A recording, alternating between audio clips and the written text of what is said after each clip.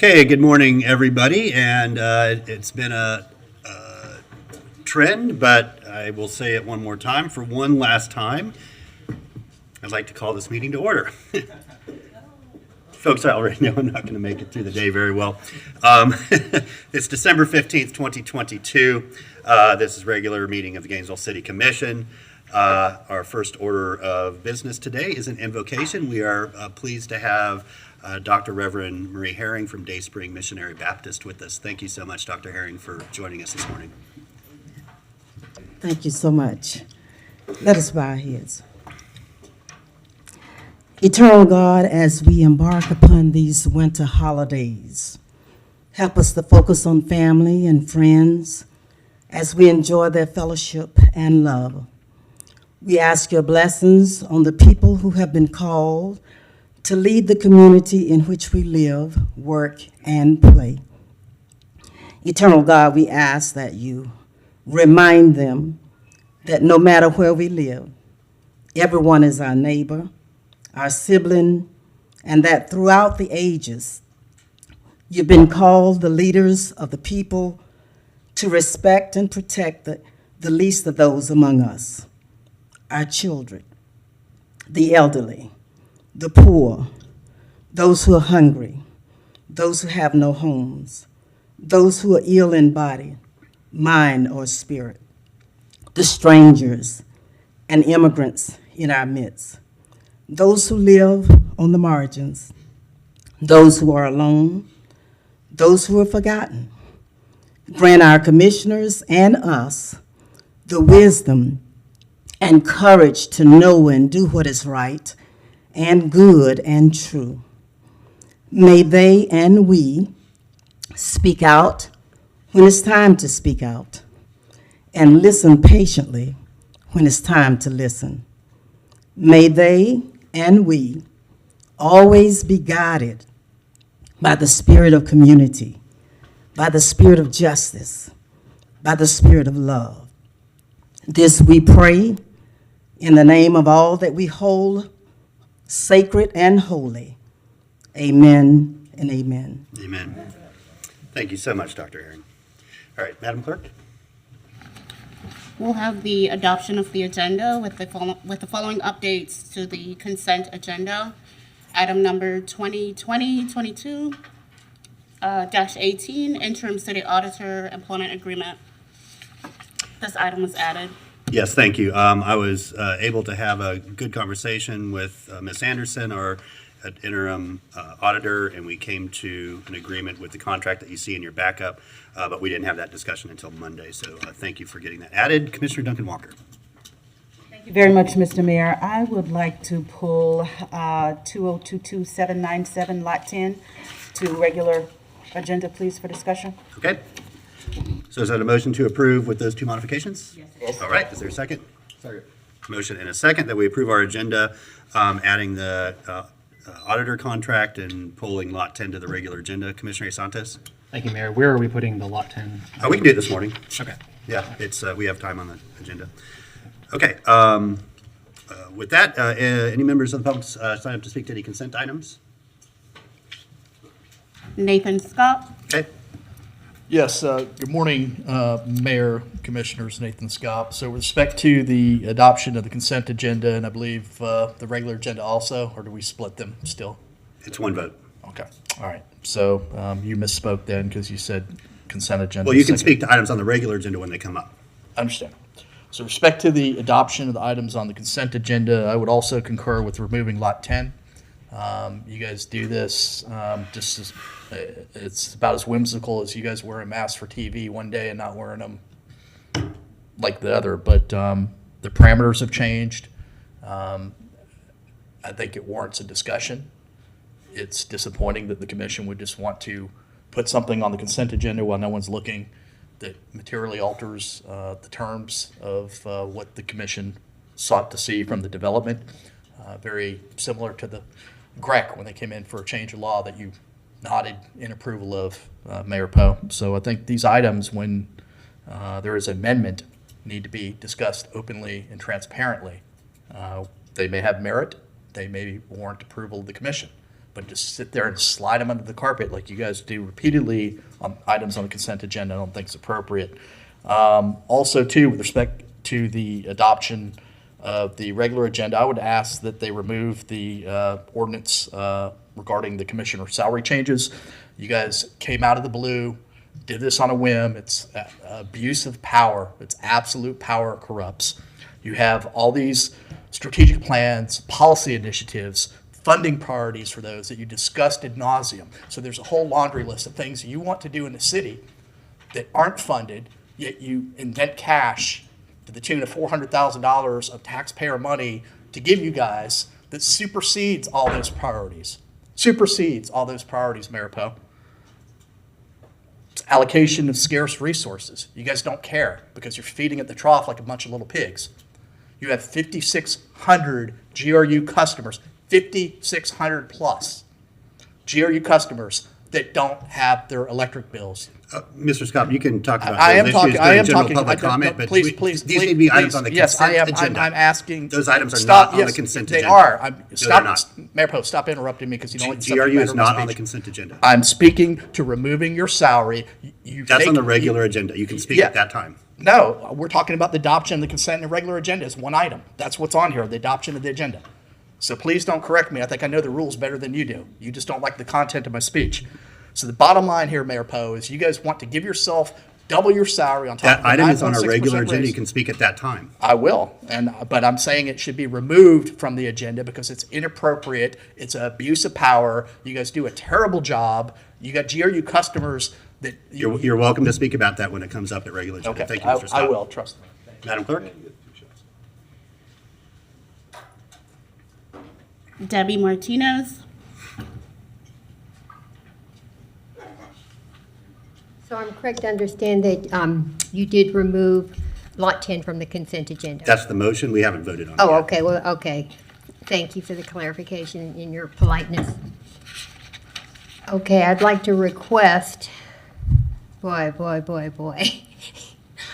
I'm trying to be sweet today since this is your last day, but I wish you would just be a little patient with the citizens as well.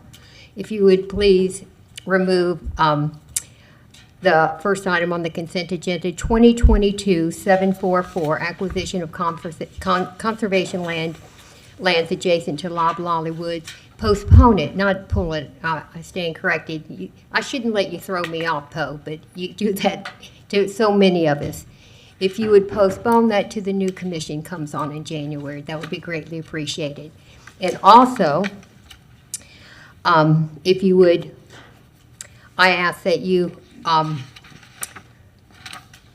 pull items 2022-790 and 2022-792, both pre-trial settlements for $100,000 for two separate individuals. Because there's no backup on the agenda offering an explanation. For transparency, please pull these two items and explain to taxpayers why the money should be spent. Thank you. Thank you. Madam Clerk, anybody else for consent? No? That's Okay. it. Thank you very much. So we have a motion on the floor to approve the consent and regular agenda with two modifications. All in favor of the motion, say aye. Aye. All opposed? That motion passes 5-1 with Sacco absent and Ariel in dissent. Madam Clerk, next item, please.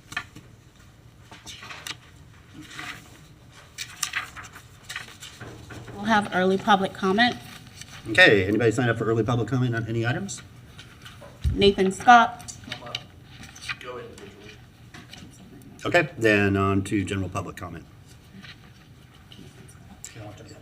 Oh, that's yeah, that should be at 1. That's a misprint on the agenda. Oh, no, it's not. No, it's not. I'm sorry. I just skipped to the wrong page. Madam Clerk, next item, please. So early public comments now or at 1 o'clock? I mean, regular public comment. At 1. Thank you. No, we gotta change it. The next item is item number 2022-71, FY21 audited financial statements, the independent auditor's report, and annual audit governance letters. Okay, thank you. Before we do that, Commissioner Jesus Santos. Yeah, thank you, Mayor. I'd like to modify our agenda and place general public comment item F at 1 o'clock. Yeah, that's just a And misprint also on your agenda. also add early public comment at 1 o'clock as well. Okay, is there a second? Second. Motion is second. All in favor, say aye. Aye. All opposed? That motion passes unanimously. Apologize for the misprint there. Okay, up next, Madam Clerk.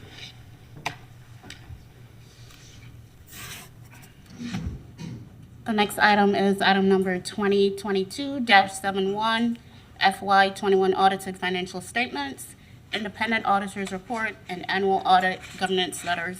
The recommendation is that the audit committee recommends that the City Commission accepts the general government audited financial statements, independent auditor's report, and annual governance letters. Okay, thank you. Madam Manager? Yes, Mr. Mayor, members of the commission, on December 13th, the audit committee met at 3 o'clock. They heard this item, the fiscal year 2021 financial audit. That item was approved and recommended to be discussed today at the full commission. Ms. Barbara Boyd with Purvis Gray is available remotely to present this item since Purvis Gray actually did the audit.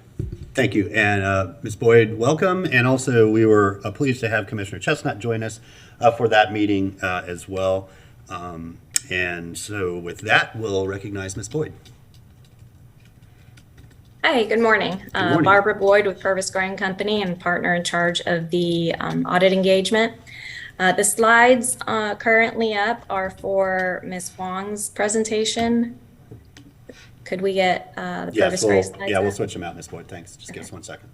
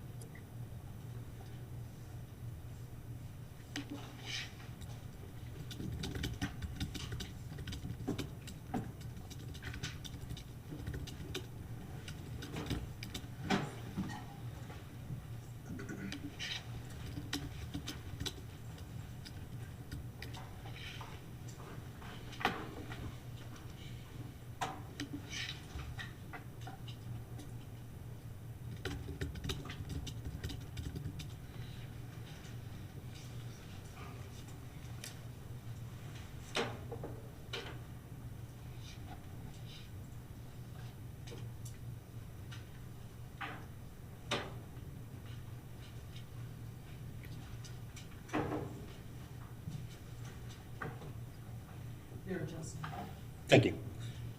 We're on it, Ms. Boyd. We're just getting the other presentation loaded up.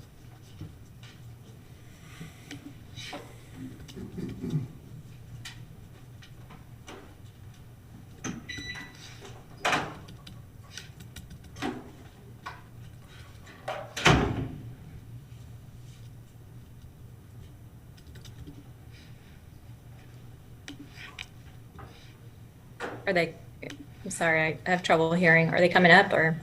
No, you're not missing anything. We're just sitting here in silence waiting for it to be found.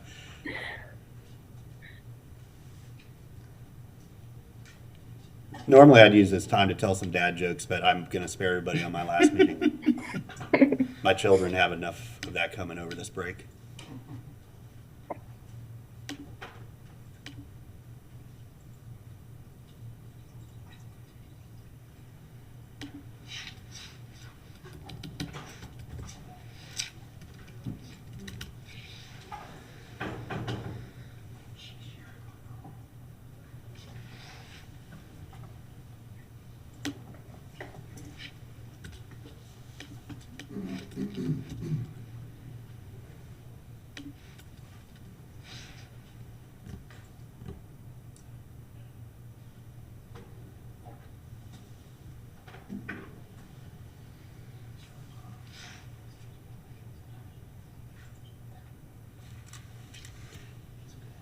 Madam Clerk, do you want us to take a brief recess? Yeah? Okay. Ms. Boyd, bear with us. We're going to take a brief recess so we can get this presentation found, and we'll be right back with you. So we'll be in recess for a moment.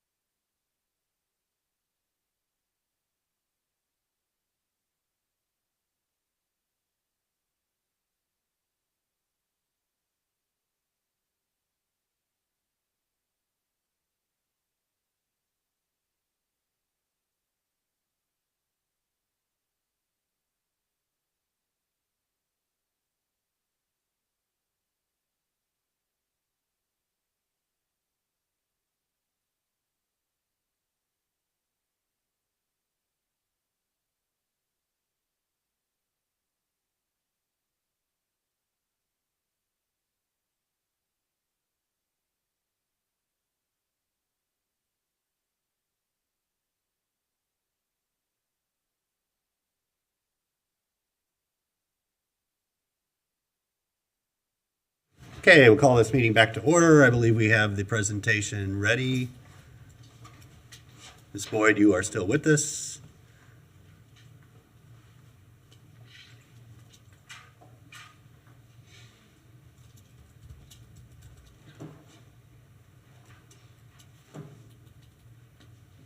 All right, perfect. All right. All right, so I am here to present the results of the fiscal year 21 audit for the city of Gainesville. And that comprises several audits. There's 5 of them altogether. First, the largest being the annual comprehensive financial report, the ACFR, but also the wild spaces and public places funds, the employees pension plan, the consolidated police officers and firefighters retirement plan, and the retiree health insurance program. So on the next slide is the summary of the results of the audits. Yep, there you go. So the first item on that slide is the auditor's opinion on the financial statements and notes. So you can see that you received an unmodified or a clean opinion on all 5 reports. And so what that means is that based on the testing that we performed and the evidence that we gathered, we concluded that your financial statements are fairly stated in all material respects. We also conduct an examination with on your compliance with Florida Statute 218-415, which is the local government investment statute. And we concluded that the city complied in all material respects with that statute as well. The next item on there is the report on internal control over financial reporting and compliance and other matters required to be reported under government auditing standards. So when we conduct an audit, we do review your internal controls. We look at processes and procedures to help us mainly assess the risks and where to focus our resources. But as part of that process, if we're back on the previous slide, if we identify any control deficiencies that we consider to be significant deficiencies or material weaknesses, we would report them to you in this report. So we did have some material weaknesses and significant deficiencies that we identified. We'll talk about those when we get to the next slide. In your ACFR, there's also a report on compliance with major programs. You did have about $30 million in federal and state grants this year. Anytime you have over $750,000 in either, you're required to get a single audit. So we had 3 major federal programs and 3 major state projects that we audited. And what that means is that we dig in a little deeper. We look at the direct and material compliance requirements with each major program that's selected. We issue an opinion on compliance, and we also review your internal controls over compliance. So you did have an unmodified opinion on the single audit.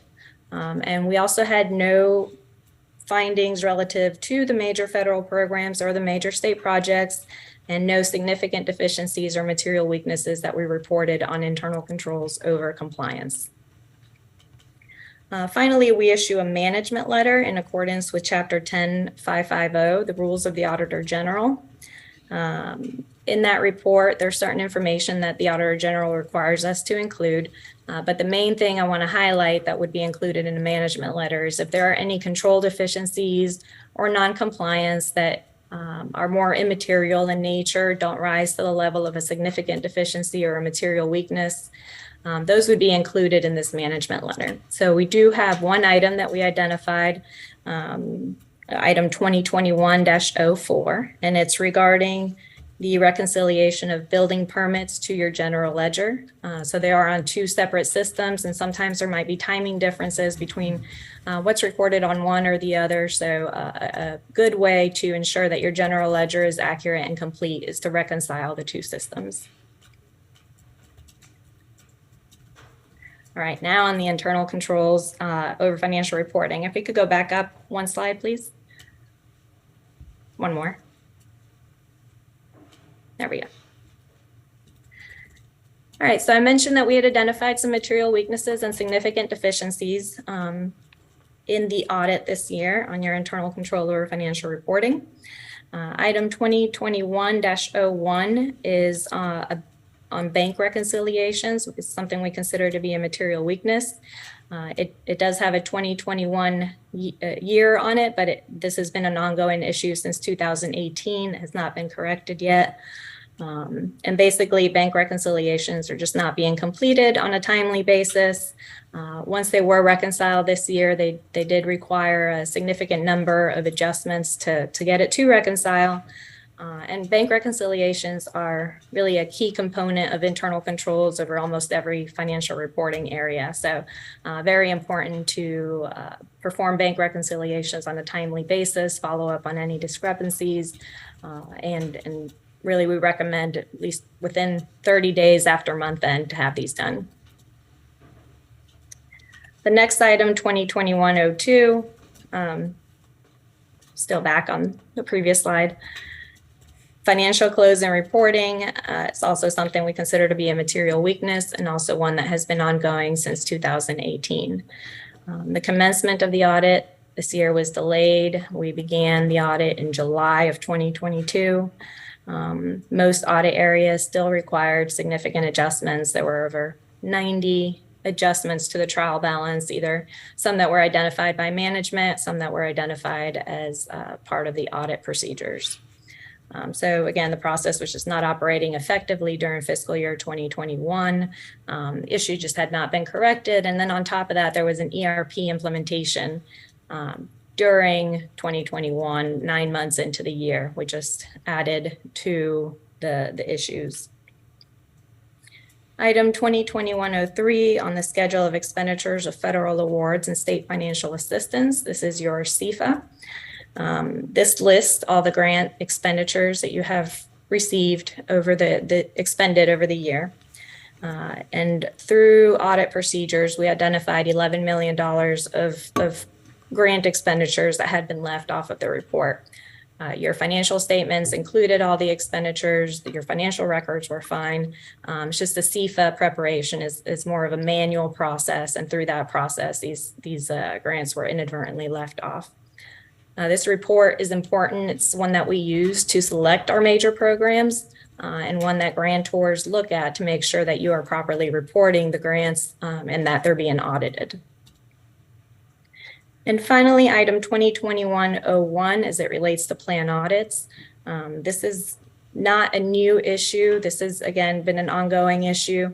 However, the way that we're reporting it this year is a little different. In the past, we have reported all the findings on the ACFR, and then the separate reports referred to the ACFR.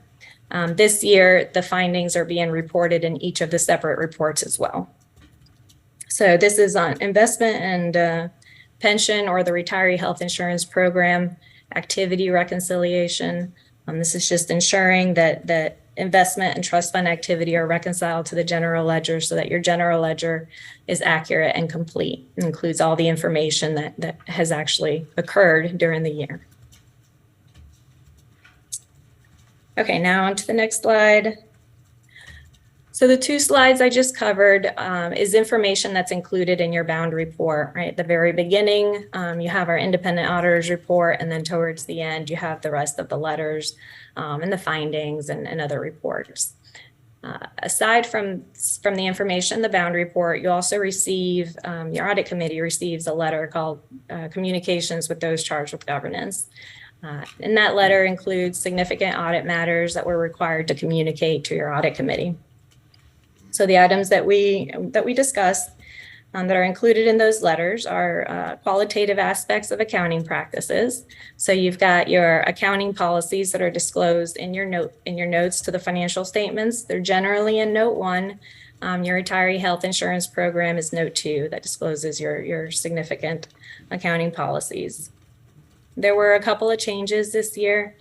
The first is in the way that you're reporting the or accruing the discretionary and half-cent sales taxes. In the past, you were recording the revenue as you receive it. In the current year, you are accruing 1 month of those revenues.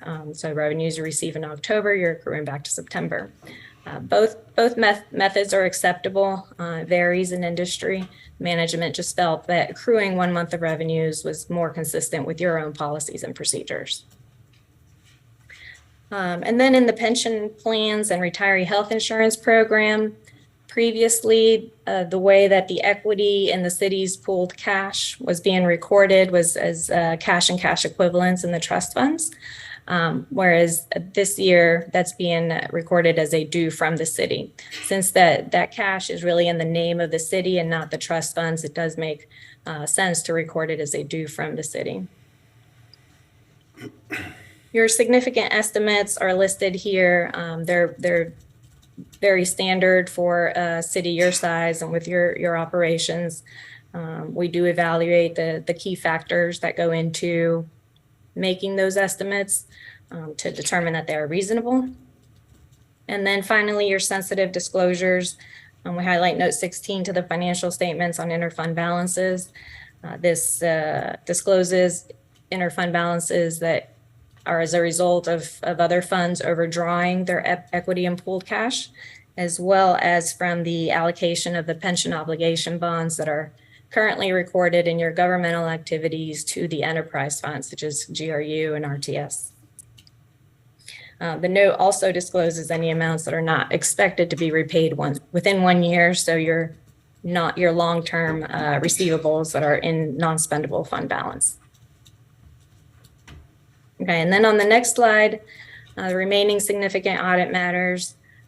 We had difficulties encountered in performing the audit. The commencement and completion, as we discussed, were delayed. Again, you had turnover in key financial positions, so several issues that had been ongoing that hadn't been resolved, and then an ERP implementation on top of that. There were a number of corrected and uncorrected misstatements. They are attached to the corresponding governance letters. So you can see all the adjustments that were made after we received the trial balance, as well as any adjustments that were not made. We had no disagreements with management.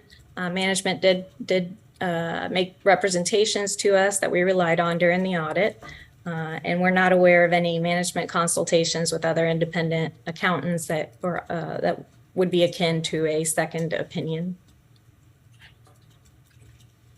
So that concludes my presentation. I'm happy to answer any questions. Thank you so much, Ms. Boyd. Appreciate it. If you'll stick around in case we have some questions a little bit later. Madam Manager, would you like to move to the city's response? Yes, Mr. Mayor, members of the commission, just summarizing Ms. Boyd's presentation. This was an extremely difficult process to push through. At the onset of my appointment, it was clear this was a priority based on the State Auditor General's report. My initial conversation with Ms. Boyd was that I would give it the highest priority in terms of finishing this for fiscal 2021 or completing the audit. Up front, we shared with the audit committee and the commission that we had staffing challenges. We had turnover. We had staff that simply needed to be supplemented with the expertise to actually do this. We set out to, of course, do the recruitment. We were successful with that. But aside from personnel issues, clearly, as Ms. Boyd mentioned, we had challenges with a new ERP, Enterprise Resource Planning Platform, Workday, that caused significant challenges in terms of data and the transfer of that data working with two different systems. This audit is supposed to be completed 9 months after the close of the fiscal year, which would have been June 30, 2022. Clearly, we are late. We are aware of that. In June, hired were Sue Wong, who at the time was controller, along with another individual who unfortunately became ill. Within months of coming on board, Ms. Wong stepped up with the staff that she had, along with additional staff folk that have been hired, and completed this audit. Again, it has been difficult. We actually started out with 6 findings. 2 of those findings actually were dropped off and cleared. We ended up with 4 findings. The 2 that have actually stuck with the city, and we'll continue to deal with those findings in 22, deal with bank reconciliations and year-end financial closings and reporting. Those are the 2 that we continue to have challenges with in terms of bank reconciliations. The other 2 findings, I believe, have been arrested and should not occur again. But again, we obviously have to work through that. Those 2 findings around the CFA, which is the Schedule of Expenditures for Financial Assistance and State Assistance, and the other finding, which I am pretty sure because of the system issues that have been reconciled with the building department reconciliations. And so those two findings, CFA and the building department reconciliations, have basically been addressed. So we have two findings that continue to stick with us that I know that the finance director, Ms. Wong, and she will come up and speak to you in a few, have several people dedicated to working on our bank reconciliation process. Her staff is buckled down. I know they have worked weekends, they have worked holidays. It has been stressful, but they have taken this work very seriously. We have a foundation to work on for 22. This is not easy work. We're still working through Workday, but they have taken it very seriously, and I believe that we are on our way for a 22 audit to be finished on time, and that is by June of 2023. And in fiscal 24, I believe that the city would be on a much more solid foundation relative to the underpinnings of its financials. Again, Ms. Wong is here to present, talking about going forward, and if you would come forward, Ms. Wong, again, I want to say thank you, Mr. Mayor, if I can, because Sue and I have worked through this together. Her staff has been absolutely phenomenal. I want to recognize GRU staff who came on board on the front end of this process to lend some leadership and expertise. I also want to recognize April Shuping with CRI, who also assisted the city. We were in deep trying to roll out of this, and I'm just pleased to be able to say that we have done so, and we have done it with staff in place, with few vacancies left actually to be filled on the accounting side of the house, to assure that we have this under control for fiscal 22. And with that, Ms. Wong, thank you very much. Thank you, Madam. And 1 second, Ms. Wong. Commissioner Ariola before the presentation. Wait till after the presentation. Okay, Ms. Wong, please. Thank you. Mr. Mayor and the commissioners, Sue Wong, Finance Director. I'm here, as the city manager said, to give an update on now that 21 is complete, pending your approval, of course, the next steps and our progress, our challenges.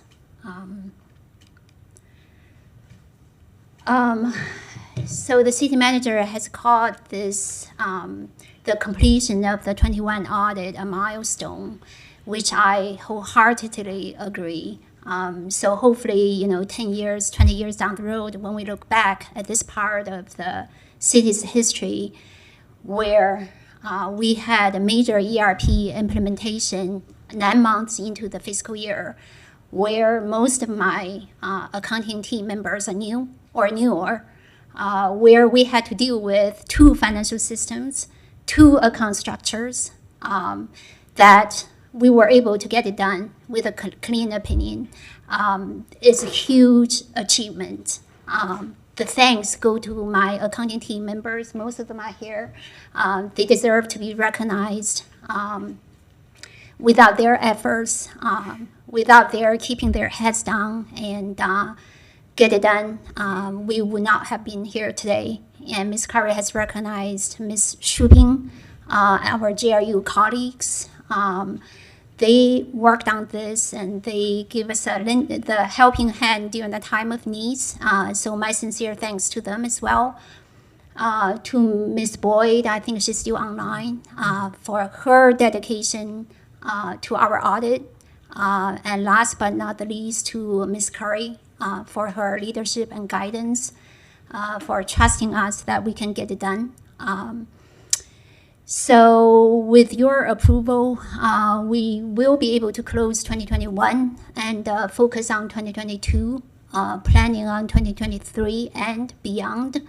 I'm looking forward to working with all departments on policies and procedures, on providing support and guidance for their financial decision-making. We are diving right into 2022 audit. The preliminary field work has been set for January the 16th. That's a month from today. This is when Ms. Boyd's team will come in for a day or two to test internal controls. They probably will go through the personnel files and go through the, do a walkthrough of all the processes and procedures.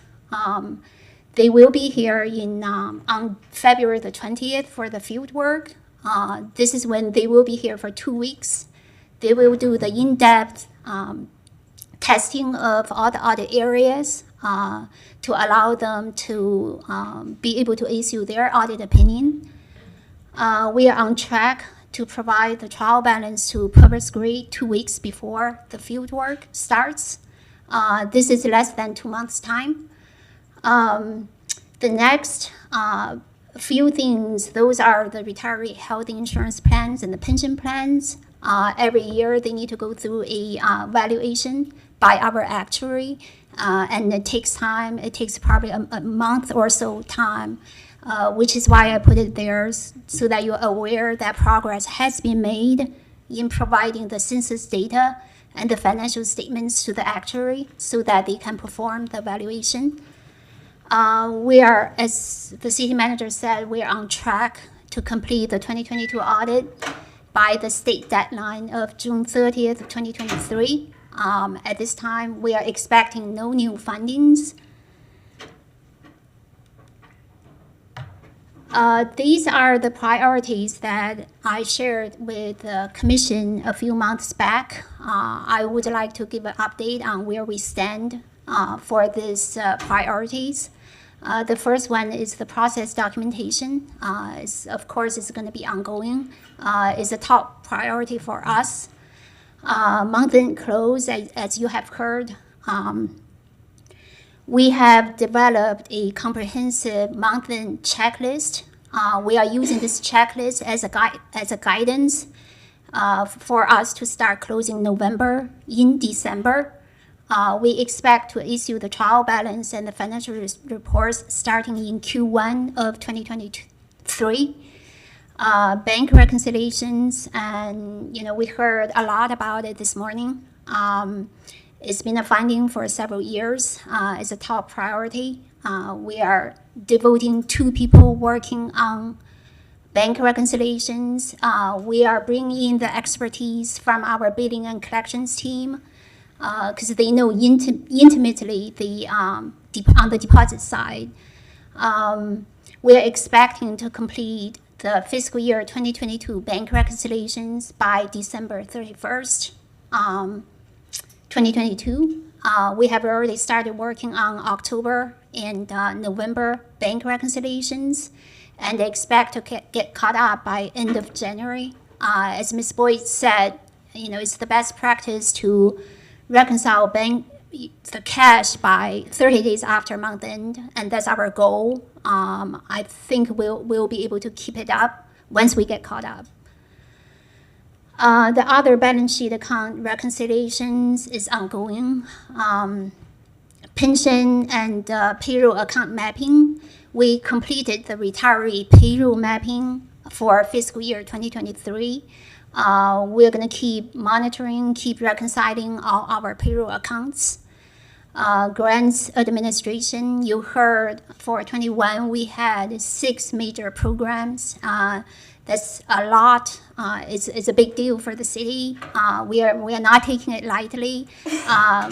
Marsha Lowry, who is sitting in the audience here, she has done an amazing job with grants, but she needs help, which is why we are recruiting for a grant accountant. GASB 87 leases is a new accounting standard for 2022. It's a major project. It typically takes months to compile. We are making progress with that, and hopefully it's not going to hold up our 2022 audit. Since we spoke last time, we added a few more things to our plate. I'm not going to go through them. They are all priorities. But I do want to point out the last one that I feel that is very important for my department to start conducting training for all departments in the city in terms of month-end close, in terms of payroll, timekeeping in terms of procurement, receipting, invoices, etc. So as soon as we're able, we're going to start conducting the quarterly training for all departments. The staffing level, we are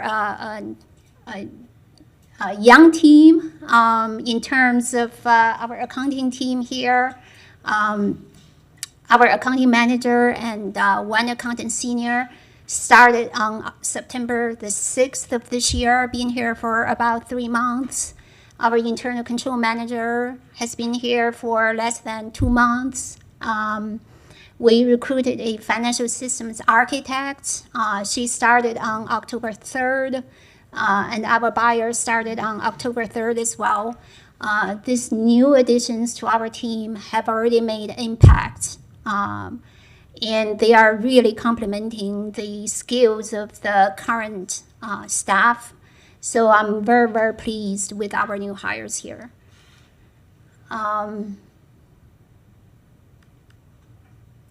The staffing level, these are the functional areas in my department.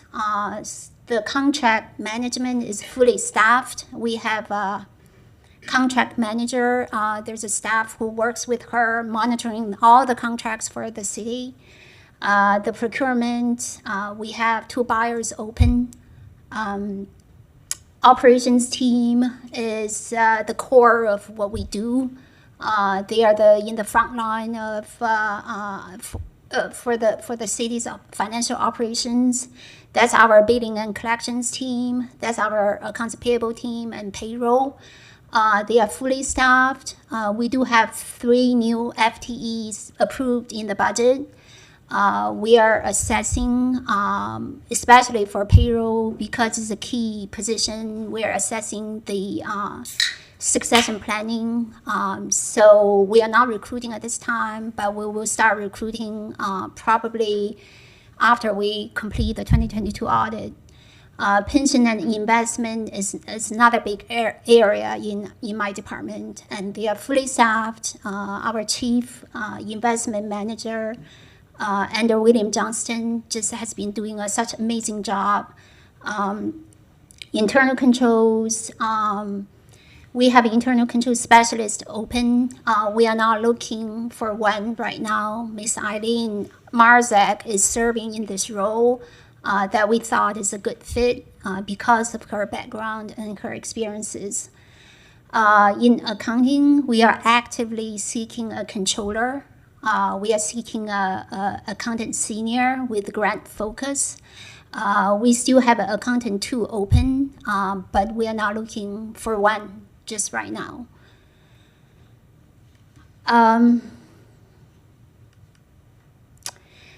In terms of challenges for completing 2022 audit, we are probably about 3 months behind. Ideally, we should have started preparing for year-end back in August and September, started preparing the schedules and just start reconciling and reviewing in October and November. But here we are, so we feel, it's really, one thing that we don't have is time, and it's going to be a challenge. And workday is very normal for a city once we go through a new ERP implementation, that we still work through some of the setups, some of the configurations and the mapping, which is what we are doing right now. We have a dedicated smart folks working on the issues that we are still experiencing with Workday, and I really think that we are making great progress. We are going to keep monitoring the staffing level and make recommendations as we see fit. The opportunities and Workday, I didn't expect myself to learn the old legacy system. Unfortunately, I had to spend lots of time on the old legacy system. It's old, it's antiquated, and it's time to go to a new ERP, which is what we have today workday and has a lot of potential for us. Just one example is bank reconciliations. If we have workday configured correctly, we should be able to have the system do about 70% of the reconciliations automatically. And that's what we are working towards. We're not there. So for 2022, it's going to be manual reconciliations.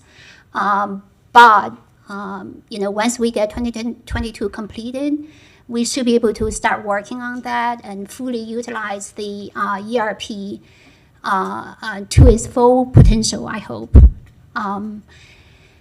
And every one of my accountants can tell you we learned so much from the 2021 audit, and it's fresh in our mind that we are ready to go for 2022. We have over 90 funds in the city. So each fund has its nuances that it takes time for me, for my staff to learn. But we feel like from what we learned from 2021 audit that it's going to be very helpful for us to complete the 2022. And of course, we have a dedicated team, not just the accounting team, but also our operations team that's on, cash receipt, on accounts receivable, accounts payable, payroll, our investment, pension, procurement, every one of them on the second floor and the third floor of this building. They contribute greatly to our success. So with that, I am confident that we, even with very tight turnaround time, we should be able to complete the 2022 audit on time. Just know that once we get 2022 done, we should be able to go fall back into a normal routine operations that we are looking forward to starting in this summer. So hopefully by then, we'll be able to get caught up with everything, including bank rec, including month end, that everybody here will be able to take a breathing time off, hopefully, well deserved. But before we get there, we still have work to do. With that, I will be happy to answer any questions you have. Thank you so much, Ms. Wong. Thank you for your leadership. You came into a very challenging situation, and you have really shown exemplary leadership, and we're very appreciative towards that. I'm glad you brought your team with this. All of you, thank you so much. I know it's been a very, very difficult several months, but you should be very proud of the work you've done and the point that we're at today. And I'd also like to thank the folks from outside general government that helped out, the GRU folks and Ms. Shuping. Couldn't have been done without them. So thank you. Audits are always an opportunity. They help us learn what we can do differently, what we can do better. And we've certainly taken all that and I think incorporated that. So thank you for the update. Thank you for the recommendations. And I think you've really put us on a path to be a much stronger organization. So we appreciate that. Okay, we'll turn back to the commission. Commissioner Ariola. Yes, thank you, Mr. Mayor. I think I'll echo a lot of what you said. I'll just say that this commission and this government and the public really owe you lot who worked on this a debt of gratitude. This is some very special work. And I would be remiss if I didn't give due credit to our city manager as well. I remember when you brought to us the vision for getting through this very, very difficult work. And at the time, you still needed to put the team together. And you found leaders who were able to find more leaders. And to me, that is the hallmark of leadership. As you mentioned, there's still more work to do. But as you told me, if you can do this, you can do anything. So very, very glad that here on Sine Die, we can live up to what we said a few months ago, which is that we will not leave this to the next commission. We will handle this. Thank you. Thank you, Commissioner Commissioner Santos, second time today I've done it. I apologize. Thank you, Mayor. And I want to thank the city manager and everyone who worked on this across GRU and in general government and Ms. Wang, and really, thank you. I know it's been a lot of long days and hard nights working through this, but it had to get done, and I very much appreciate it. The issues that are outstanding are solvable, and I think there's a path forward to address all of them in a timely manner. So thank you very much. I move the recommendation for this. Second. Okay, motion and second that we accept the general audited financial statements, independent auditors reports, and annual governance letters, and we'll forward those to the state pending approval by the commission. Commissioner Chestnut. Thank you, Mr. Mayor. I too want to thank Ms. Wong and the city manager, because this was quite a task to take on, and it's been resolved after we vote. I hope we will move forward. I'd like for the city manager to just share the time process going forward to the state, getting this information in.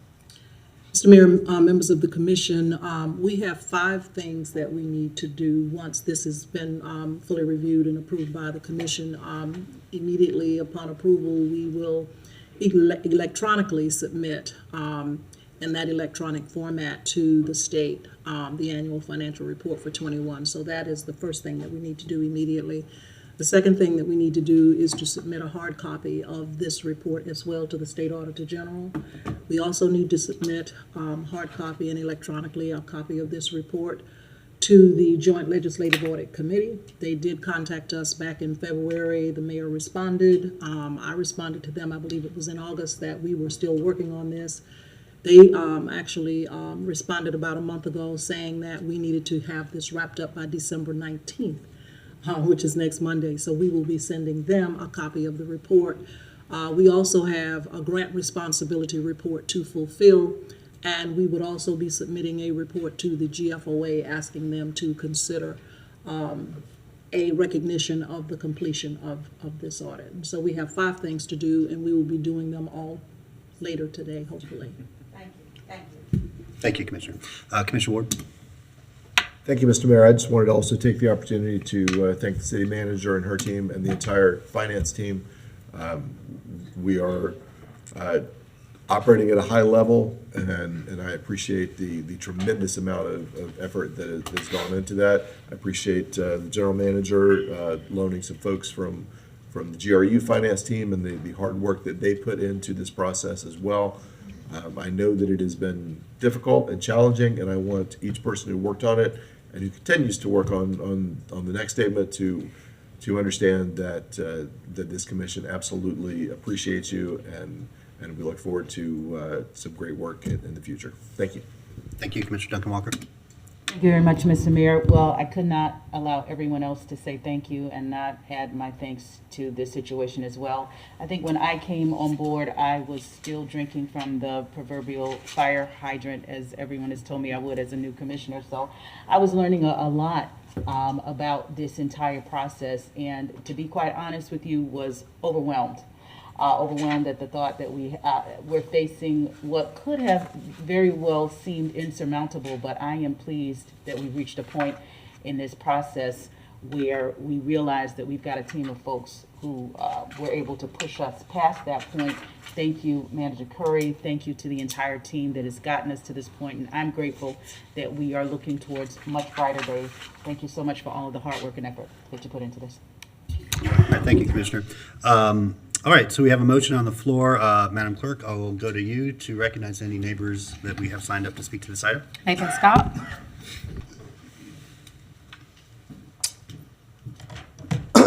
It's nice that Commissioner Arillo just wants to leave and not listen to the citizens. Good afternoon, Nathan Scott. First and foremost, I want to thank Ms. Wang. I believe that she's trying to clean up the mess that you guys have made, the commission, where your failure to provide effective management oversight. There's still a lot to be done. I think the Purvis Gray kind of swept over, glossed over a lot of things. There's a lot of things they didn't look at specifically. They said that there were material weaknesses, so they tried to, try to highlight it in the best possible way, but I don't think this is a good reflection on the city whatsoever. The reality is Mr. Poe is the City Commission's living in a perpetual state of denial and systemic excuse-making. Management oversight is a key function of the mayor and the Gainesville City Commission that has been negligently ignored for years, as evidenced by the material weaknesses identified in the state audit report. This commission wants to give itself a raise, double its salary on top of a 9.6% increase. You think you deserve a raise when you failed repeatedly to provide effective management oversight of the city finances, of the utility. Mayor Poe, you just said, and I wish we could play it back on video, audits are an opportunity. But in fact, Mayor Poe, that's not what you said 3 years ago. CBS 4, November 13th, 2019. Gainesville Mayor Lauren Poe believes the state audit is politically motivated, is a politically motivated request, calling it a thinly veiled attempt to play politics with the residents of Gainesville. Also saying it's a waste of time and taxpayer dollars. Poe says they welcome the opportunity to put the claims to rest. TV 20, same day, City Manager Lee Feldman said he was surprised when he learned of Perry and Chuck Clemens' requests, and that he believes the request stems from Holt, who's disgruntled, the former city auditor. We're going to be open and cooperative, and they can come look at our books, and we've got nothing to hide. I think it's a complete waste of resources, time, and effort. In summary, Mayor Poe, this commission's arrogant. You said, nothing to see here. State audit proved there was. The state audit report validates the concerns brought forth by well-informed citizens that the mayor and the Gainesville City Commission have negligently ignored for nearly a decade. Specifically, that GRU has been crippled with debt, the general fund transfer is excessive, and that significant management deficiencies and material weaknesses exist within the city's general government finance department. That's the reality. Make all the excuses you want, but you got your hand validated by the state audit, which was adverse to the Thank city. you. Madam Clerk, can we please have our next speaker? Blount. Ms. Debbie Martinez.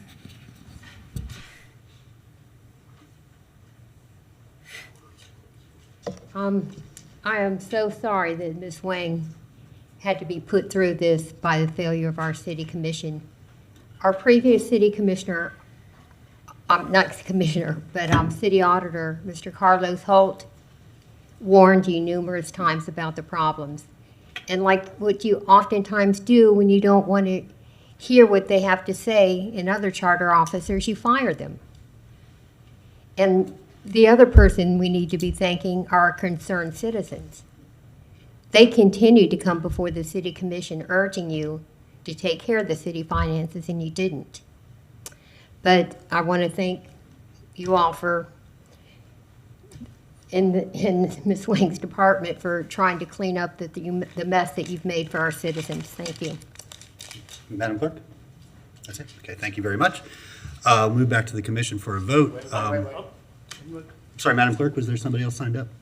Okay, we'll go ahead and take you, Mr. O'Brien. Just for anything you want to talk to, there's a card at the entryway of both, and if you just fill out which items you want to speak to, then the clerk will call you up in order. Thank you, go ahead.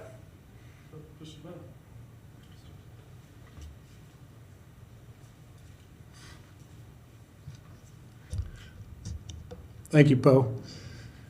Commissioners, Ms. Chestnut and Commissioner Desmond Duncan Walker, you're excused from the following comments because you were not part of this overseer group that has supervised the train wreck of the past 4 years.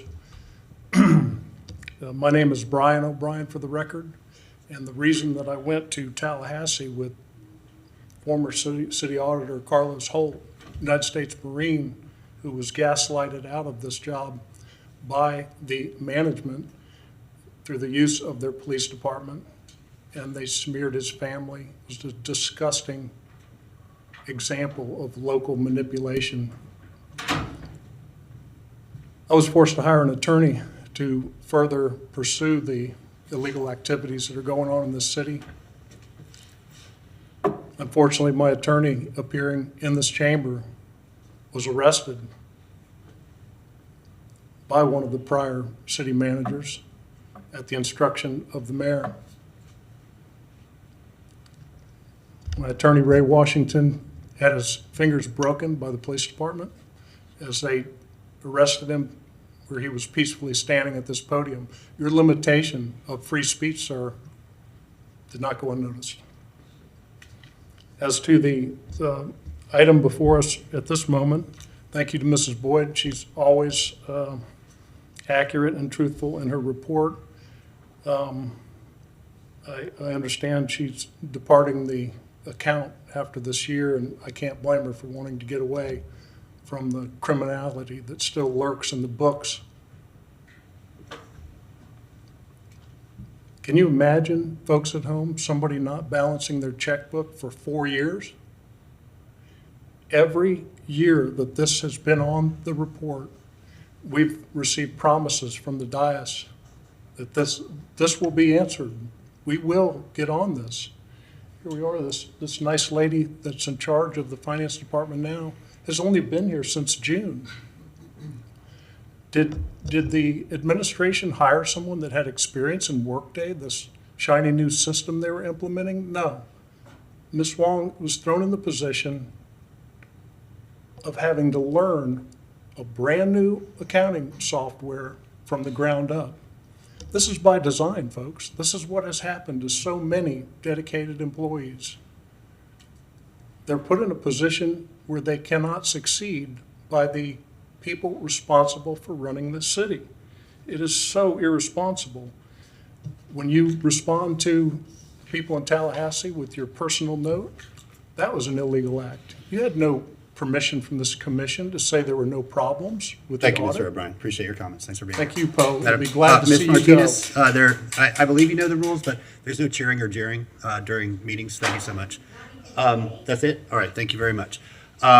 We will then move to a vote by the commission. The motion is to accept the report and forward the relevant documents to the state. All in favor of the motion, say aye. Aye. All opposed? That motion passes unanimously with one absent. Thank you all very much. Ms. Wong, your team, thank you so much. Thank you. Now, hopefully you get a little rest over the break and right back to it, I know. Okay, Madam Clerk, next item, please. Next item is 2022-784, contract for purchase and sale of real property, Shands Teaching Hospital and Clinics, with a recommendation that the commission direct the interim city manager designee to execute the contract for purchase and sale of real property regarding the subject property and all related documents, subject to approval as to form legality by the city attorney. Okay, thank you very much. Madam Manager? Andrew Persons is available remotely, if we can pull him in. I'm here, Mr. Mayor. Welcome. Good to see you. I hope you're feeling okay.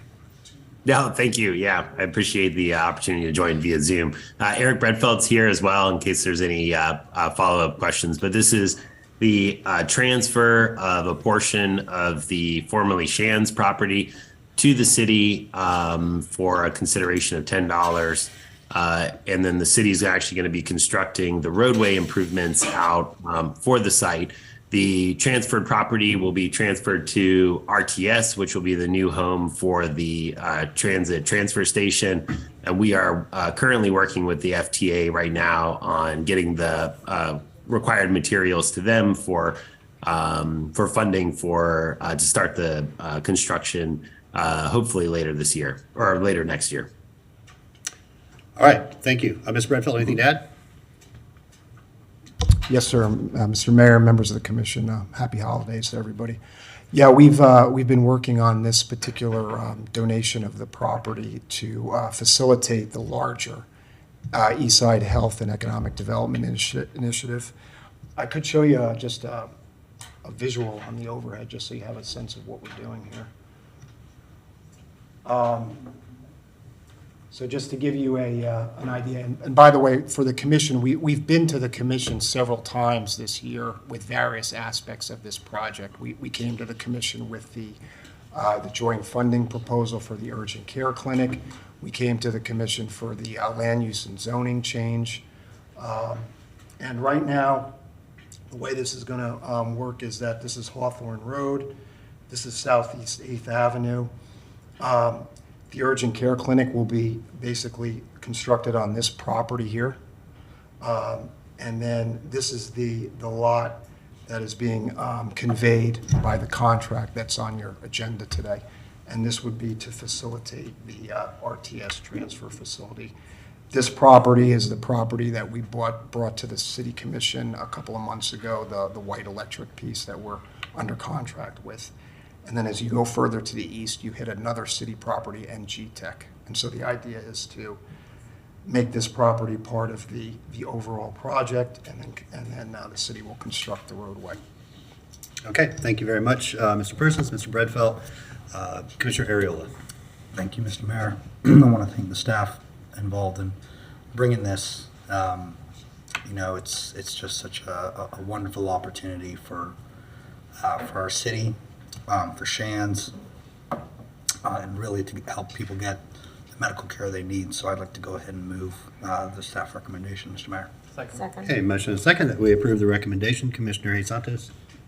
Yeah, thank you. Thank you, Mayor. I have a question on the road network that's being constructed by the city. Will it have protected or buffered bike lanes as part of it? I mean, there'll be a lot of buses that are large and dangerous. Even if they're going slow, it's still heavy. I'm going to let Mr. Mann Okay. take care of that question. Great. And definitely, if we want to make it a multimodal hub, I think having that would be a beneficial use.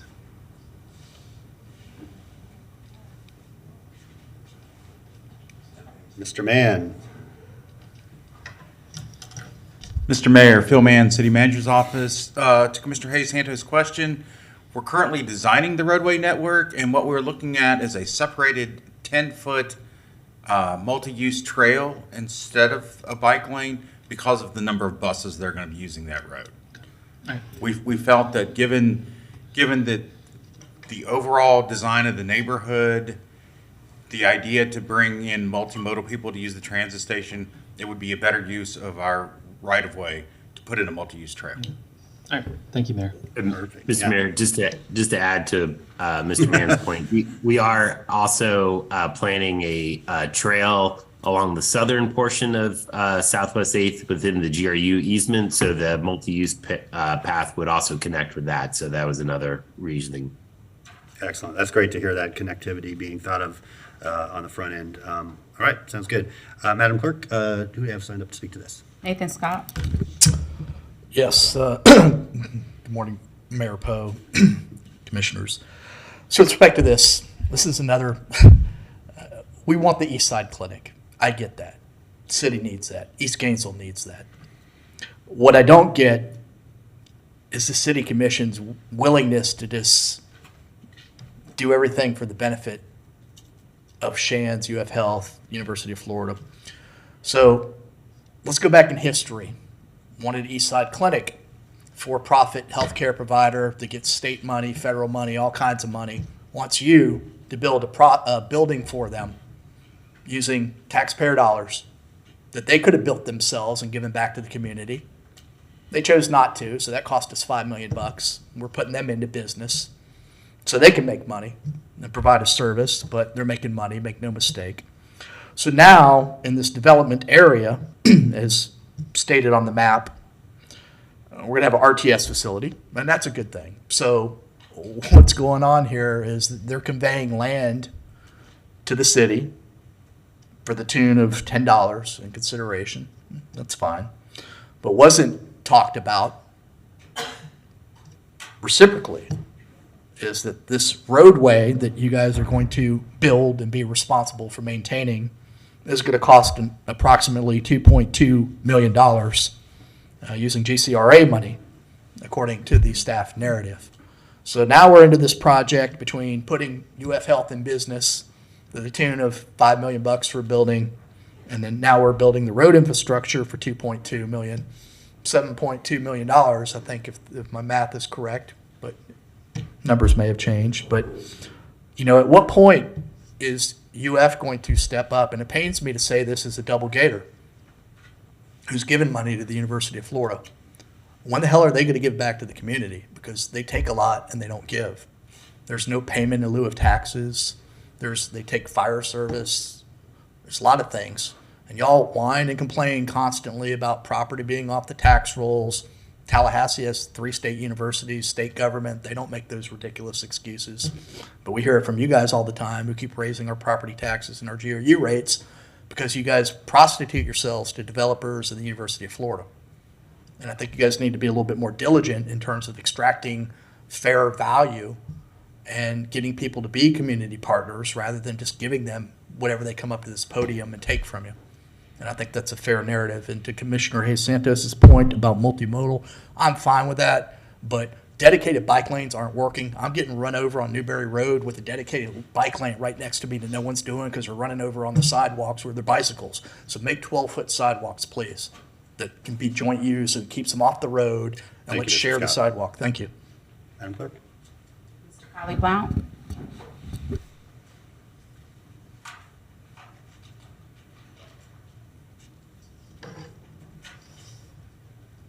Thank you.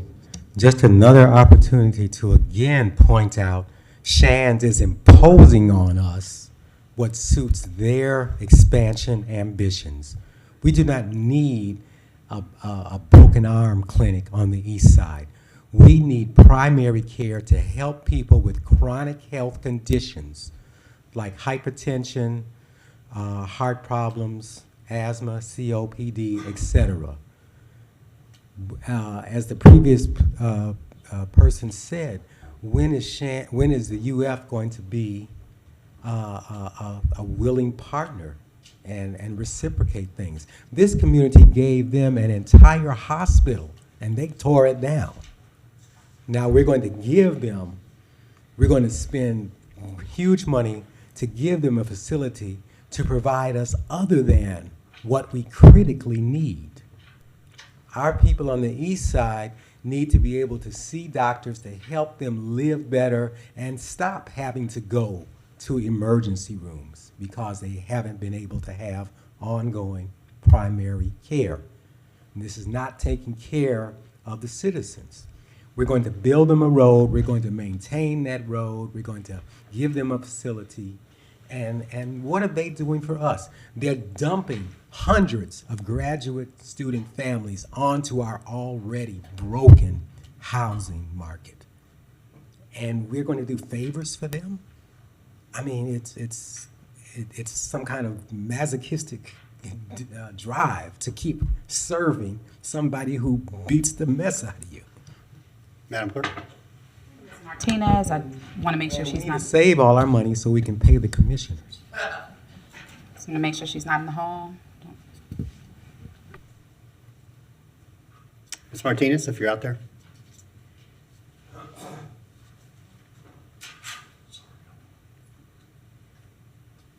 And the speaker is Mr. Brian O'Brien.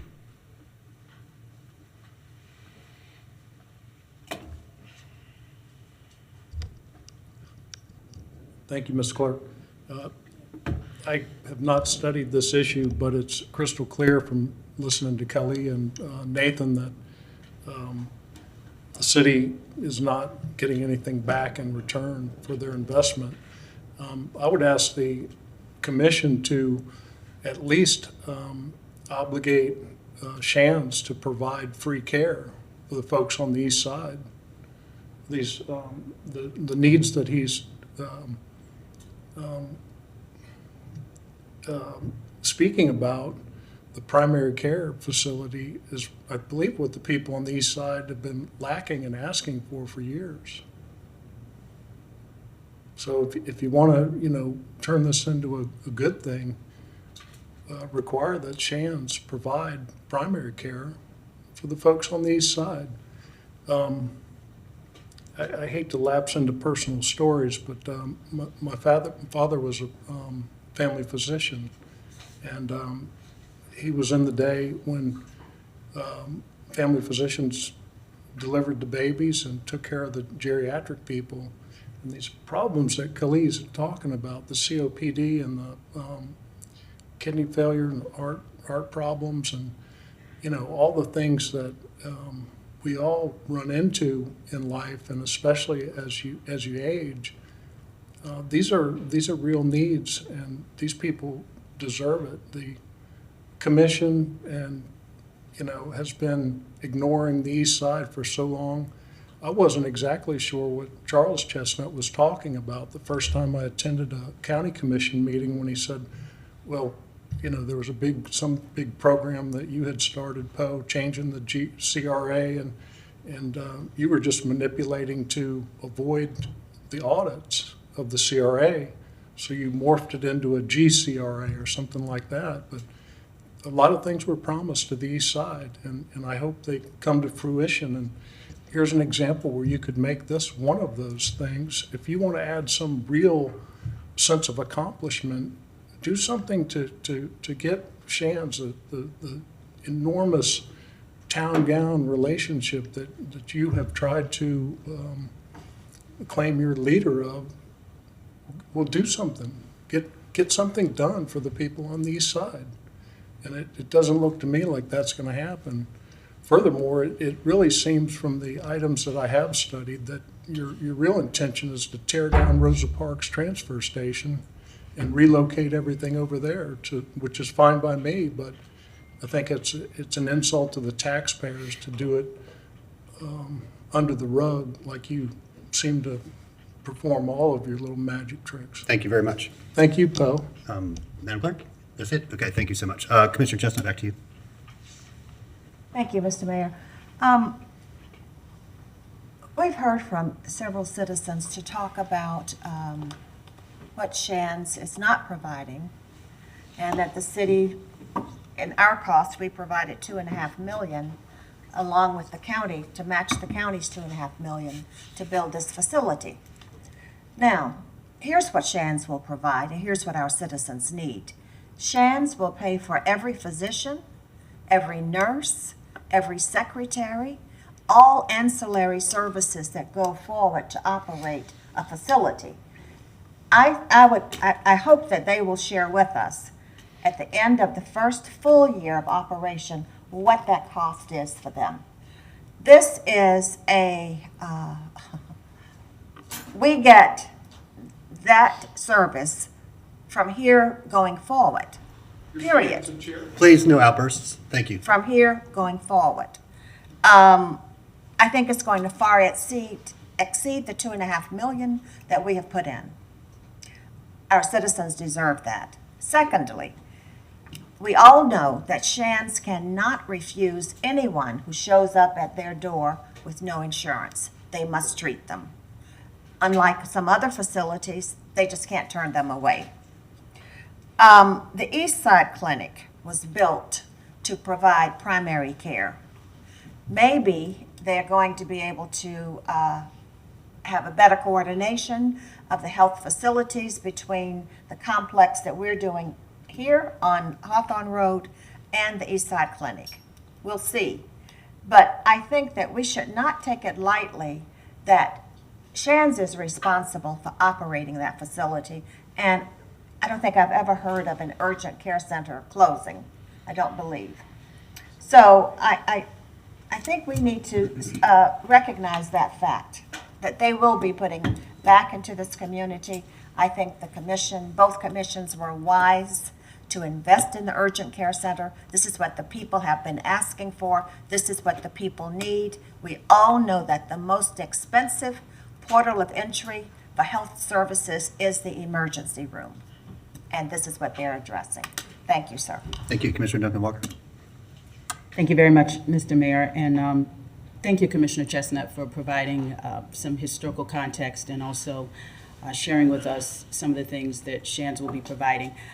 From the beginning of this, and I don't want to take too long with this because I think I made my position very clear about the East Side Clinic from its onset, and my hope had also been that we would see an expansion of what's providing. But I think my biggest concern here moving forward as I look into the future is that the commission that is coming on will be focused, as I will be focused, on really shifting the relationship that the city has with the University of Florida.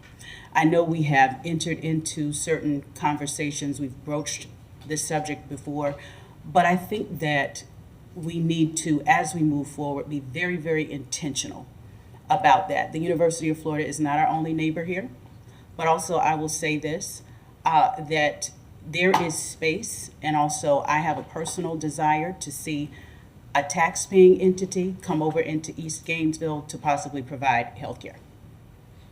I would love to see that.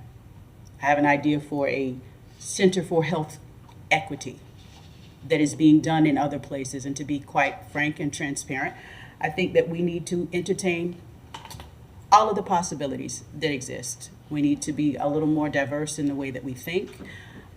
Thank you, UF, for what it is you're going to be doing, even though we had to pay for it, and we haven't paid for it on any other side of town.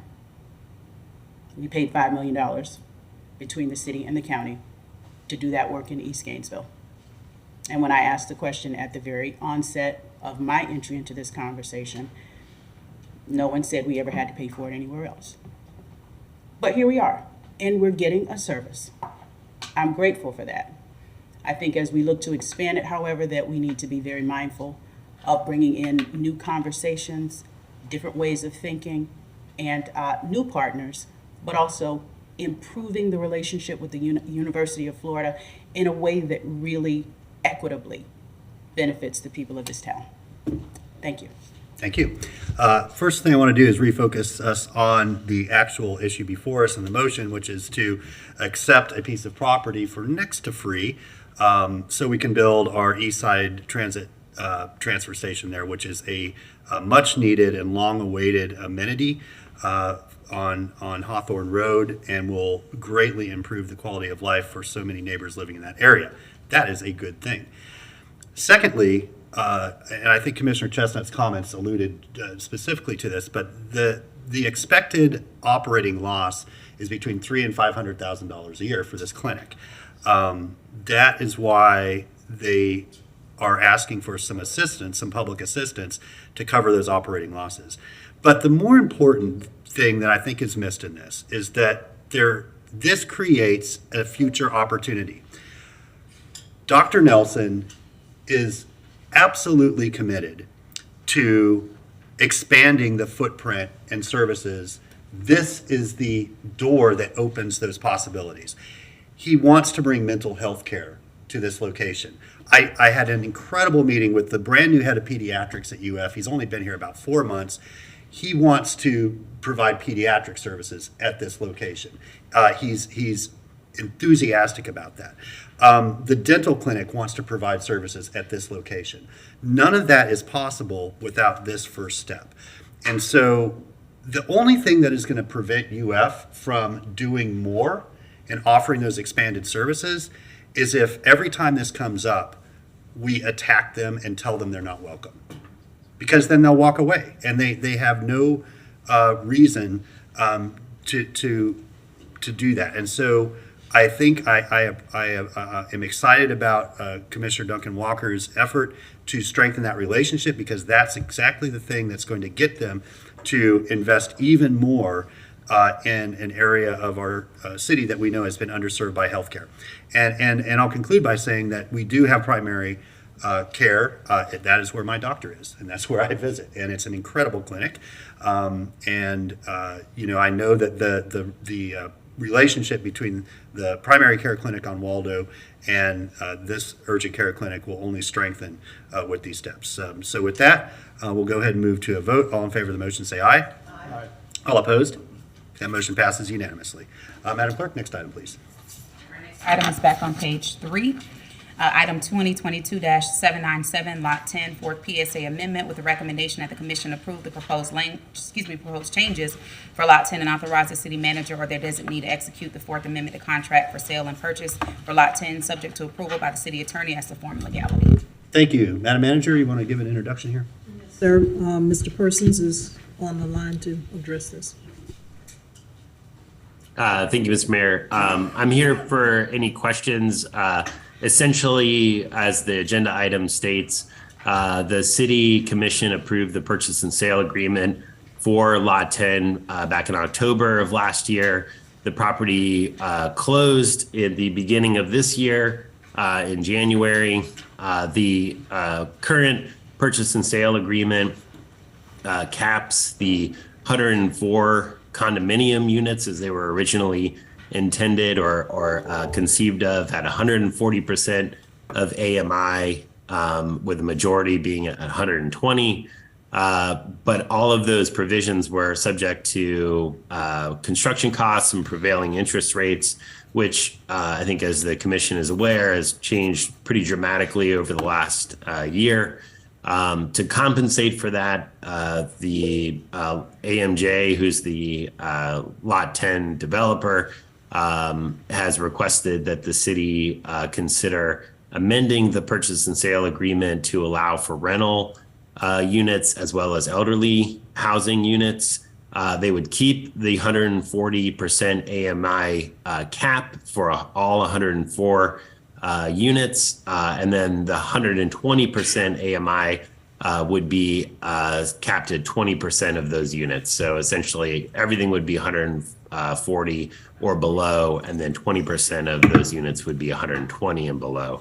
I did want to point out, too, that the original purchase and sale agreement provisions set aside $1 million of the sale price to be used in the project for on-site affordable units. The provisions that we're talking about are completely independent of those $1 million.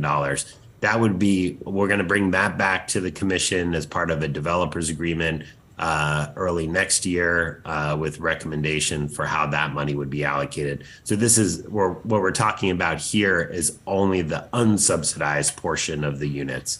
That $1 million before that gets applied in the future. So with that, I'm happy to answer any questions. I believe Representative AMJ is there too to answer any questions, provide any insight from their side. Thank you, Mr. Persons. Commissioner Ariola.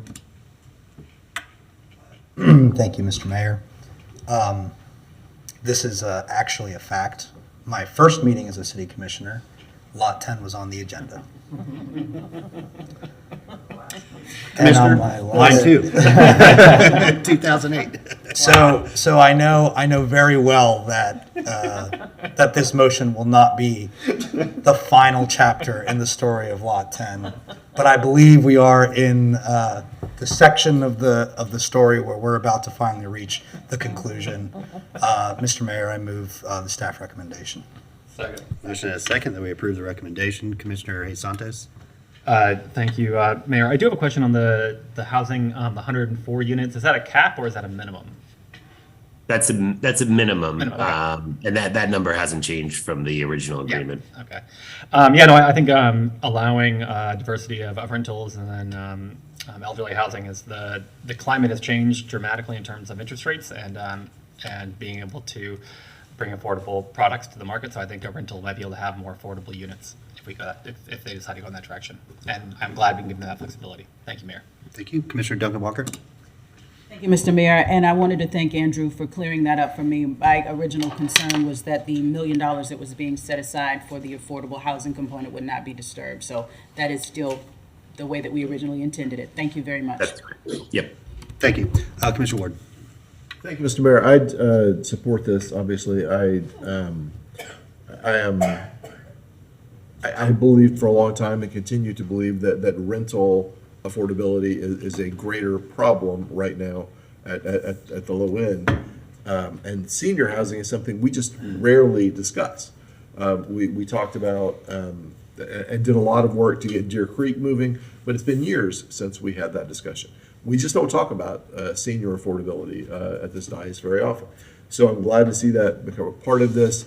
And I actually am pleased that this will be available for rental opportunities rather than purchase only. I want there to be a path to people owning their homes.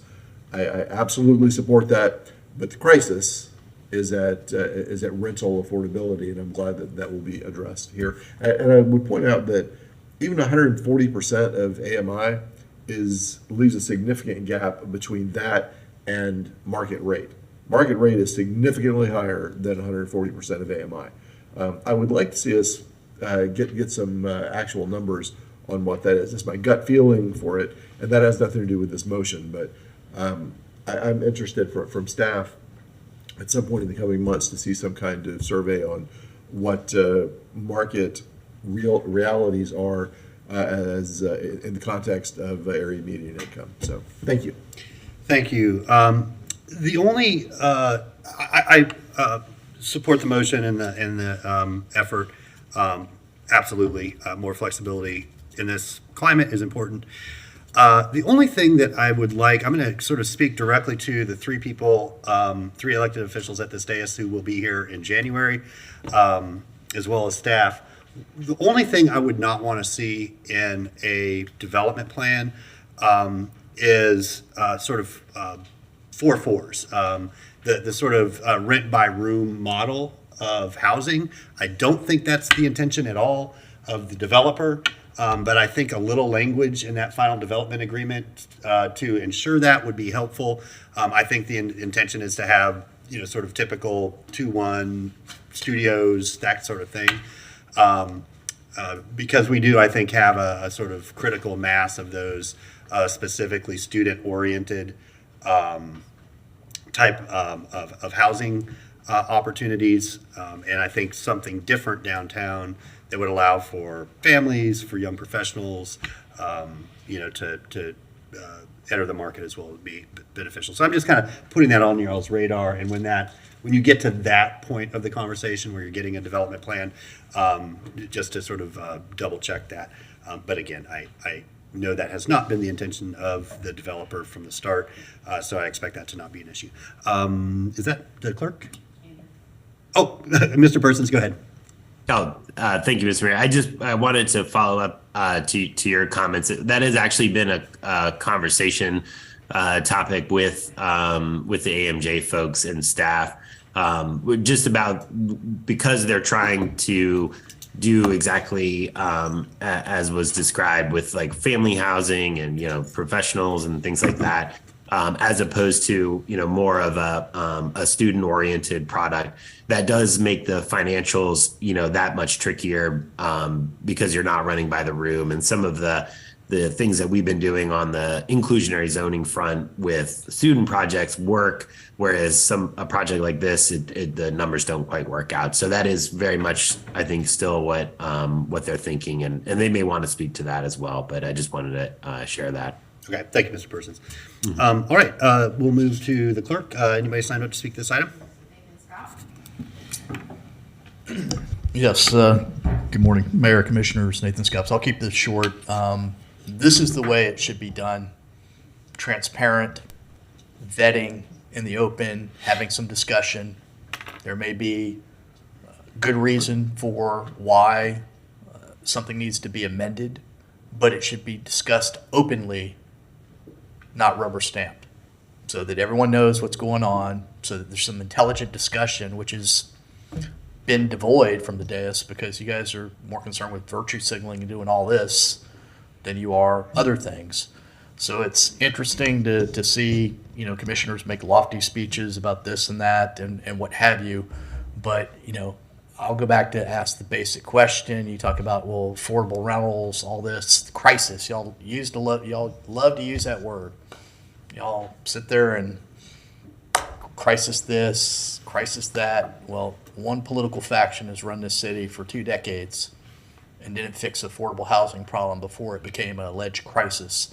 So to that point, how much affordable housing could have been built had this commission used $36 million in federal ARP funding to build affordable housing with all that money?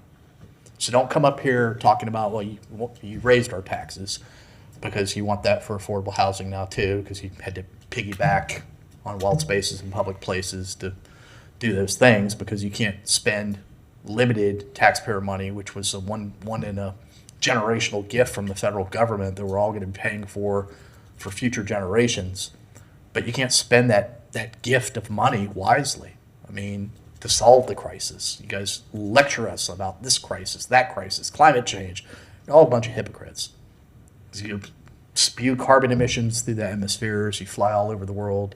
Want to raise your salaries while you have GRU that doesn't have bills to 5,600 customers, and you guys don't know the financial state of the city. But this is not good governance, folks. So I just ask that instead of putting things on consent agenda on a foregoing basis, that we have these discussions so that we have openness and transparency. Because Mayor Poe, you ran on transparency, and that's kind of like a joke that's faded over time. I mean, there is no transparency, hardly any in the city right now. We need to get back to that.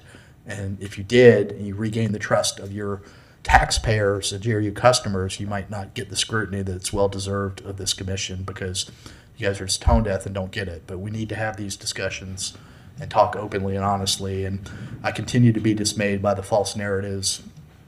Sounds like you guys are campaigning for developers or Shands UF Health half the time up there. I don't know, but something's not right. We need to have these discussions. Thank you. Madam Clerk? Okay, Brian O'Brien. Thank you, Ms. Gainey. Just a couple of things on this one. I would like to ask, point out to me where the PSA has a contingency for market conditions. I don't see that in the contract. The other question I've got is how is 140% of AMI an affordable housing that we're subsidizing? Or 120%? I just don't see how this works. Friend over here that was a commander of the beginning of this train wreck, they just asked the county commission to lease office space. So I just don't want to subsidize other people's projects. You're trying to use developers and growth to dig your way out of the financial mess you've created. It's just a bad strategy. Madam Clerk? Anthony Lyons.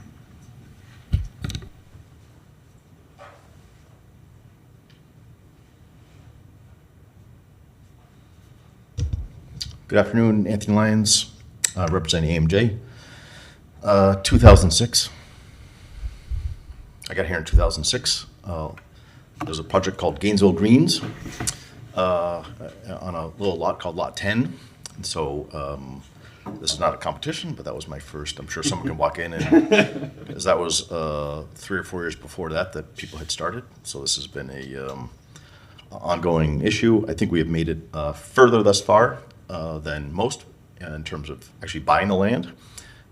We meet with the architects tomorrow, if this passes today, to finish some of the planning for that. So it's a project we're still committed to, even though the financing is getting hard, certainly on our side. If you're an end user, it's near impossible to get a mortgage right now. That's, well, even after today, rates changing, or yesterday, it'll be, in the 7% range, which, more than 2.5 times the finance cost for a project right now for the end user. With my last few moments, I'd like to thank you all, just as a point of personal privilege, if you will. 4 years ago, I left the city. You're all leaving the city today. I want to thank those that I served with.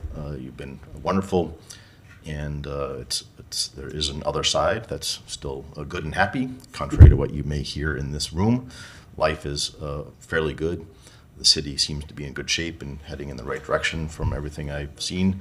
And anyway, I appreciate the city's support in what we're doing. It's something I try to still continue on outside the city, and I'm sure you all have great careers and lives after this, and thank you very much. All right, thank you. Madam Clerk? All right, so we got a motion on the floor to approve the recommendation. All in favor of the motion, say aye. Aye. All opposed? Motion passes unanimously. We have reached the end of our business for this morning, so we will be in recess until 1 o'clock.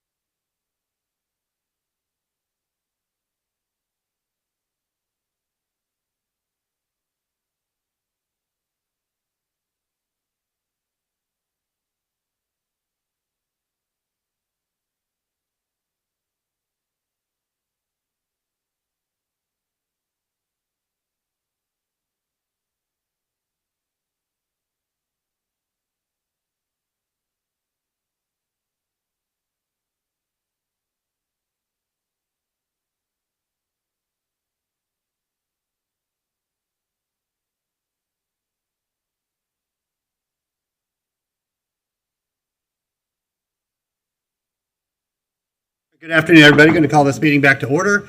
There was just a misprint on the agenda. So earlier when we adopted our agenda, we did move or make sure that early public comment and general public comment will be first here at 1 o'clock as it normally is. I don't know what happened this time, but no big deal. We corrected it. Just I see some new faces. If you are here to speak on any particular item on our agenda, there's a comment card on the two little tables near the door. You can just fill that out and then give it to our clerk over here. And then when that item comes up, they will call you in order. We also have an early public comment period. So if you would like to comment on an item now that comes up later on our agenda and then be able to leave, I know that we're all busy and we have other things we might want to do. You can tell us which item. You can tell us which item that you would like to speak on, and then you can come up and do it during early public comment, and that you just forfeit your ability to speak later in the meeting. Again, the comment cards are on both sides there, and just hand those to the clerk after you fill them out. So with that, Madam Clerk, our first item. Okay, our first item is early public comment, and our first speaker is Rich Popovic. All right, welcome. Mr. Popovic, just tell us which item you're speaking on. Rich Popovic. I came up to talk to you about you guys wanting to increase your salary. And I honestly have to say that you guys are in a public service job, and it seems like you forgot it. You're going to use something that deals with county commissioners and address it to yourselves in order to boost your salary. So you'll be getting paid as much as the county commissioners. So I want to know, are they going to take a pay increase too, so that they're in front of you now? What you're doing isn't right. Doubling your salary, especially after sitting through the first part of the meeting and listening to all the issues that you have, and rewarding yourselves by doubling your salary, I don't get that. I don't see any reason for you to do any of that. Well, what happened to public service? That's literally out the window. Now, if you're not making enough money doing your job, you should go get another job. If you think that this job's overworking you, you shouldn't run for public office, because that's not what you're here for. You're not here to make a living. You're not here to make more money. You're here for public service. So I want you to understand that I don't have anything against you personally. I just think you're money grubbers. So what I want to do is give you a salary range for your job. Since I know this job is a part-time job, it's not a full-time job. The city manager does all the stuff, and you chit-chat and tell them what to do. So as a part-time job, you people should make 15% less than the lowest paid worker in the city of Gainesville.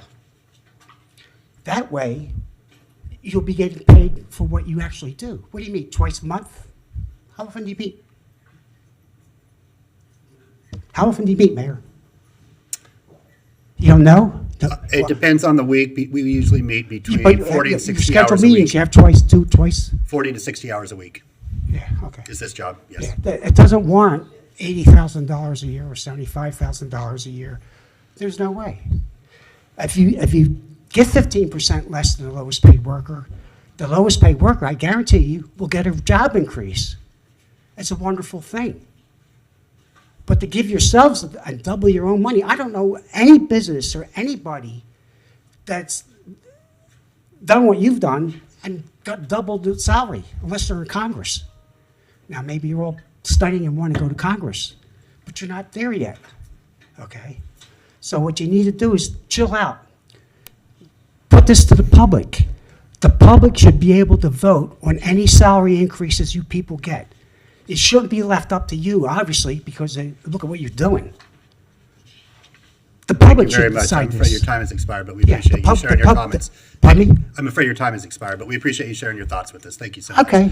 Madam Clerk? do But we have anybody I else hope he sign up for takes early into public? consideration somewhere I Thank said, you, because sir. I know you don't pay attention to nobody. We paid attention, absolutely. Thank you for sharing your comments. Madam Clerk? Okay, I do want to ask, Ms. Martinez, did you want to speak during early public comment? Let me try to figure out these new convoluted rules. Early Correct. No, thank you. Okay, Mr. O'Brien. No, thank you. I don't want my role concerns any more than they've already been. That's it for early public comment. Our next item is general public comment. Mr. Nathan Scott. Good afternoon, Mayor, Commissioners, Nathan Scott. So with respect to some procedural matters, there's been questions about abstentions of vote. So Florida Statute 286.012, voting matters, or voting requirements at meetings. Members may not abstain. Their vote shall be recorded for each member present unless there is or appears to be a possible conflict of interest. And if you look at Florida Statute 112.3135, salaries and expenses do not represent a conflict of interest. So I expect today that everyone will vote up or down, and those of you that conveniently vote no because you got 4 votes to rubber stamp your salary increase, I hope that you'll donate your increased salary to charity if you have the courage to vote against it instead of benefiting from it. Other matter that we need to talk about where systemic failure of the city commission and mayor, I might add. I mean, you've been here a decade. Commissioner Ward, you've been here numerous years. You two have been here at the same time. Systemic failure to provide effective management oversight. In the real world, you wouldn't get raises. You'd be fired for gross negligence, incompetence, and failure to provide effective management oversight. So I think we need to look at the audit findings. I think we need to look at the fact that GRU has 13%, 14% equity left on its balance sheet. It's not the utility owned by those it served. It's owned by Wall Street bankers that hold all the mountain of debt. And this is what your failed policies have caused and your failure to put attention where attention should be due. You have 5,600 plus GRU customers that don't have their bills that are being estimated just arbitrarily. That's not a good reason. I mean, you guys systemically cite excuse after excuse, make excuses for everything. Never once has this commission, including you, Mayor Poe, stepped up and said, you know what, we have shortcomings, we failed, we did something wrong. You just make an excuse. Oh, we don't have staff, or we didn't have finance staff. That's what you're supposed to be doing. You're supposed to lead by example. Roll up your shirt sleeves, take a sharp pencil, and start looking at core governance.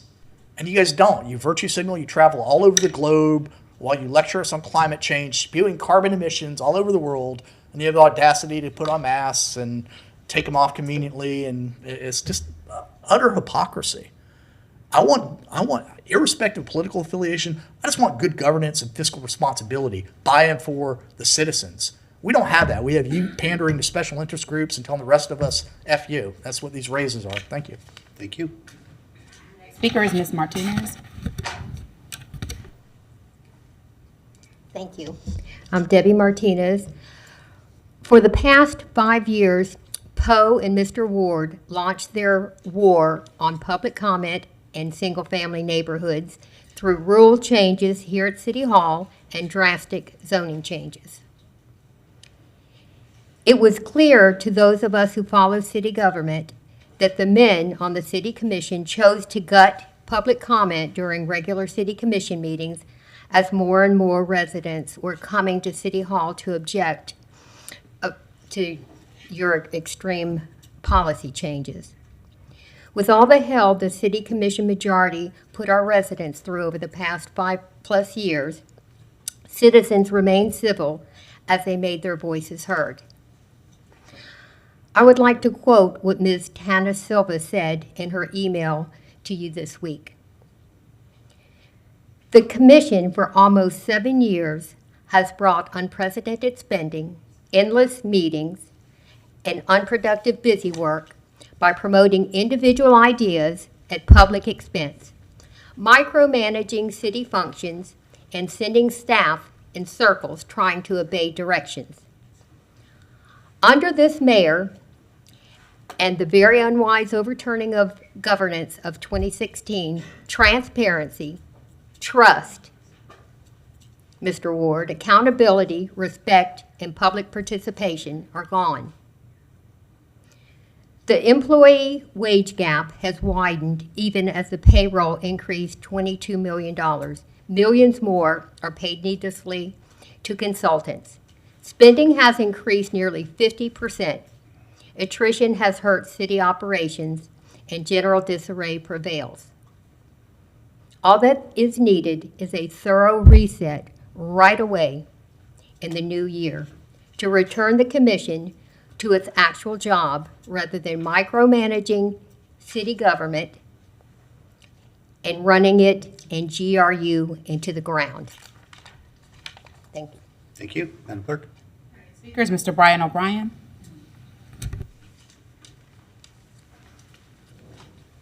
Thank you, Madam Clerk. Brian O'Brien for the record. I grabbed a bite to eat. I got a chance to read a little bit of the paper, and I see that, Mr. Poe, you've been writing letters to Tallahassee again, and they seem to have responded to your spin and lies by filing a lawsuit regarding this zoning change that you're attempting to push through. Very saddening to me that Ms. Peggy Carr and Faye Williams had to go to that extent to try to counter your disgusting rezoning of the entire city, continuing destruction of neighborhood and the folks' equity in this town in favor of developers like your buddy Lyons and the rest of them that need something for free. But I didn't come here to speak about that. I just thought it was interesting that, again, you're in the news for writing letters to the folks in Tallahassee which contain lies, mistruth, misrepresentation, and straight up incorrect facts. Regarding this pay raise, it's just obnoxious that That item's on our agenda, so you can speak to that when it Oh, comes up. good, Poe. Thank you very much. I look forward to that. The comprehensive financial report that we heard about earlier from Ms. Boyd, it's just unbelievable to me that somebody put an item on the agenda for today labeled number 2022-805.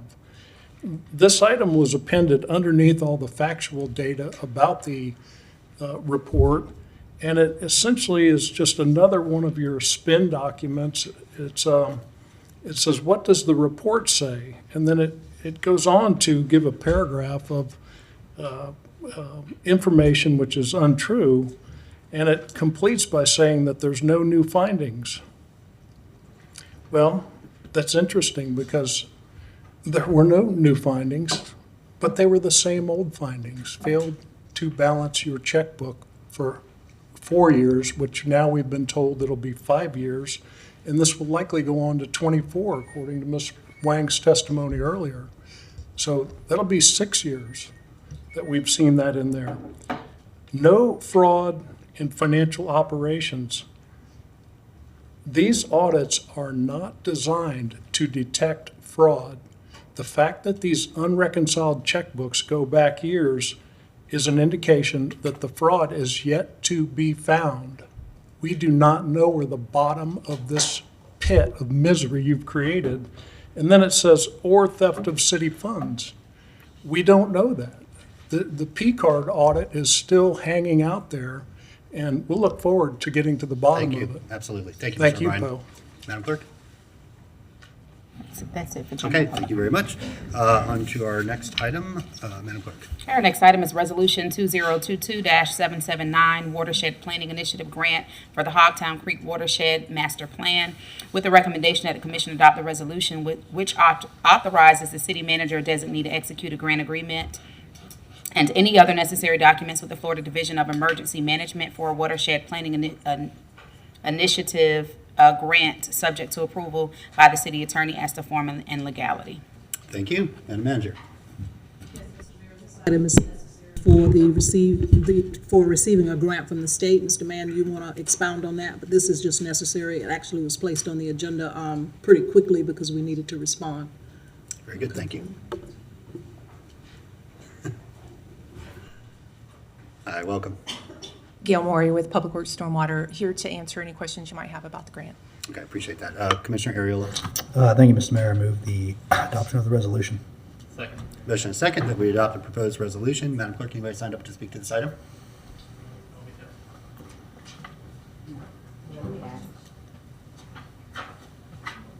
Ms. Martinez? Mr. O'Brien? That's it, okay. Back to the commission, it's a roll call vote. Commissioner Ariola? Aye. Commissioner Chestnut? Aye. Commissioner Sacco is absent. Commissioner Duncan Walker? Aye. Commissioner Ward? Aye. Commissioner Hayes Santos? Aye. And Mayor Poe. Aye, that motion passes unanimously with one absent. Next item, please. Item 2022-788, resolution authorizing amendment of existing forward starting swap with Wells Fargo Bank on Series 2019A bonds, with the recommendation that the commission approve the resolution authorizing the amendment of existing 2019A forward starting swap with Wells Fargo Bank to moderate the interest rate fluctuations with the proposed 2023 fixed rate bond issue and the entering into of a new forward starting swap to moderate the interest rate fluctuations on the expected future issuance of bonds that will refund the 2019A bonds. Okay, thank you. Mr. Benton. Yeah, Mr. Mayor, back on October 6th at your meeting, the commission approved a resolution authorizing the general manager to negotiate and execute 3 financial transactions. One of these was a cash-settled forward swap that was intended to manage the interest rate risk associated with a $150 million fixed-rate new money bond issue planned for the spring of 2023. In the course of soliciting proposals for this transaction, we received an alternate financing structure from one of the participating banks. And I'll just walk through the changes that represents from what you heard on October 6th. So for the new money issue in the spring of 23, it would be a variable rate issue instead of a fixed rate issue. We would move an existing swap on our 2019A bonds over to that new money bond issue to hedge the interest rate risk on that variable rate debt. We would then enter into a new swap to hedge to replace the 2019A swap that we moved over. Our financial advisor, PFM, spent a lot of time going over this proposal, and their results were that they looked at it, and it will cost us about $15 million less in total debt service expense versus the original structure that you saw on October 5th. We thought that was substantive enough to bring to your attention and ask for to authorize this resolution, which allows us to amend that 2019A swap and then enter into a new one to replace it. All right, thank you, Mr. Benton. Turn back to the commission. Commissioner Santos. Thank you, Mayor. I move the resolution and staff recommendation. Motion and second that we approve the proposed resolution. Madam Clerk? Mr. Nathan Scott? Good afternoon, Mayor, Commissioners, Nathan Scott. So I had the opportunity to speak to Mr. Benton and Claudia a little bit on this. A couple of months ago, there was a proposal that came before the commission that was related to this, where on some of the biomass purchase debt, those of us, including myself, urged you to finance that at fixed rate, and because interest rates were at a historic all-time low. And they're like, no, we're going to do some variable rate debt, which defies logic. But we're going to save this incremental interest rate because we're going to put this little swap and stuff on it. So 2 months ago, and again, I talked to Darren Cook about this too at the time when he was on the UAB. And so the benefit of that was they put this swap in, and it's gotten really convoluted, structure finance, to where I used to do this for a living, and I'm having trouble keeping track of what you guys doing. It's just like Wolf of Wall Street, revolutions, come up with a new idea because you've got 15%, 14% equity left in your utility that's owned by the people that hold the debt. Of course, they're going to come up with new ideas to spread your debt and collect more fees. It's just a cyclical thing. But to what happened 2 months ago, you had a swap, and for once in the world, it was in the money. And so that swap was at the time, say, worth $5 benefit in GRU customers' favor. And we know Fed rate policy, they had already declared interest rates were going to increase, and the interest rates were going to increase again yesterday. So that swap that they wanted to prematurely unwind that was in the money, inuring to the benefit of GRU customers, it would have been worth $5. It's now worth like $20 today because interest rates have gone up twice. Mr. Benton told me that they haven't executed that transaction yet, But the fallacy of this is you guys it was put in to accomplish something, and then you want to cash it out because you guys never seen a penny you want to go spend. It's like this cash grab, immediate gratification. So I'm not sure what's going on with it's just gotten really, really convoluted. You got problems at the utility. They're not able to read meters. I know Mr. Benton and Claudia are trying to do the best they can to address the problems you've made with your failed policy choices, up to and including sticking us with the biomass contract, Mayor Poe. But this thing, you're going to enter more variable rate debt. I implored you at the time when interest rates are historic low, one and done, fixed rate debt like a mortgage. You have to do it. Yeah, whatever. I see what they're trying to do. They're trying to take $1 million here and $1 million there, and that's commendable. But in the day, this stuff has gotten so convoluted that even smart people can't figure it out. I know y'all can't figure it out because y'all Thank you, Mr. Scott. got us in this mess. Madam Clerk? Ms. Martinez? Mr. O'Brien? Hi. Brian O'Brien for the record.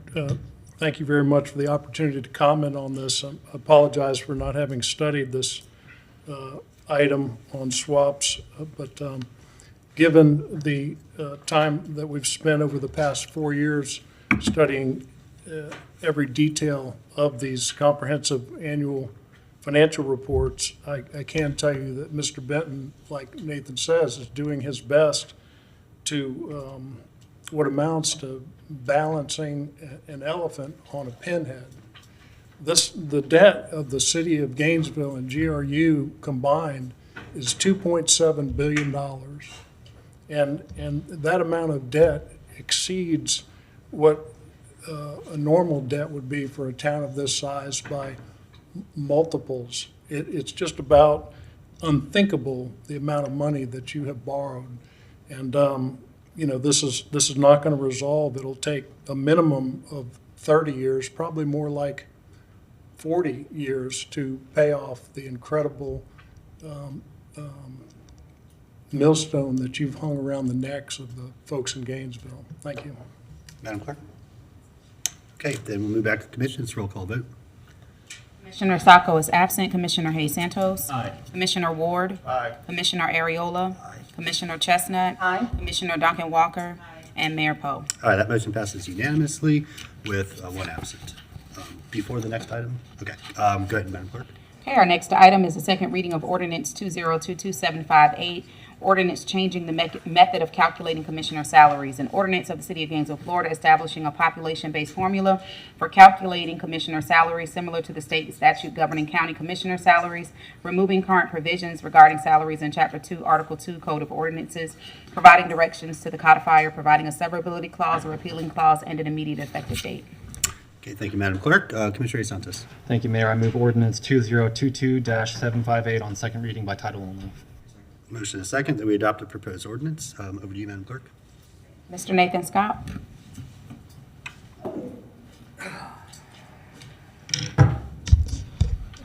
Good afternoon, Mayor, Commissioners. Nathan Scott. Tone deaf comes to mind.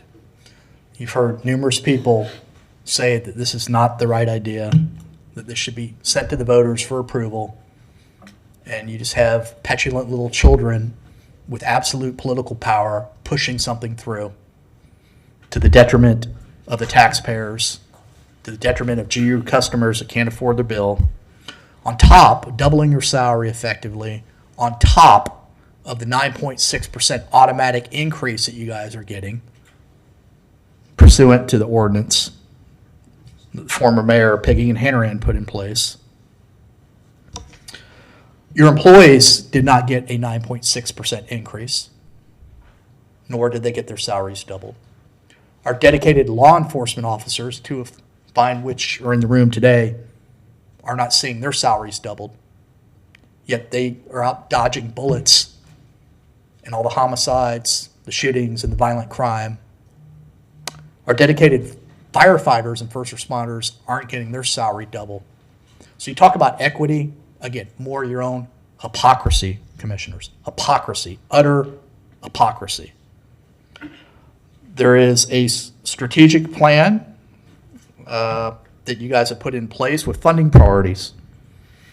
There's not enough funding to fund all those priorities. But yet, out of the blue, Commissioner Hayes Santos says, we must do this now, right after the election. We must do this now, superseding and taking to the top of the list everything in your strategic plan that you talk about, all your funding priorities, to create an unfunded salary increase for the city commission, who in the real world would not get a raise. You would be fired for gross negligence, fired for incompetence, and fired for failure to provide effective management oversight over your entire tenure. You have 5,600 plus GRU customers that are getting estimated billing readings. You have adverse state audit findings. You've got material weaknesses in city finance that happen during all your terms, especially the ones that are pushing this forward. And Commissioner Ward, you're going to be the little token no vote here, but you're going to benefit from it. Are you going to give back your salary, put your money where your mouth is if you're so opposed to this? Please let us know, because I'd like to know what your position is. Well, I don't support it, but I'm going to benefit from it. That's about as shallow as hell. So the bottom line here, Mayor Poe, is this is wrong. It's an abuse of power. It's fiscally irresponsible. It supersedes your strategic plan, and you guys are engaging in just senseless, self-serving behavior. It's like pigs feeding at a trough. Say no. Send it to the voters. Thank you. If you want to raise, send it to the Thank you, voters. Mr. Thank Stein. you. Madam Clerk? Ms. Martinez? Thank you, Debbie Martinez. I just want to preface my comments, but it seems like ever since Commissioner Harvey Ward decided to run for mayor, he seems to vote no when the commission majority has the votes to move something through, even though previous to his vote, he championed all of those initiatives. Residents are outraged by your proposal to nearly double your pay. Unfortunately, unlike the school board and county commission, you pulled the plug on the call-in phone line. So people who are unable to attend the meetings in person will not be able to speak during this meeting today. So much about equity.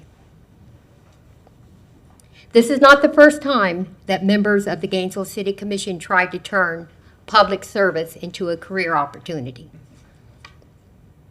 You claim you are overworked, but many of you have created more work for yourselves by trying to solve the problems of the county, the state, the country, and even the world. Your pay is already in line with other city commissioners in the state.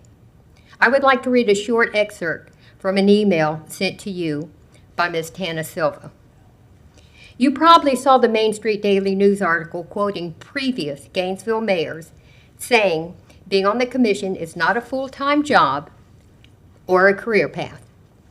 I went to Charlotte Airport Saturday on my way home. The mayor there had a greeting about it being one of the 5 fastest growing large cities in the country. By chance, I later ran across this article about Charlotte City Council getting pushback for approving a pay raise last year over the objections of even some commissioners who contend it will attract people as a career, not civic duty. Charlotte City Council members will see their pay rise 50.8%, from $21,646 to $32,638. They still make less than Gainesville commissioners do now. Although Charlotte has 6 times Gainesville's population, 5 times the land area, and more diverse population, 67% higher median income, and less than half the poverty.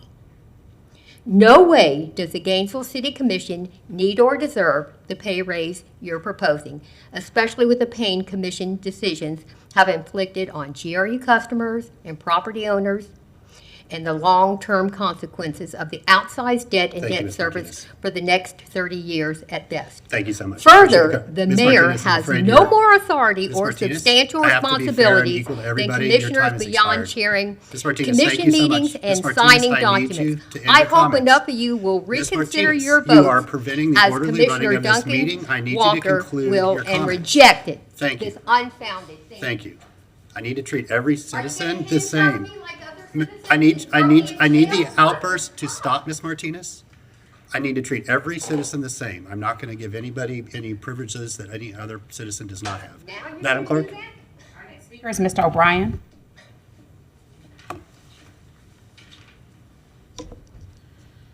Unbelievable. I don't even know what to say. You're talking about giving yourselves a raise, and what you don't talk about is you don't tell the folks at home that one of the mechanisms you have to rig up to do this is you have to change the city codes. The city codes specifically prevent you from giving yourself a raise. And there's a reason that they were written like that. For fear of a bunch of self-serving leeches get elected and then give themselves a raise. That'd be Chapter 2, Article 2, Code of Ordinances. And you are going to remove parts of the city codes that prohibit this type of thing so that you can pull this caper. Well, you think you're real smart. I'm shocked that the residents aren't down here pulling the cladding off this building. To think that you're going to give yourselves a raise is horrifying. The thing that strikes me the most, being a math person, is there are no numbers attached to this item. A person at home trying to follow along with the meeting wouldn't even be able to tell what you were going to give yourselves in the way of a raise. All by design. That's how you run your life. Your whole life is a lie. It's like the Truman Show. Now, and you say you want to do the formula based on commissioner salaries similar to the county commissioners. Well, there's a reason that they're different. You're not a county commissioner. You never will be because you're such a failure. But it's just really demoralizing. My friend Jen Powell was the one who pointed out that this is really demoralizing to the city staff, the hardworking people of GRU and general government. You had a bunch of nice folks from the new finance department here this morning, and they're telling you they're going to work overtime to try to straighten out your mess. But you're not giving them this type of raise. There's no wonder nobody wants to come work for the city. It's a terrible environment. The boss is gaslighting you. David Ariola was giving comments out on the front porch, and I attempted to observe and watch. And I was gaslighted by Adrian Hayes Santos himself, right in front of the security guard. He approached me with those eyes all wild and started closing in on my space. He's trying to get me to react so you can trespass me out of here. Thank you so much, Mr. That's O'Brien. not Thank gonna you for your happen, comments. Poe. I appreciate it. Madam Clerk, next speaker, please. Next speaker is Annette Armstrong. Hi, my name is Welcome. Annette Armstrong. Ms. First Armstrong, time. if you just pull the mic down, so, there you go, thanks. Are you saying I'm short? No, I'm not. We just want people at home to be able to hear you. too. Vertically challenged. I've never been here before. I left work because I feel very passionate about the salary vote that you guys are imposing. But first, I want to give a message that Nathan would like me to share. The charter requires commission's supermajority to put something to the vote. It puts it on the ballot. You are doubling your salary on a majority vote, bypassing the voters. I agree. We should be able to vote on that. Now, I had notes, and it was pretty much everything Ms. Martinez, Mr. O'Brien, and Mr. Scott has said, so I'm not going to repeat that because, it's kind of like a parent talking to a teenager. You hear the same thing over and over. But I would like to say, as a servant to the community, as a nurse, and we have law enforcement here, our chief of police, they're also servants. I honestly am underpaid, but I love what I do. So that's why I do it. These guys do what they do because they love it. They are underpaid. You have hamstringed their ability to do their job because y'all in your infinite wisdom think you can run GPD as well as GRU. Well, we have seen that you have been fiscally irresponsible with GRU and unknowledgeable about running GPD. Let Lonnie do his job. Let these officers protect themselves. They're short-staffed. I can go on and on, but we're talking about your salary. Do your job. I'll do my job. Let them do their job. But we get paid what we're worth. And you're not worth doubling your salaries. You know that. You mentioned earlier you work 50, 60 hours a week at this job. I don't see how it's benefited this town, that 50, 60 hours. Are you just coming up with ideas on how to be more fiscally irresponsible with my money, with their money? We all are paying. My daughter is a single parent. She's a law enforcement officer, has 2 kids. Her bill, she just got an email that her bill is going to be $500 next month because it's estimated. Guess how much overtime she has to work to not have her utility turned off? Or fortunately has parents that help out. She's not alone. There's a lot of them. There's a lot of people out there that are strapped. The cost of groceries has gone up, insurance has gone up, and then we've got GRU or her estimating our bills. That's not right.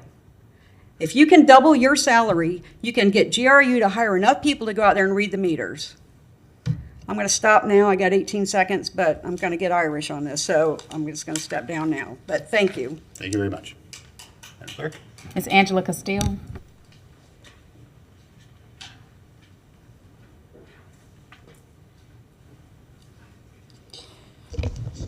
Angela Castile. Honestly, do you guys really deserve the raise that you're going to give yourself? You haven't listened to the community on multiple issues. You can't even give the workers at GRU a raise like you're giving yourselves. Do you honestly believe that you deserve it? Furthermore, I have to ask I need clarity on this one thing. It says, providing a repealing clause and providing an immediate effective date. Is that talking about your raise effective immediately? Or is it going to go to next October?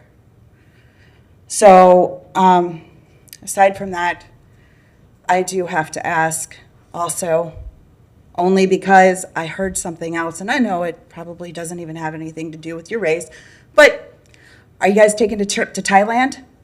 Thank you. Thank you. Madam Clerk? Our next speaker is Mr. Tyler Forrest.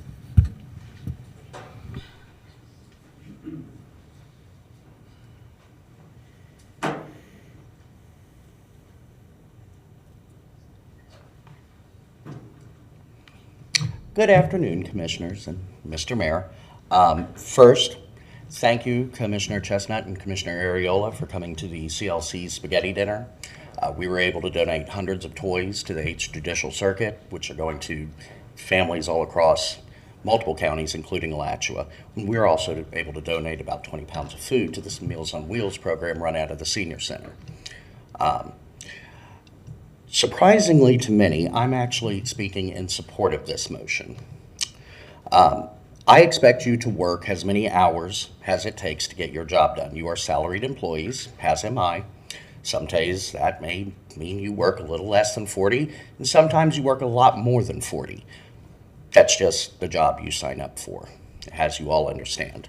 And sometimes that means going to things that are not during working hours, like a spaghetti dinner.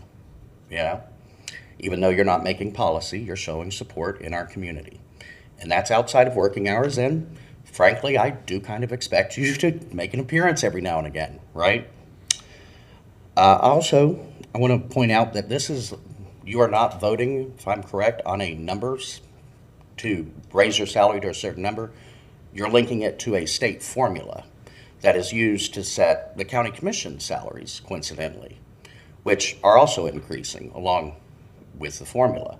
And the formula is based on population. Funny story, I actually was talking to my mom about this, and as you can imagine, based on the framing, she was a little concerned. So I said, well, what do you think the mayor makes? She thought you made $100,000 a year. So from that baseline, she was concerned, but that's not the case. In fact, you're probably among some of the lowest paid city employees. And again, that's not justification for paying you less, that's justification for paying your city employees more, right? So I'm for raises for everybody. I don't want you to punish people with their salaries. I want you to reward people for their work. And as Commissioner Chestnut pointed out at the last meeting, by having a low salary, you create an elitist system. And if you need evidence of this, look at the state legislature, where the salary is so low, you either have to be retired or rich to run for it. And we see the policies that have come out of there that have not been benefiting working people, because working people aren't making those policies. It's only the rich and the wealthy, because they're the only ones that can afford to do that job, because the pay is kept artificially low in order to secure that kind of ecosystem and make sure that those are the people that continue making our policies. So I ask you all to support this motion. Thank you. Madam Clerk, that's it. Okay, thank you so much, all for sharing your thoughts with us. We'll move back to the commission. This will be a roll call vote. Commissioner Ward? No. Commissioner Chestnut? Commissioner Sacco is absent. Commissioner Duncan Walker? No. Commissioner Ariola? Commissioner Hayes Santos? Aye. And Mayor Poe. Aye, that motion passes 4-2 with Duncan Walker and Ward in dissent. Next item, please. Our next item is the second reading of Ordinance 2022-617, revisions to Chapter 14.5, titled Miscellaneous Business Regulations of the City Code of Ordinances, adding Article 9, Fair Chance Hiring, and amending Chapter 2, Section 2-339, titled Applicable Codes and Ordinances, listing Article 9 of Chapter 14.5. An ordinance of the City of Gainesville, Florida, amending Chapter 14.5 of the Code of Ordinances relating to miscellaneous business regulations by adding Article 9, Fair Chance Hiring, providing findings of facts and definitions, enumerating fair chance hiring practices, setting forth administration penalties, data, and reporting, and amending Chapter 2, Section 2-339 of the Code of Ordinances relating to civil citation, applicable codes and ordinances, adding Article 9 of Chapter 14.5 to the list of ordinances enforceable by the procedure described in Division 6 of Article 5, Chapter 2, providing directions to the codifier, providing a severability clause, a repealing clause, and an immediate effective date. Okay, thank you. I'm so thrilled to be at this point. This has been quite a journey. And I really want to go back several years. I feel like this journey started with our discussion around the city's use of sort of prison labor or incarcerated labor. And we had a very robust and ultimately fruitful community conversation, and chose to end our use of incarcerated labor, which, by the way, when people look at the increases in our budget, that was a big, big reason that we saw a massive jump in our city budget sort of in one fiscal year, because we started taking those jobs internal to the organization. But then that continued with our efforts with Mayors for a Guaranteed Income, which was a partnership with Community Spring, and some incredibly exciting data is coming back from that program, not just here in Gainesville, but nationally for all of these pilot programs. And then Max and the fellowship cohort approached about getting this fair chance hiring ordinance passed. And I will say that Max and I had many conversations, I think somewhat laced with a bit of anxiety of, can we get this done, by the end of our terms, because I didn't want to have to sort of start from scratch, all over again. So I'm so excited that on my very last meeting as mayor, we get to vote on the second reading of this ordinance. This will have a tremendous impact on our community, certainly from the side of folks that are just trying to get a job and trying to get a fair interview and a fair shake. But it's also going to be excellent for our businesses, who will get a much-needed expansion of the labor pool and get significantly more highly qualified, talented people from which to fill out the ranks of their job openings. And so this is one of those win-win-win situations for our community. And I'm just so grateful. I'm so filled with gratitude for Community Spring and the fellows who helped champion this. And I really helped educate the commission, helped educate the business community, so everyone understood that, hey, everybody benefits from doing this, and we're going to be a better, stronger, more prosperous community at the end. So thank you. I really appreciate it. And I'm just curious if anybody would like to have the honor of moving the ordinance. Go ahead, Commissioner Aiello. Thank you, Mr. Mayor. I'll gladly move that. Okay, a motion and a second that we adopt the proposed ordinance on second reading by title only. Commissioner Ward. Thank you, Mr. Mayor. I just wanted to take the opportunity to thank everyone who's been involved in this. Our first meeting about this, I think I sat with Mr. Tipping and Ms. McKnight out front of the picnic tables here while we were not able to have meetings inside the building. And I appreciate your hard work, and I'm looking forward to what it will offer to the community. I talked to business owners, I talked to the Chamber of Commerce.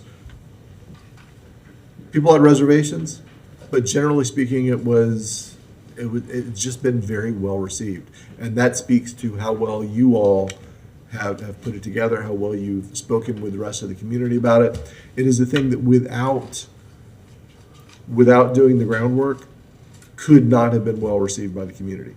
But you did the groundwork and you talked to people, and it shows, and I'm thrilled to be able to be part of it. Thank you for your work. Commissioner Duncan Walker. Thank you, Mr. Mayor, and thank you to Community Spring. I just simply want to keep my comments brief by saying you are powerful, and I appreciate the work that you do to change lives. It's a privilege for me to support you in this effort, and I look forward to the things that you'll do in the future. Thank you. All right, thank you. Madam Clerk, we'll open it for public comment. Mr. Nathan Scott. Ms. Martinez. Mr. O'Brien. Max Tipping.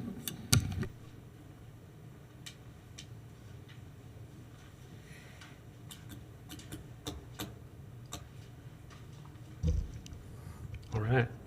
Well, thank you all. Thank you all for your kind words. My name is Max Tipping. I'm the Policy Director at Community Spring. I know that there's a lot on the agenda, so I'll also be brief. But wanted to just mainly say thank you to you, Mayor Poe, and each of you commissioners for the leadership that you've shown on this and your true willingness to try to find meaningful solutions to structural problems that exist in the community.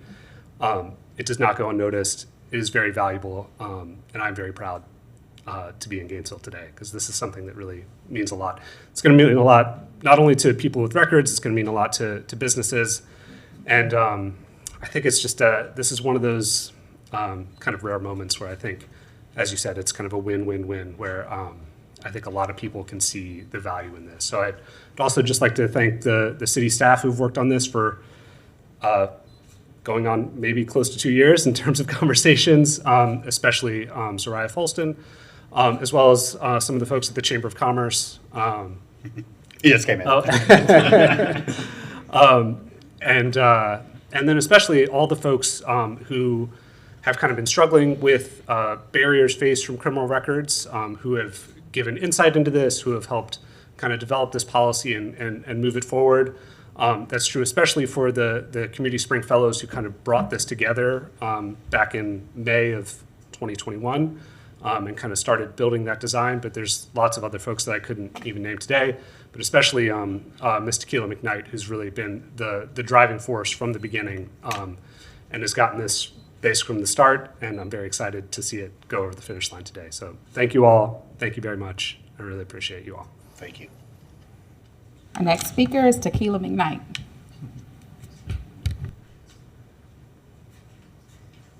Hello. I'm Tequila McKnight. I just want to thank everyone in the City Commissioner's office. Tequila, will you just pull that microphone down? Okay, Yeah, just, there you go. Thank you. And Mayor Poe and everyone who helped make this a reality for Gainesville. the first city in the state to make this initiative for a better community. I was released in 2014 back into the community from doing 4 years in prison. After coming home, I was told no everywhere I applied for a job.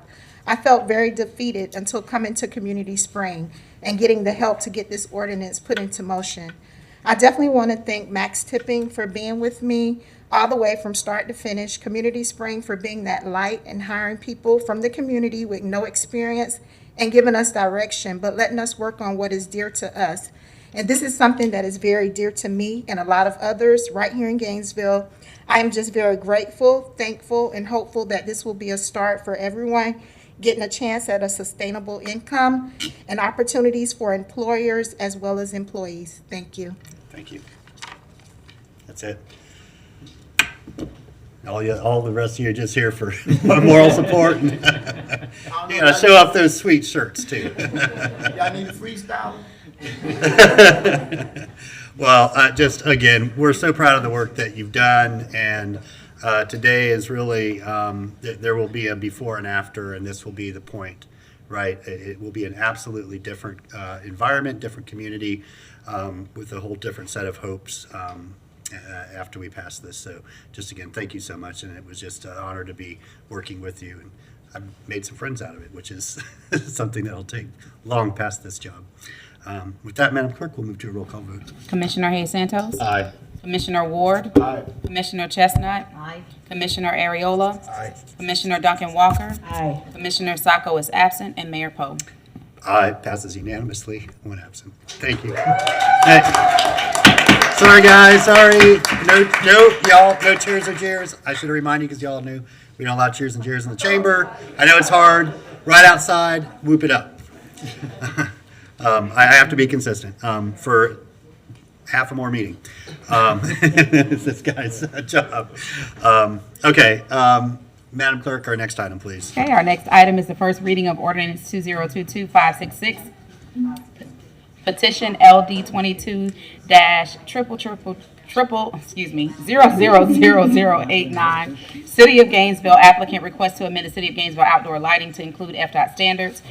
An ordinance of the City of Gainesville, Florida, amending Section 30-2.1 and Section 30-6.12 of the Land Development Code relating to lighting standards, providing directions to the codifier, providing a severability clause, a repealing clause, and an effective date. All right, and we have Dan Zhu with us, but Mr. Persons asked if he could introduce you, because I think this might be your first time presenting to the commission, and so he wanted the honor of being able to introduce you to us. Thank you, Mr. Mayor. Andrew Persons, Special Advisor to City Manager. This is my favorite part of the job, is getting to introduce awesome new staff. Dan came to us from Marion County about a year ago. She has a doctorate from the University of Florida in urban and regional planning. She's a wonderful addition to sustainable development. And this is her first presentation to the commission. Although she's been doing quite a bit of work over the last year, this is one of the opportunities to improve our lighting ordinance. So with that, I'll turn it over to Dan. Thank you. Good afternoon, Mr. Mayor and Commissioners. My name is Dan Zhu, a planner with Sustainable Development. I'm presenting LD 22-000089 lighting standard updates. Outdoor lighting has been receiving a lot of attention from our citizens and stakeholders. During the July Commission meeting, staff were instructed to prepare a preliminary lighting study to include FDOT standard. Here is some useful terminology. First, we have foot candle, which is the unit of illuminance. And the illuminance is the density of light on the surface. And then we have lumen, which is the total amount of light emitted in all directions. And finally, we have the uniformity ratio. It basically explains how even the light is. It can be easily explained through this image.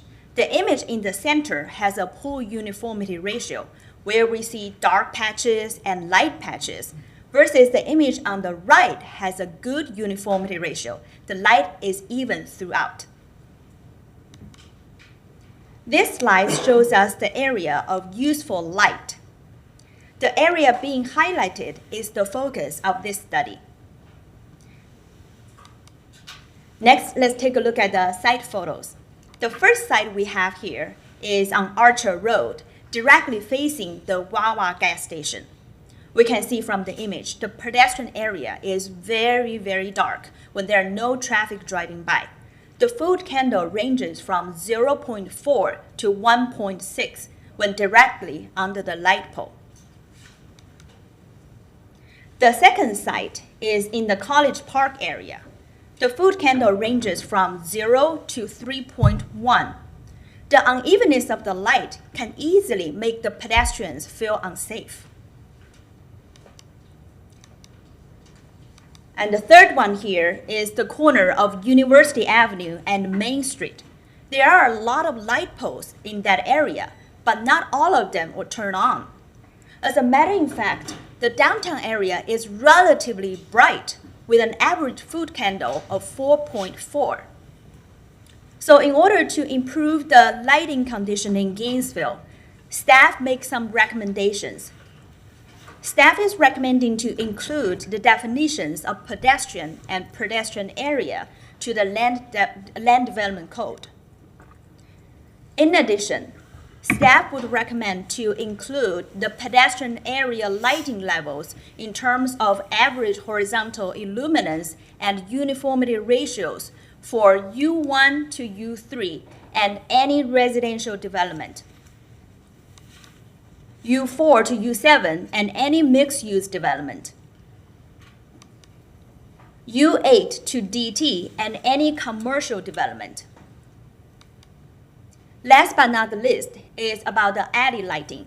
Staff is recommending to include the average horizontal illuminance and the uniformity ratio for residential development, mixed-use development, and commercial development.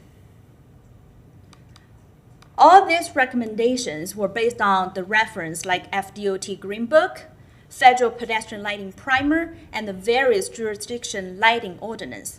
So with that, I would like to conclude my presentation. I'm happy to answer any questions you may have. Thank you. Thank you so much, Ms. Hsu. Dr. Hsu, sorry. Commissioner Santos. Thank you very much, Mr. Mayor, and thank you for your work on this. I'm glad we're moving this forward. I do have one question. I mean, we talked about having a preliminary kind of changes that we could do quickly because there's development happening all the time, and then having kind of a longer look where we can create one that better fits for the city. What's the timeline on that second portion? So for the second portion, I wasn't heavily involved with the Kimberly Horn lighting study. I would defer that to Mr. Knight from Public Works. You gotta come, yeah. We can hear you, but people at home wouldn't be able to, so yeah, we'll just get you, and pull that up a little bit. Good afternoon, everyone. So that study is almost complete. We're waiting on some finishing touches on it, so we expect to have a report within a few weeks. And then from there, we'll be comparing what the study has to what we're doing now and see what else we need to do in terms of additional changes. All right. With that, I move Ordinance 2022-566 on first reading by title only. Motion and second that we adopt a proposed ordinance on first reading. Anybody sign up to speak to this? I think they all left. Okay. Then we'll come back for a roll call vote. Commissioner Duncan Walker. Aye. Commissioner Ariola. Aye. Commissioner Ward. Aye. Commissioner Hayes Santos. Aye. Commissioner Chestnut. Aye. Mayor Poe. Aye. Thank you. That motion passes unanimously with one absent. All right, up now we have commission comment. Commissioner Chestnut. Thank you, Mr. Mayor. I have two items. One is when we adopted or accepted the consulting contract for Johnson Consulting. This is the group that is responsible for the East Gainesville Sports Complex. They offered an option for a traffic study, and we did not take that option, so I'd like to move that the commission directs staff to amend the contract with Johnson Consulting to include a traffic component with the feasibility study for the East Gainesville Sports Complex at 8th Avenue and Waldo Road. Okay, motion is second that we ask to amend that contract to include the traffic study. Before I go to Commissioner Ward, Madam Manager, did you have any thing you wanted to? No, sir, this Okay. is acceptable. You're good? Okay, very good. Commissioner Ward? Thank you, Mr. Mayor. Certainly in support of the motion, but I would also like to make sure that we try to reach out to FDOT and see if we can cost share if at all possible. Yes, and I think that the chair, the outgoing chair of the MTPO will be writing a letter to FDOT and Representative Henson to ask for their assistance in looking at a feasibility study on Waldo Road. So thank you. Commissioner Ariel, was it on this topic? Yeah, I just wanted to mention that. Excellent addition, because what we're looking at is also traffic calming measures to really slow down the speedway that Waldo Road has become. So this is an excellent addition. Commissioner Santos? Thank you, Mayor. I was wondering, what is the estimated cost of the study? I don't know at this time. We'd have to come back. Okay. So that amendment will come back to the commission. Yeah, the amendment, of course. But I just Hundreds of wanted, thousands of dollars, most likely not, I don't think. no, but most likely not. But I just wanted to get it on the table. Okay. Thank you. All in favor of that motion, say aye. Aye. All opposed? Motion passes unanimously, one absent. Next item. Next item is perhaps not as easy as that one. This is on the GRU. And we've been hearing a lot, Mr. Manager, about the people who've been not receiving GRU bills. I've been answering lots of letters to us about that. So I was wondering if you could bring us up to date and tell us what people can expect or how you're handling it. Yeah, absolutely. Mr. Mayor, Commissioners, so we are in an unfortunate situation. There have been some bills that we have not been able to get out to customers. So I'm gonna give a little bit of history and then work up to what we're doing today. So kind of history-wise, we have a older billing system. It's really out of date. It was implemented in 2007, and all of us that use technology know older technology, there's some challenges and limitations with it. The good news on that is that we're in the middle of an implementation of a new billing system that is slated to go live in April. So when you put in a new billing system, it's actually a very long process, as much as a year or more. And so we're in the middle of that, and we're on track to go live in April. So that's the good news. The challenge is where we are today, and I'll talk a little bit more to that. The other challenge is the challenge with getting the bills out is really linked to also the ability to read the meters in a timely manner. So a lot of utilities read meters monthly. Some utilities read meters every other month. We have always read meters monthly. As we've come out of really the pandemic and different challenges, and I say this, I think it's important for all of us to know, customers to know, I'm not making excuses. I'm simply trying to give the context of where we are. But as we came out of the pandemic, the labor market really changed. Salaries started moving around. People started moving around in different places. We've talked about the Great Resignation, and so a lot of those challenges with labor became very unpredictable, and they continue to be pretty unpredictable. And so with the labor market where it is and some of those changes, we've had a significant challenge hiring and retaining meter readers. And the meter readers, are the folks that literally go out there every day and they're walking around, typically around 10 miles a day, reading each and every meter. And oftentimes a resident may have a gas meter, electric meter, water meter at that location. And so that labor shortage and the challenge with the turnover in those meter readers led us to a place this summer where we were making decisions. And I made a decision, I've referred to it as between two rotten apples, two bad choices. But one of the decisions that I had to make this summer and chose to make was, do we let billing cycles go longer so that folks are getting 36, 37, 38-day bills, which are then larger single bills? Or do we allow the system to estimate some meter reads and then get a real read the next month and true it up? And so that was a decision that I made in the summer to do some of that estimated reads with the hope that we were going to be able to staff up, and that was going to be a short-term thing, and then we'll get back to reading every month. We continued to struggle with some of the labor shortage issues. And so I'm going to pause for a second and just say, The long-term fix for that is in the works as well with our AMI system, advanced metering infrastructure. That really is going to no longer have the need to have the meter reader by foot reading meters. But I will also say the implementation of an AMI system, just about every utility faces this, as your meter readers are less apt to stay, and it's hard to retain a meter reader when they know their job is eventually going away. And so that was an additional challenge that is all utilities kind of face that as they're in the middle of the midst of an implementation like that.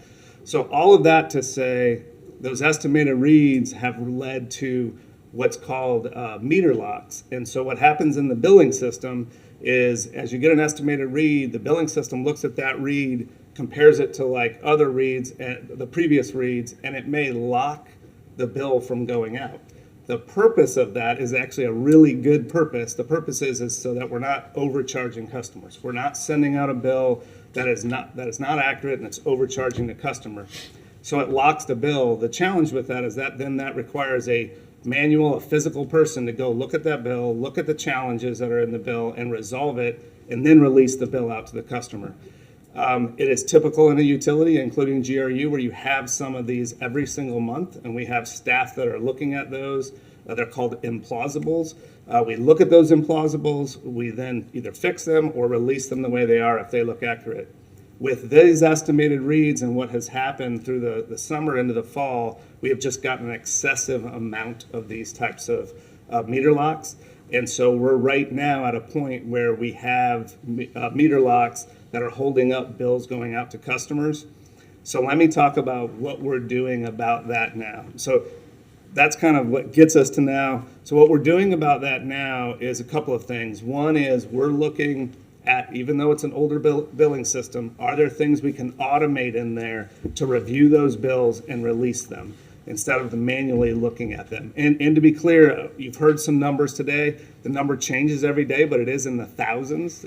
There's thousands of these, so it's not just a handful. There are quite a few. So we're looking at automated scripts to go through these and then release them. But again, with the intent that we're releasing after they've been analyzed with that script. What we're also doing is two things. Let's go back to the meters for a second. We are working to move folks from within GRU. A lot of meter readers, a lot of employees at GRU are ex-meter readers, so they move to other departments. We are now pulling some of them back to reading meters so that we're no longer estimating. And I think the good news is December 5th was the last day we estimated meters. We haven't estimated any since then, but it has required the reallocation of resources from a lot of different areas to do that. And we're still kind of keeping up. We've got a schedule this weekend of folks coming in this weekend to keep up and do that. So we are kind of stopping the bleeding from that standpoint of the meter reads. And then on the chunk of bills to analyze, again, we're reallocating resources. That's not an easy thing to do. The person really has to have experience in the billing system, experience with bills, have an understanding. And again, we have folks that have moved to different positions. We're moving them back and getting them in to help with the load. And then we're also talking to other firms that can help us potentially write other scripts or other things to reduce that load. And then every other day, we're just kind of reporting on what's our progress, where are we moving it in the direction to lower it. The last thing I will just say along those lines, well, I'll reiterate, both of these issues that I'm bringing up we do have long-term plans for, but we're just not there yet. I think that's a really good thing. The other thing is we've tried to communicate with customers as much as possible what is going on. The probably most effective way that we have found to communicate is customers that voluntarily choose to give us their email addresses. We email them directly and provide information, frequently asked questions, things of that nature. And what we have found in those, you can actually see that people open those, and almost 2/3 of the people that we emailed about 55,000 people, about 2/3 of them opened that email. So those folks got a proactive understanding of what that is. We put up web banners on our website, social media, so we're interacting with other media outlets. So we're trying to get the message out there of what's happening. We also respond on social media to questions and things on our Facebook page. So we're trying to communicate with customers. End of the day, a couple things. As bills, if bills are going late, you may get bills very close to one another. And I just want to encourage customers, if that happens, please call customer service, 352-334-3434. We're not going to charge late fees. We're suspending those, and we can work with you on payment plans or other things, knowing that this is extremely inconvenient to have bills come, you didn't get a bill, and then all of a sudden you might get two bills close to one another. So we understand the challenge of that. Again, I just want to let the commissioners know we are trying to do absolutely everything we can. This is not acceptable in my mind in terms of how to operate as an organization, and we're trying to get it back on track. Thank you. Thank you very much. Mr. Mayor, if I could follow up. Of course. Well, it sounds to me like you have a real emergency system problem here. And I'm just wondering if there are external controls or external companies that you could hire on an emergency basis to help you through this. One of my friends received a letter from you on what was happening with the bills, which was very, very proactive. And that's good, but I'm just wondering how we can get more meter readers in the system immediately, So, because this is an emergency. yes, so we are treating it as an emergency. Met with HR this morning. HR is continuing to help us to try to get resources in. They have been working on getting more meter readers in, getting them screened, and doing that more quickly.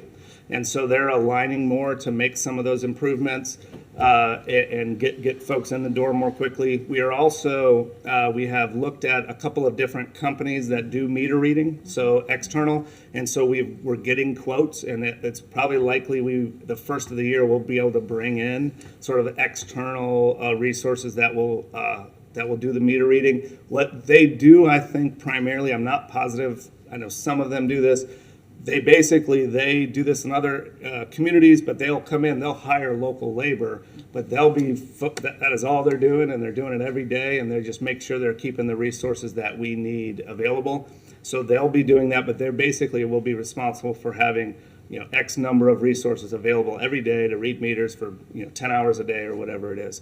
So we are doing that, and then I kind of alluded to it, but on the technology side, the partners that are helping us implement our billing system, we're working with them to see if there's anything to do in the old billing system that we can more quickly turn those over. Thank you. Thank you, Mr. Mayor. Thank you, Commissioner. Commissioner Santos? Thank you, Mayor. I'm glad you're taking some of those steps. The one thing I haven't heard, and I mean, you mentioned this position is going to get harder and harder to fill as AMI and we get closer, and it really is a temporary position. I think we should increase the pay for that position to be able to get people to stay there. This issue is only going to get worse and worse as we get closer and closer to rolling out AMI. Going out and paying an external firm is going to cost a lot of money. So I think we should at least, at the very beginning, I think we should do that too, but we should increase salaries now. I think it's worth the budget increase. I mean, we are spending, I'm sure, a lot of the customer service, people calling. I mean, there's a lot of extra things. This is causing externalities, pulling people from other groups. So I think we should spend the extra money, and it's a relatively temporary thing because positions are temporary in nature anyway. Where are you on that? Because I would strongly support that, and I put a motion forward that I think that's what we should do. I want to see what your thoughts are. Okay.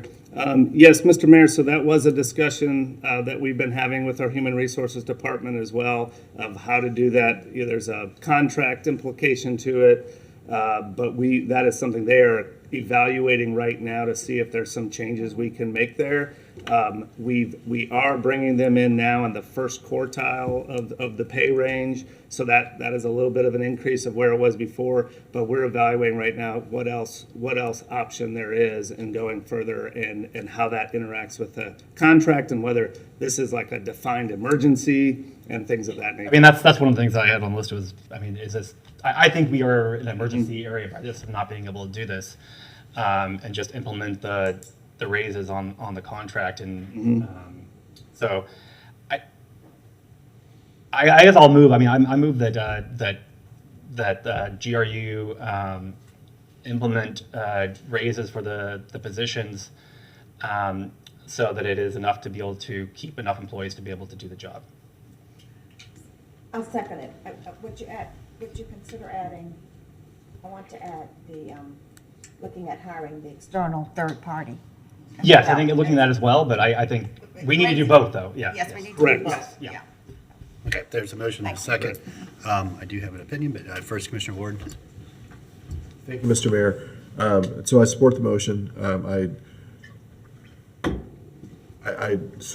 I'm not sure about the detail of the motion and how we get there, but essentially what we're doing is authorizing the general manager to alter the budget. And I'm entirely supportive of that. Thank you, Commissioner Chestnut, for bringing this up. I appreciate it. I will tell you all, watching at home, I've spoken with Mr. Cunningham, and I know several of you have as well, several times about this, about the third email or phone call that I got about it. I realized this is not isolated, and we talked on the phone, and we have talked since then at length about exactly the same thing that we shared here. Normally, it's not the thing it's absolutely not the sort of thing that a private company would have a public discussion about. So this is one of the benefits of having a municipal utility, is that when we have the talk in public, and we try to find the solutions in public with each other, and that's challenging, but it's real. I appreciate the email that went out about this. I was one of the folks who opened the email and read it. I'm glad that we did that. Whenever we have an issue, I would rather we face it directly and get in front of it than waiting to figure out how to respond to it. I'd much rather we talk about it right here amongst ourselves and get out in front of it like that. It doesn't make it any easier to do it this way, but at least we own it. And I'm glad that we're having the discussion. I want to have, I'll just give you a little preview. I would like to, in January, have some larger discussions about about how we do customer service, which has no reflection whatsoever on the people who work at GRU Customer Service. I just want to make sure we're giving them the best tools to be able to respond to 2023 and the realities of modern customer service. So, thank you, Commissioner Chestnut. Thank you, Mr. Cunningham. Commissioner Duncan Walker. My comments are for a separate matter. Oh, okay, go. We put your light back on quick, just so I don't forget. Thanks. Two things. One is I'm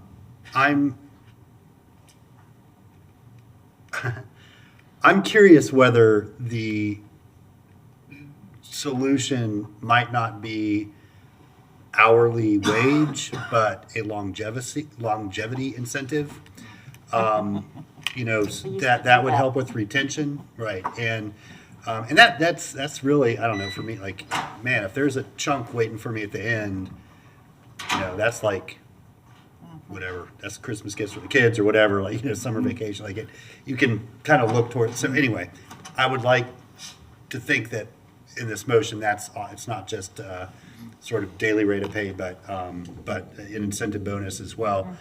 The other is if the maker and the seconder would not mind, I would like this item to come back for an update to the commission on January 5th. Oh, good. Because I think that gives them enough time to figure out, okay, what can we do, what do you need to do, and that's the next meeting that the commission has. So if it could come back for an update on that meeting, I think that would be helpful for everybody. Mr. Mayor? Go ahead. Yeah, I'm fine coming back for update, but I do want us to not wait for them to implement those changes until then. Absolutely. And the intent of the motion, to Mayor's point, whatever is necessary to make the pay structure work and to get new ones and keep retain, that's what I would like for you to do. Thank you. Okay, so, yeah, go ahead. Just a follow-up, so this is great. I mean, these are the discussions we've been having, and I want everyone to know, as a one city, this is a priority. They're working on it. Our staff, Octavia Williams and Jeremy Howard are here today. This is turning over every stone, trying to address this. And so I love those ideas. Those are things we've been talking about, and we will absolutely, with your direction, continue to drive stronger in that direction. So appreciate that. Okay, so the motion to ask the general manager to look at some adjustments to pay and compensation to try to alleviate the short-term problem and bring an update back to the commission on January 5th. All in favor of that motion, say aye. Aye. All opposed? That motion passes unanimously with Ariola and Sacco absent. Commissioner, I'm going to go back to Duncan Walker, if that's okay. She chimed in before. You should just put your light back on. Commissioner Duncan Walker. Thank you very much, Mr. Mayor. I wanted to just share something with all of you that some of you may be aware of. Certainly you were apprised of the conversations that the county had been having about ability housing. I was not sure if you had had the opportunity to either see the meeting that took place a few days ago or if you were aware, but I did want to take the opportunity to read a letter that was sent out to their CEO from the county manager because there may be some implications for us moving forward. So sent from the desk of Michelle Lieberman, county manager, on December 15th, 2022, going to the president and CEO of Ability Housing Incorporated, Sharon Nasworth, were these words. Regarding Dogwood Village Apartments, Alachua County. Dear Mrs. Nadworth, Alachua County staff have been working with Ability Housing to identify and review possible alternative housing locations. To date, no sites have been located that will meet the grant requirements within the specified time frame. This information was provided to the Board of County Commissioners for review. At the December 13th, 2022 BOCC meeting, the board took the following action on the Florida Housing Finance Corporation grant to Ability Housing Incorporated Dogwood Village project under RFA 2021-201. Motion that the board reaffirms their policy and goals that states while they support affordable housing projects, they do not support projects that further concentrate poverty within the city of Gainesville. Further, they recognize that within the city of Gainesville, 85 to 90% of affordable housing projects are located in east of Main Street. Therefore, for future projects, they will seek to locate those projects west of Main Street and follow their new guidelines passed at their September 13th, 2022 meeting. Number two, staff, this is also a part of the motion, that staff continue to work with Ability Housing and the city of Gainesville and inform Ability Housing that the BOCC cannot support a local match at this particular site for the reasons stated above and for the reasons stated in their September 19th chair letter to Trey Price. While the BOCC cannot support this affordable housing project at this location, they absolutely support this type of project at other locations within the city of Gainesville and the rest of the county that do not further concentrate systemic poverty and follow their policies passed on September 13, 2022. Finally, the county asks that both the county and city staff and Ability Housing come up with an acceptable and fair price to acquire the property recently purchased by Ability Housing on Southeast 15th Street. That the county send another letter to Trey Price that restates their previous objections to the project at the particular site as stated by Chair Wheeler on September 19th, and further states that the specific justification of why the county would like to move the project is because both the city and the county are trying to disperse affordable housing equitably throughout the city to change decades of systemic and intentional concentrations of poverty. Therefore, to proceed with the project at that location would violate both the city and county's policies and goals to equitably disperse affordable housing in Gainesville. It further states that while this site is not acceptable for the type of project, there are other potential sites that require additional time to either source or vet that would absolutely be supported by the BOCC. While they are withdrawing their local support for the particular site, they would not withdraw other support for this type of affordable housing project that is located in an area of Gainesville that properly disperses affordable housing in our community, i.e. anywhere west of Main Street. Please provide both Ability Housing and the Alachua County additional time from the earlier deadline stated in paragraph 9 of Ability Housing's December 9th, 2022 letter. The BOCC fully endorses Ability Housing Incorporated and the future housing initiatives within Alachua County. They are committed to assisting Ability Housing Incorporated in finding a more suitable location for this proposed project and respectively request additional time to site the project. They look forward to the opportunity to meet to discuss this and other future housing initiatives in Alachua County. Sincerely, Michelle Lieberman, County Manager. I simply wanted to read this letter because, as you hear, the county did not support the project. And there will be additional conversations with the city, apparently, that I just simply wanted this to be on our radar. This happened a few days ago, and this conversation surely will come back before the next commission with some sort of request. So I just wanted all of us to be aware. Thank you. Commissioner Santos. Thank you, Mayor. It was disappointing to see the county stop hundreds of people from getting home. That's what the county decided to do. I agree we need to disperse housing in our community. Zoning changes is how we do that. The zoning was designed to only have affordable housing in the southeast and east of our city. That's why the commission tried to move to allow missing middle housing across the whole city to address the issue that you brought forward. One of the issues they said they can't find other places. That's because the zoning doesn't allow it in high opportunity areas. So we have to look at changing zoning even further to allow housing throughout our community. I don't think the city should get involved. The county made a decision. If the county wants to buy the land or do whatever they need to do, that's their decision. I don't think the city needs to be involved in it. From thinking back on when I'm on the commission, I think 5 projects that we've supported through six projects while I've been on the commission that have gotten the housing credits and things like that. All of them but one, the ones we've done at Grove at Sweetwater Preserve, every other one has been west of 13th Street that I can think of. But I don't think the city needs to be involved in this. This is a county decision to stop people from getting homes, and they need to figure out where they can find someone to find homes for those people. Thank you, Mayor. Commissioner Chestnut. Thank you, Mr. Mayor, and I want to follow up on that. I don't want to give the impression that the city is going to provide funds for the county to relocate this project. We have our plan. We are addressing it, and we're working with the finance, Florida Housing Finance, through the what's Malcolm Kiner's, through the Gainesville Housing Authority. We're working with them to address housing, but we do not have the funds to provide. I don't want to give the impression that we are planning to provide funds or we're waiting to provide funds, and that I don't want the county to rely on the city for funding for a suitable location, because we are committed to a plan already to address affordable housing and to carry that out. I think that I commend the county for trying to address housing, and I would suggest to them that they continue to pursue, but not with the thinking that the city is going to provide additional dollars to them. Thank you, sir. Thank you, Commissioner Ariola. Thank you, Mr. Mayor.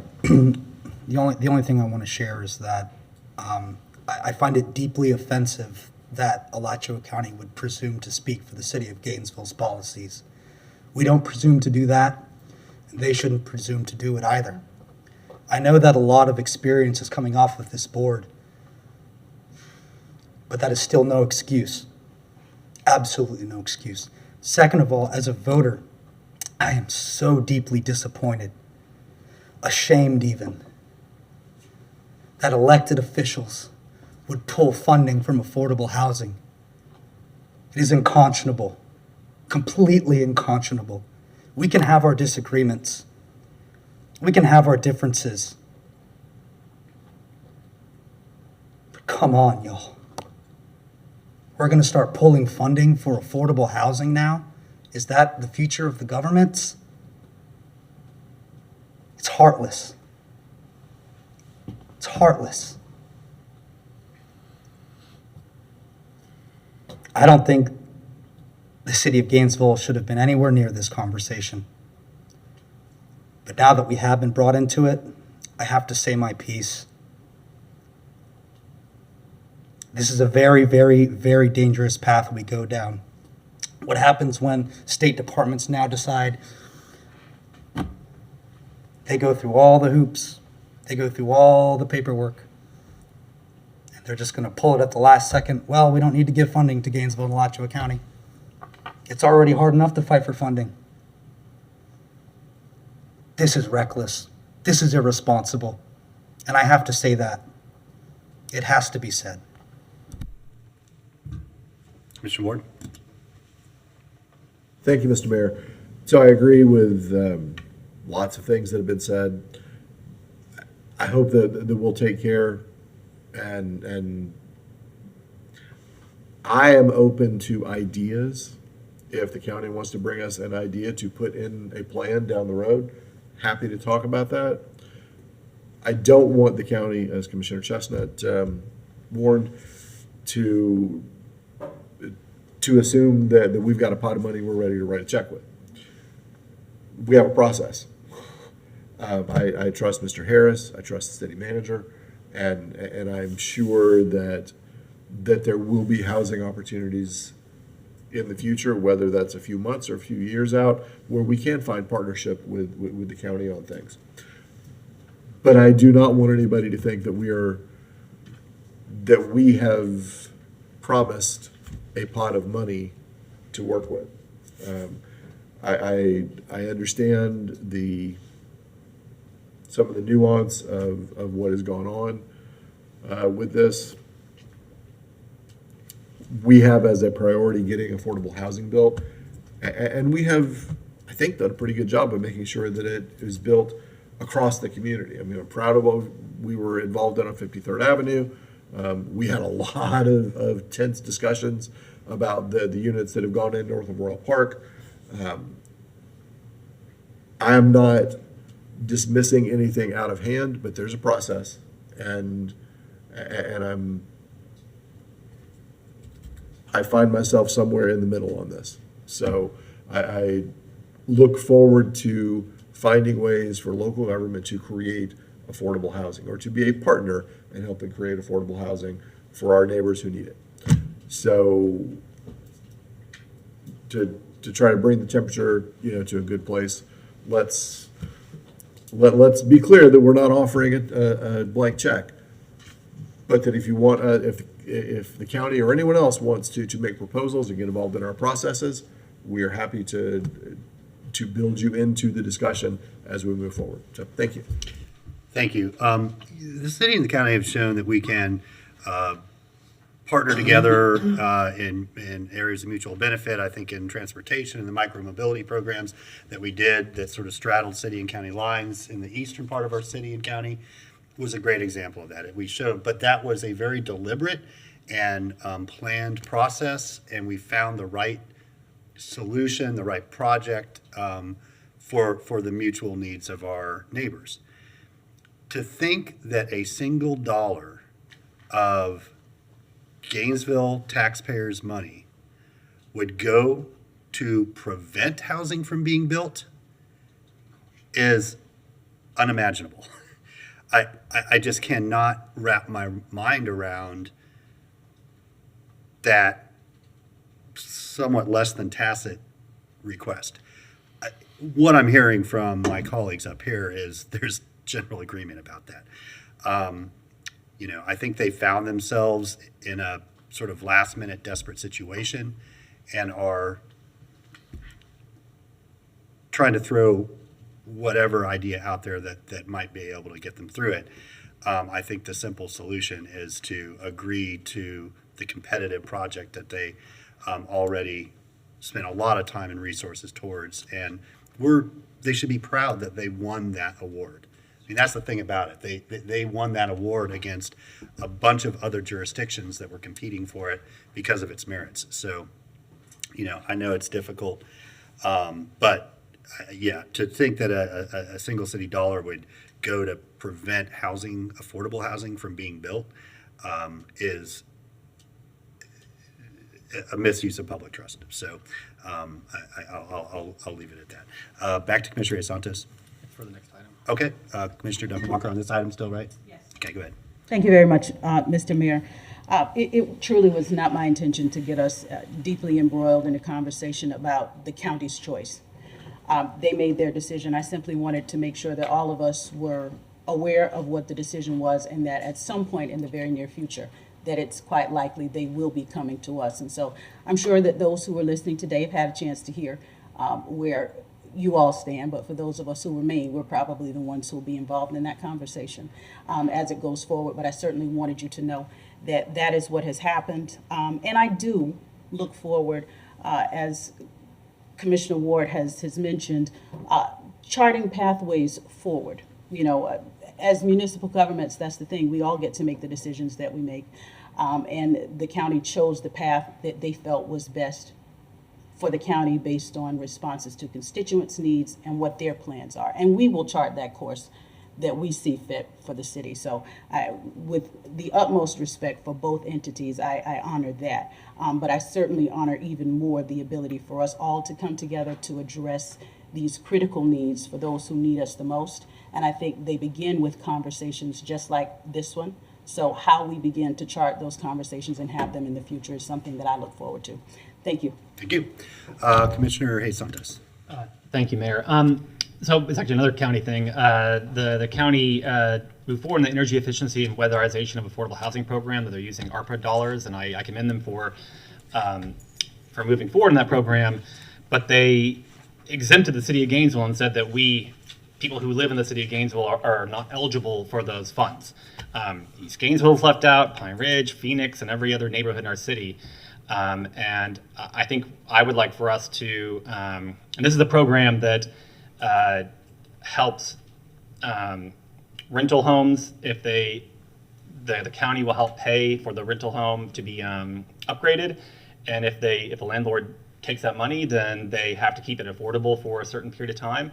I think that should be available for the city of Gainesville, not just every other city in the county and unincorporated areas. So I would like to move that we ask the mayor to send a letter from the commission asking the county commission to remove that exemption and to allow those funds to also be used inside of and allow that program to be in the city of Gainesville as well. Okay, motion is second that I write a letter to the county. I think the simplest way to put it is that those funds can be used countywide, period. Right. Okay, go ahead. Yeah, just one other. The vast majority of people who are in poverty in our community live in Gainesville. We shouldn't exempt those people, and I think that should be, looking at the demographics, and maybe the manager can help in looking at where those numbers so that we can let the county know how many people in our city are poverty and how many people are being left out by this decision they made. Thank you, Mayor. Thank you. Commissioner, it's on this topic. Yeah, go ahead. Thank you, Mr. Mayor. So I'll support the motion. I was already planning to ask if that be on the joint city-county meeting, January 23rd, I think it is. I take every opportunity to remind our colleagues at the county that almost exactly half, or a little more, of county residents and taxpayers live in the city limits of Gainesville. You don't give up your rights as a county voter and taxpayer because you live inside the city limits. It's important to continue to remind our colleagues across the street of that, because I'll promise you, our colleagues in other smaller cities remind them of that all the time. So we need to provide that advocacy as well. And as Commissioner Santos pointed out, I was doing some stats work last week and was reminded that while about 29% of Gainesville inside the city limits lives in poverty, the report for Alachua County is 17%. It's not that they're doing things different, it's just that's where the lines are drawn. When you include Hale Plantation, you include parts of Jonesville in the statistics, the averages change remarkably. So it's important to remind our colleagues at the county that we are in fact responsible, directly responsible for our sisters and brothers who are living in poverty to a greater degree than the county at large is, just because of where the lines are drawn. And this speaks directly to that. Again, I support the motion, but I've already been intending to have that on the agenda. So, thank you. All right, excellent. Let's give them a little heads up. All right, all in favor of the motion, say aye. Aye. All opposed? Motion passes unanimously. All right, we've reached the end of our business this afternoon. Tonight, we have only one item on our agenda.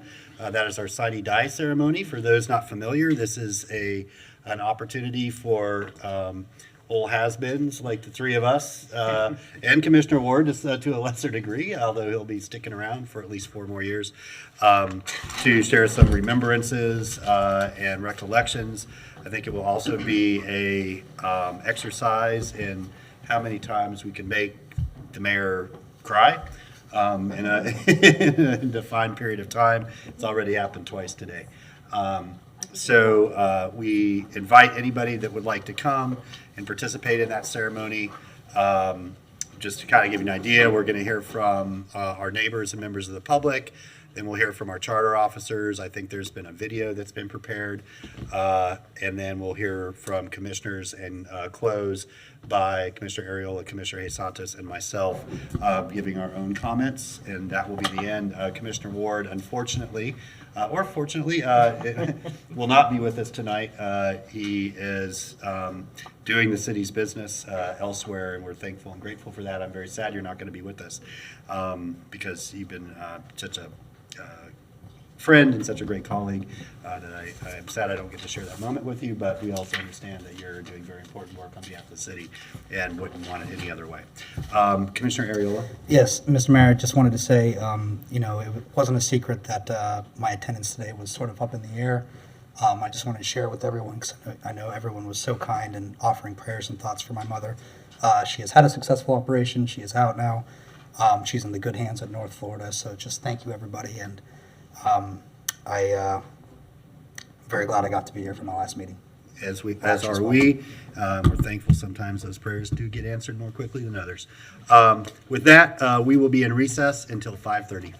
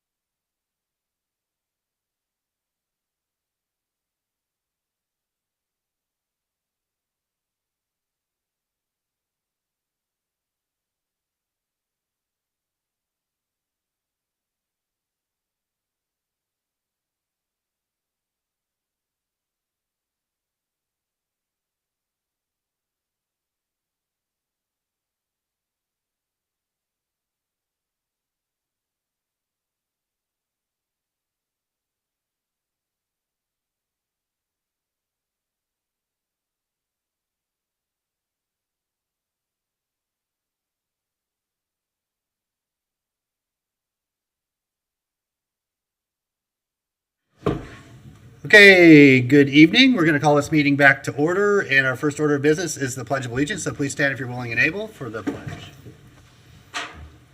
I pledge allegiance to the flag of the United States of America and to the republic for which it stands, one nation, under God, indivisible, with liberty and justice for all. Thank you, and please be seated. Okay, we have a nice event planned. I want to thank all the city staff that put so much effort and time into this. It's truly appreciated. This is a opportunity for reflection and thanks. And so, hey, Todd. Oh, man, so good to see you.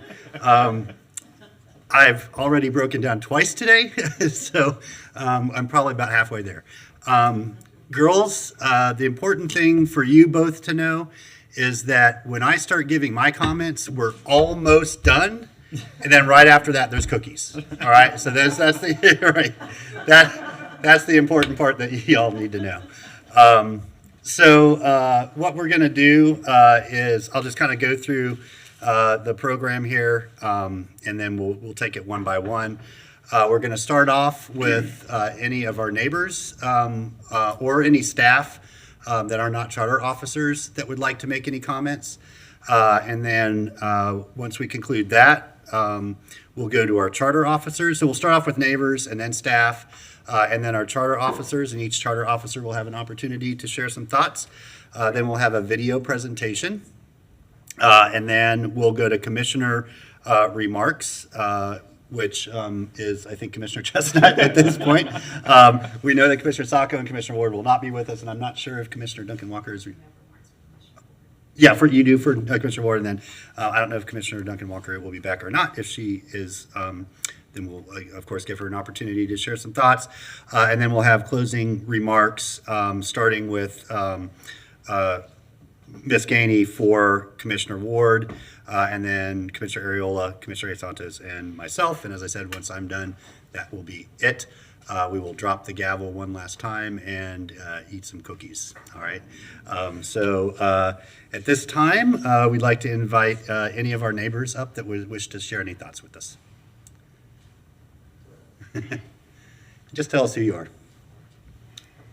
Welcome. Hey, how's it going? Good. My name is Dylan Boatner, and I just want to leave a few words on the record for my friend David Ariola. The first time I connected with David was in October 2016. My first presidential election was right around the corner, and I was at a former mayor's home attending a fundraiser with Senator Bill Nelson. And I met this young guy who was challenging an incumbent city commissioner who needed help on his campaign. At the time, I was feeling good about where I was and where we were going. But when Donald Trump won in November, I grew skeptical of and disheartened by campaigning and elections and the direction our country was headed. Fast forward to election night in March 2017, it's just David and me in the DEC headquarters. We're gathered around my laptop, watching the results tell us that he'd just been elected to the city commission. In a way, that victory kept me in the fight. It showed me that campaigns do in fact matter, and that it is possible for all of us to help create the communities we want to see. Commissioner, I know you haven't always taken the most popular path, and that is okay, because this work isn't about doing what's popular. It's about doing what you know to be right and just. And specifically, I just want to say on the issue of housing for our neighbors, I could not be more proud of you for doing the right thing for our city in spite of some passionate opposition. Not everyone can be on the right side of history, and it is what it is. We're all neighbors here. I don't know what you're going to be up to next, David, but I am a believer in omens, and if the universe introduced me to you and Bill Nelson at the same time, you are bound for the moon and beyond, my friend. I thank you for your service, along with your colleagues. Commissioner Hayes Santos, Mayor Poe, thank you for your dedicated service. Commissioner Ward isn't here, but I look forward to his service as our next mayor. Thank you all. Have a great night. Take care. Thank you so much. And real quick before I invite the next person up, I meant to say at the beginning, the table up here, when I became mayor, I started getting thank you notes and letters from individuals, from organizations, and I started putting them in a file. And after a while, the file got too big, and I started putting them in a box. And so those are spread out along the table here. And it's just a fraction of all the ones that I received and kept. And so if you want, after the meeting, just take a look. It's everything from senators and members of Congress to elementary school students in our community. And then you can see some other sort of landmark projects and things like. But anyway, that's what you see at the table up here. Okay, do we have any other neighbors that would like to share some thoughts with us? Mr. Holloway. Wilbur Holloway, I am ecstatic. This day could not have come sooner. Can't believe what you guys did earlier. The four of you, you voted through. You doubled the compensation. When the city employees, the cops, the firefighters, the city workers, they didn't get a raise. They don't have the 9% accelerator. You guys just really take the cake. And then the three of you going to Israel on our dime. Well, I hope you found a job, and I hope it takes you out of Gainesville. Good riddance and goodbye. Thank you, and same to you. Anybody else?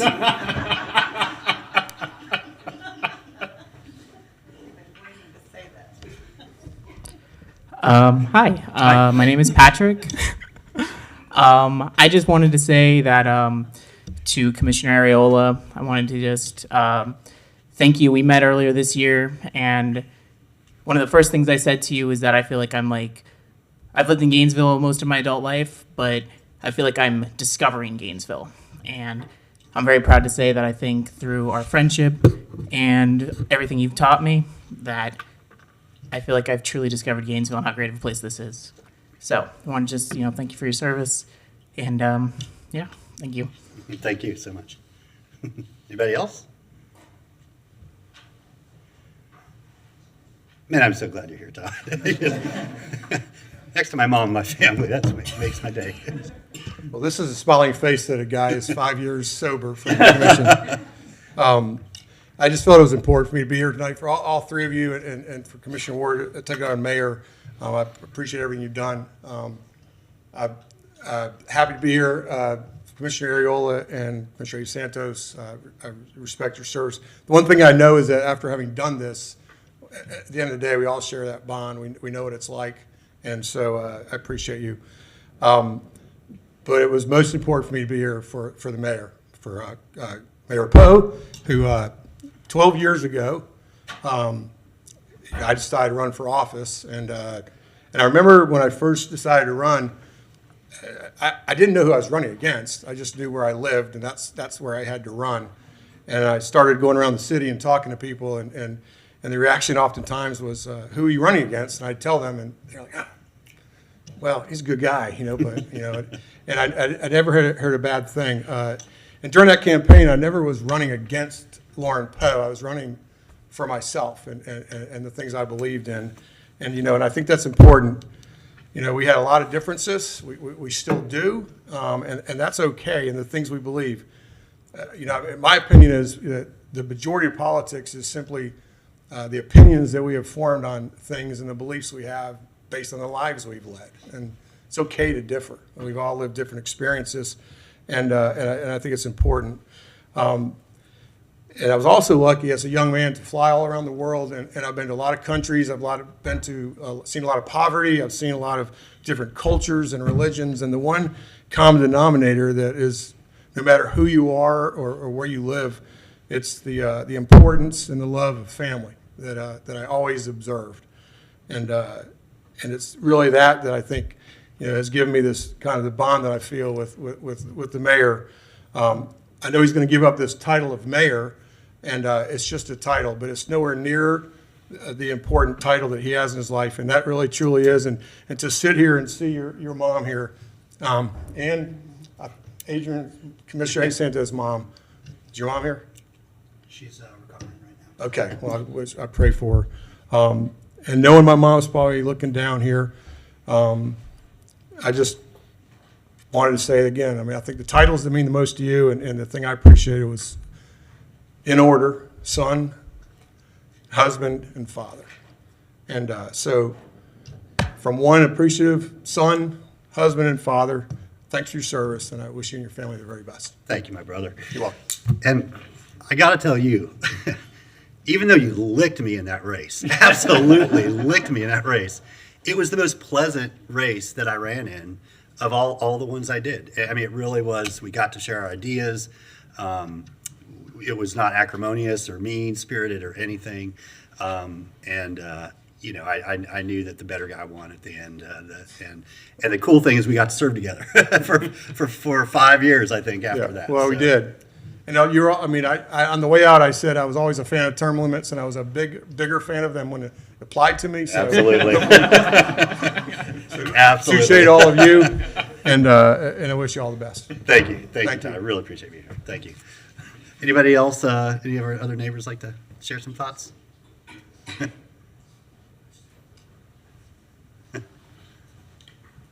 I will just be exceptionally brief and say thank you for your public service. We've agreed, we've disagreed. I've had fun arguing with all of you and probing issues, whether we were on the same side or not. You know, people like you, public servants, are the foundation of our democracy. If people are not willing to serve in public service, there would be no democracy. It would be a dictatorship. And so thank you for fulfilling that essential public role in our democracy. Thanks. Thank you, Forrest.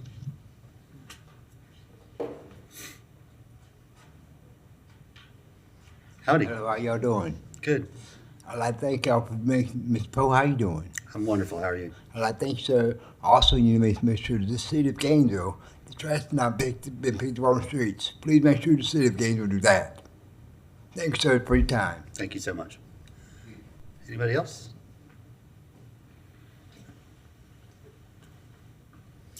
Good evening, David Ruiz. I'll also be very brief. I've been in Gainesville since the summer of 2001, so I've definitely seen a lot of the different commissions. For the meetings that I can attend personally or in person, I definitely watch it online, on Facebook, whatever. But I definitely wanted to be here today for this occasion and basically thank you for your public service and for putting yourself out there, because it is not an easy job to take criticism and to, you know, be the person people have to go to with everything. But again, thank you for your service, and I definitely can't wait to see the commissioners that are staying on the board and the new ones that are coming in. But definitely thank you for your service, and look forward to seeing you around. All right. Thank you, Ms. Rees. Anybody else? Okay. Well, thank you all for being here and for sharing your thoughts and remembrances with us. Anybody from staff that is not a charter officer wish to say anything? No obligation. Okay, then we'll go to our charter officers and start with Ms. Gainey.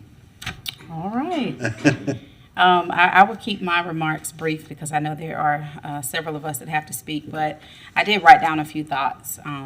Perhaps the greatest motivation that drives us all who devote ourselves to public service is our love for community. Over the last 5 years, I've been able to work with you all, and I've witnessed the sacrifices that you all have had to make in order to do what you feel is right and best for the city, and I commend you for your commitment. Gandhi said, and I quote, "The best way to find yourself is to lose yourself in the service of others." While you're walking away from this part of your service, I know you'll never walk away from the love of community, and I wish you success as you discover the next leg of the journey. And so at this time, I would like to present to you all your official plaques of service for the city of Gainesville and a token of our appreciation from the city clerk's office.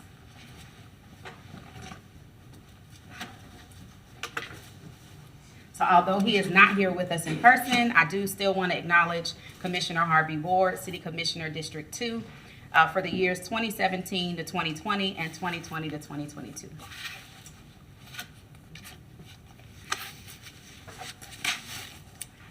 At this time, I would like to acknowledge and appreciate Commissioner David Areola, City Commissioner District 3, for the years 2017 to 2020 and 2020 to 2022. Congratulations. You're welcome. Don't go yet.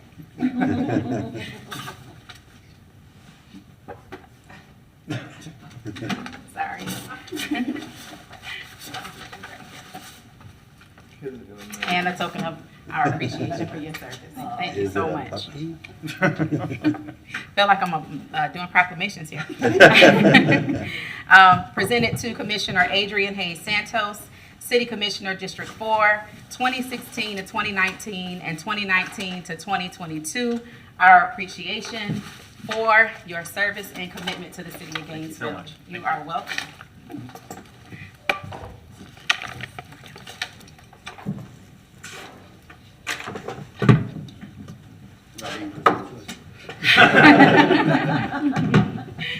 And last but certainly not least, Mayor Lauren Poe, Mayor of the City of Gainesville from 2016 to 2019 and 2019 to 2022. And you have your own gavel to take home with you. Don't use it too much on the girl. But we appreciate your service and commitment to the city. Thank you. And an award for your service. Thank you so much, Mayor. Thank you, Ms. Gady, and to the entire clerk's staff. You have an amazing team over there. All right, Ms. Bigby. Oh,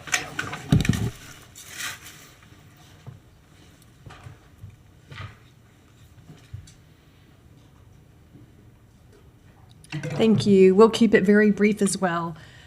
Mayor Poe, we really appreciate the time that we spent with you. I've been here 3 years. We appreciate your service and your leadership. And I especially appreciate what you and your family gave up for you to serve as the mayor of the city. A lot of people maybe don't realize all the sacrifices that you made. So we have a coveted certificate of appreciation. We sometimes give our auditees. Now you get one. And it says, in recognition for going above and beyond, thank you, Mayor Lauren Poe, to serve the city of Gainesville and support the office of the city auditor. And we have a bag that we use for our UF recruiting. very good. Thank you. And while Ms. Anderson's bringing that up, I want to congratulate Ms. Anderson. We approved her contract today for the interim auditor, and know that she's going to do a great job in that role as we bid farewell to Ms. Bigby in a few weeks as well. Absolutely. Thank you. Commissioner Hayes Santos, we appreciate the 3 years that we've spent with you. One of the things that I really appreciate about you is your kindness and your positive attitude. I think that I smile a lot. Well, I think you smile more than I do. You always kept your appointments, and I just really appreciate the time and your enthusiasm about projects. You've put a lot of work into your time here at the city. So we have a certificate of appreciation for you.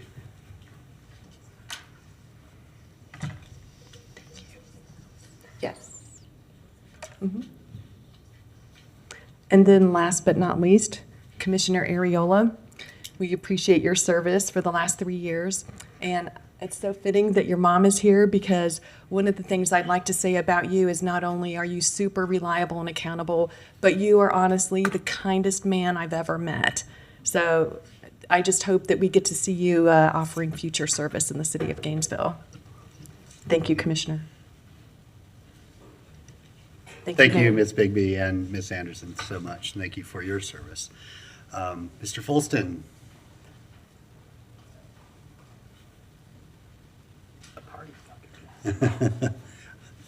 I know you don't know what this is doing to my girls. all these presents all wrapped up. I'm just going to put them under the tree and leave them until Christmas. Be a big surprise what everyone's getting. All right. So, Zariah Fulston, Interim Director for the Office of Equity and Inclusion. So, I have a unique perspective, probably from my other charter colleagues. Several of you, I remember when you were running for office, because I was at the Supervisor of Elections office back then. So I've seen the changes in just how you look. You know. That's not nice. So, come on, it's supposed to be a nice occasion. You know, people don't realize what public service does to you. So to have this opportunity to be on this side is very interesting to me. And having worked across the street, it's very ironic that I'm here in this role. But I want to share this with you. The city clerk afforded me the opportunity to come and work for the city of Gainesville, which I'm indebted to. And it allowed me to get a chance to work with each of you. One thing I would say about this group, whether people believe it or not, you guys have done some awesome work and projects since your time here in the city of Gainesville. Some transformational projects that when people look back on in the future, they'll be like, wow, that was the commission that worked on those projects and brought those things to our community. One of the things is that I liked about the three of you too, you didn't mind challenging what was the status quo. You was always thinking about what could we do outside the box that could put Gainesville in a different light, not only socially, but economically as well. You were very diverse in what you chose to put forth to the commission, whether that was economic development projects, whether that was social causes, whether that was planning issues. You always had a heart for this community and seeing us be in the best light that we could be in. I'm appreciative of that. Even the projects that I was able to work on, you guys, for policy oversight, they were projects that had the future of Gainesville in mind. And so I'm always appreciative of that because I've worked with other commissions before, and I can tell you that's not always the case. Many times, a lot of things that you guys brought forth was about building the community and making it a better place for you to live, your kids to live, and for others to live. And this is the beautiful part about it. People that didn't look like you, people that didn't come from the same part of town as you, didn't have the same social, economic status as you, wasn't the same race as you, wasn't the same religion as you. You really had a heart for that, and that is evident in the projects that we've seen you do over the years, and you've been here in the city of Gainesville. I also want to share thank you, too, because I'm in this new role because you trusted in me. You gave me an opportunity. You saw somebody who understood the need for making sure everybody's voice was included. Somebody who understood that collaboration is important for us to be able to achieve the things that we needed to be able to do as a community. And somebody, unfortunately for me, who's from the community. I'm from this area. And so I'm excited for this new opportunity that I've been given and bestowed to me by you guys. But I'm more appreciative of the opportunity to be able to serve with you guys and work with you during this time that you've been commissioners. I wish you nothing but the best. Hopefully you're going somewhere to put your feet in the sand, to relax a little bit. But knowing you guys, you're going to be back in public service. And so I appreciate that, knowing that. If I could ever be of any small help, let me know that, because I really appreciate what you've done. I appreciate you giving me this opportunity. And I'm excited to share tonight. So what I have done, my gift ain't as fancy as the clerks and others. But I did something I think would be classic. I did something I think would be nice. Hopefully you enjoy them, but let you know that I really appreciate you, all right? Thank you, Zerai. Thank you. Well, as Zerai's bringing that to, I wanted to acknowledge Casey Willits, our District 3 elect commissioner. Thanks for being here, Casey. Appreciate it.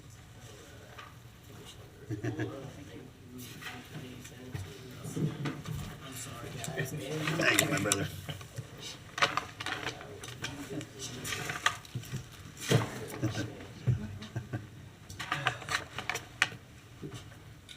All right, thank you so much, Zerai. All right, Mr. Need.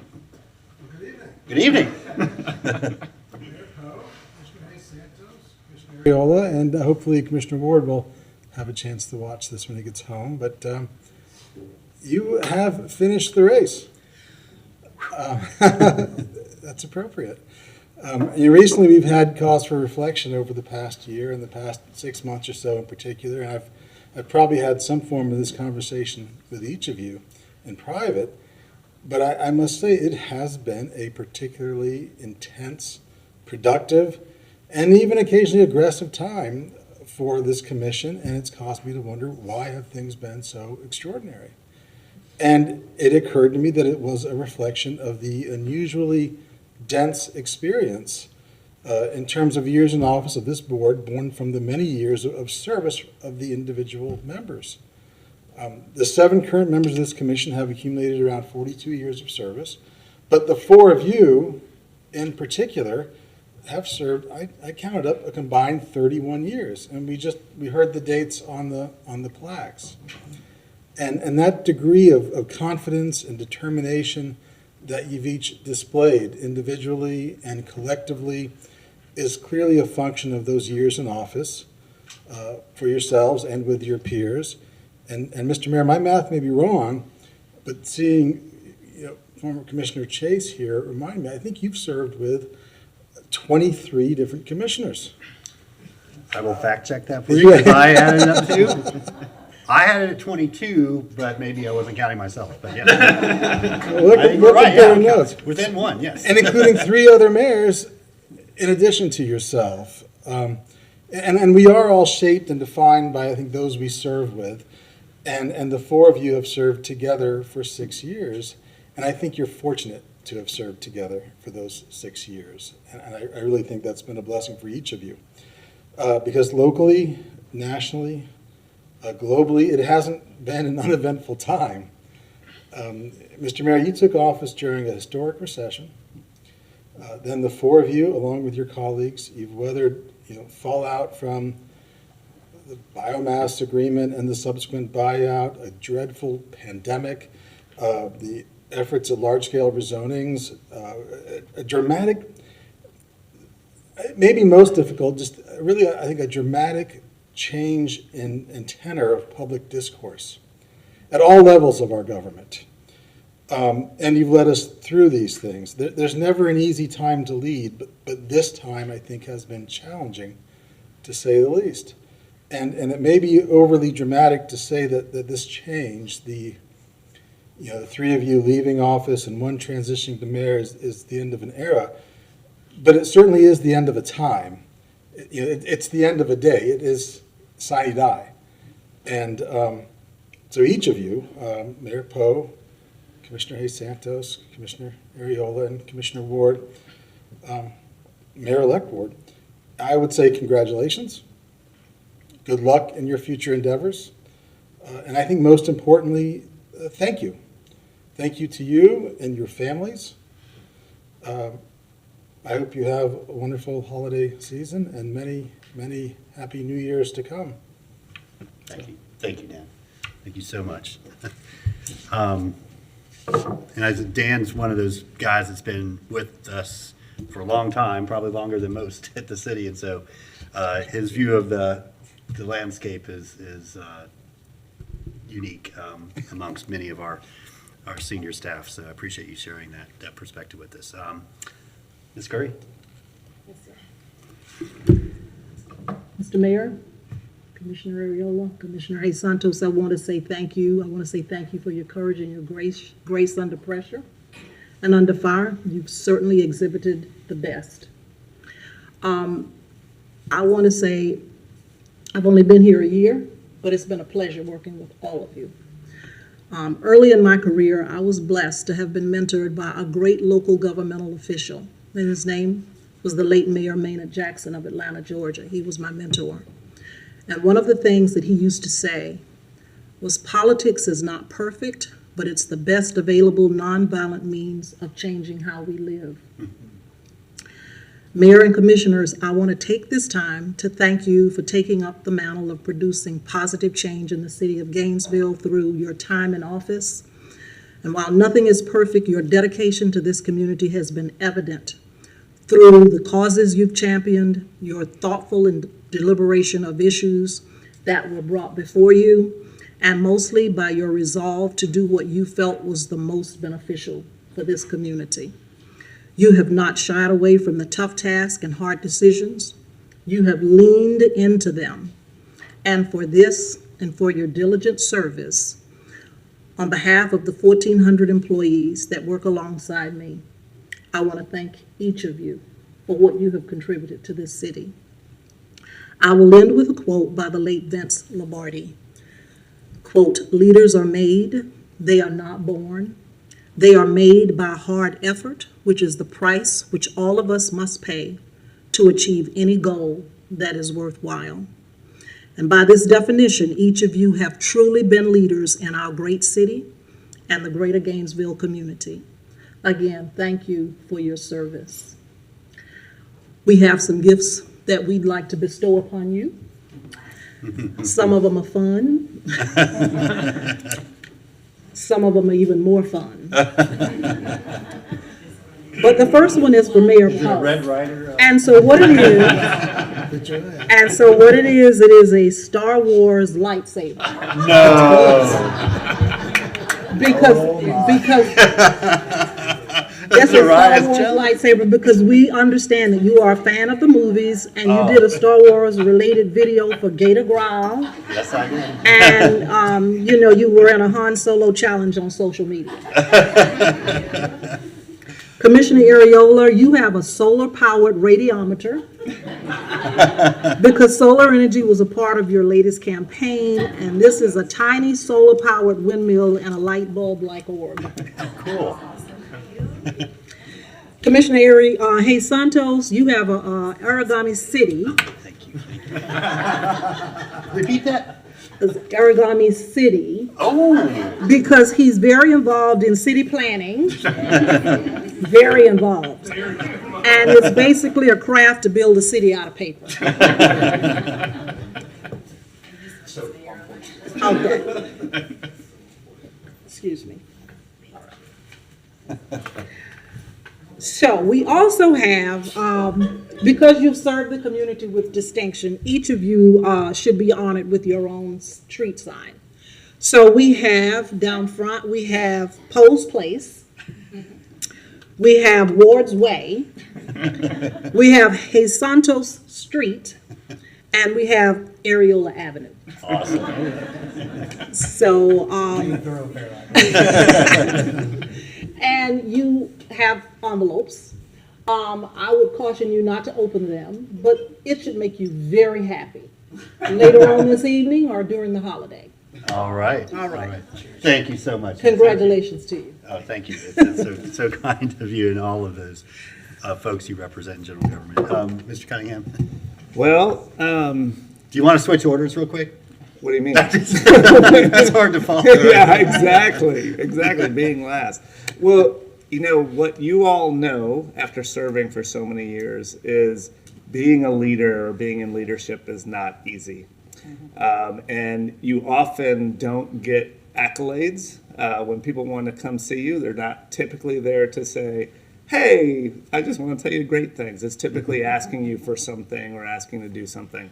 And as many people have said here today, you've been an inspiration to me and to much of the staff of GRU because of your willingness to enter the fray and to get into those difficult things and to do those things, and really been an inspiration of how to be a great citizen. Omi mentioned community, and community is such an important part of who we are. And it's not just the street lights, Commissioner Hayes Santos, or the sidewalks, but it is the people. It is the people that make up who lives around you, who you go hang out when you go downtown or when you go different places in our community.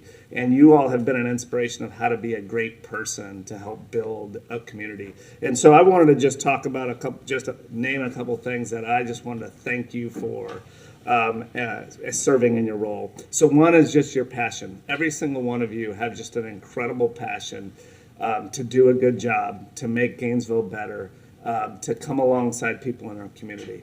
And that passion is inspiring. All of you, I just want to thank you for wanting to be the best you can be. And so people get up and speak at meetings and they have comments, but every single one of you have a heart that wants to be the best you can be and do the best for Gainesville. And that has been apparent the whole time I've known all of you. I want to thank you this past year. We all know as charters, we're all new, we're all in our roles. You all acknowledge that, and you all stepped in to help us transition into our roles well. And I appreciate really the advice and all the time you had to talk us through things that we may not be aware of. It has just been a good comfort for you that you all have provided to us as charters. I want to thank you for challenging us, challenging me specifically. It's not this year has been a very difficult year. Part of it is that you all want to challenge us as charters to do the best we can for the best product for the city. And so I want to thank you all for doing that in your leadership. And then I think Dan mentioned, but your family. Family takes a big hit when you're in a leadership role. I almost making me cry, Lauren. It's all right. It's all right. But your family hears things, sees things, and that's tough. And so appreciate you all supporting. So that's it. Thank you, Tony. Oh, and so you all, we've melted. GRU,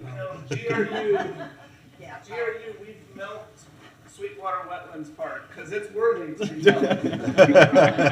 It's such an incredible project. But we wanted to provide each of you a fracture of a picture from Sweetwater Wetlands Park. Because it is such a gem for our community, and you're all. That's awesome. Thank you, Tony. Thank you so much. Adrian. Thank you.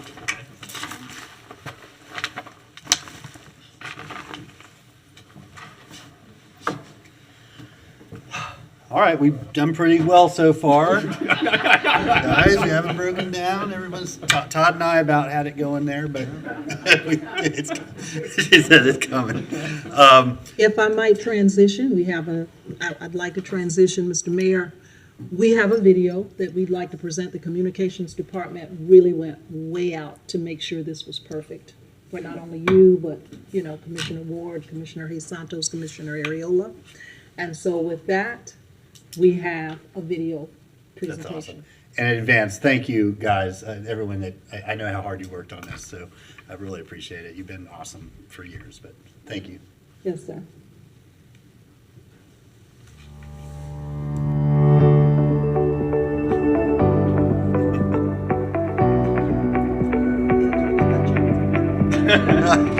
You do. It's on the thing, yeah.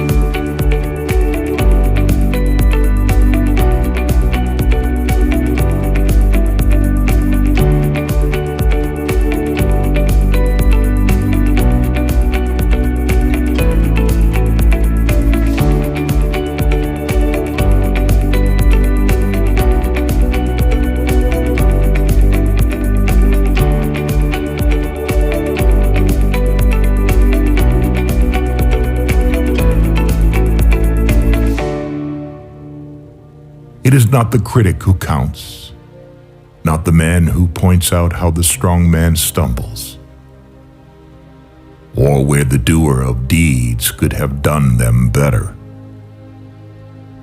The credit belongs to the man who is actually in the arena, whose face is marred by dust and sweat and blood, who strives valiantly, who errs, who comes short again and again.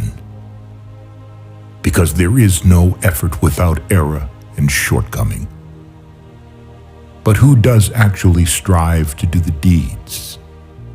Who knows great enthusiasms, the great devotions, who spends himself in a worthy cause, who at the best knows in the end the triumph of high achievement, and who, at the worst, if he fails, at least fails while daring greatly, so that his place shall never be with those cold and timid souls who neither know victory nor defeat.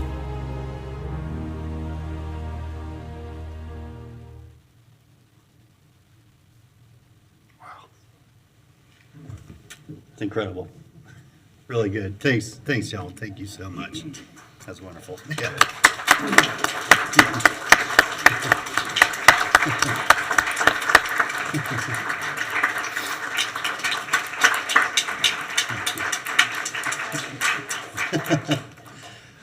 Thank you all so much. And I did want to acknowledge Commissioner-elect Eastman, who also joined us. Thanks for being here tonight, Brian.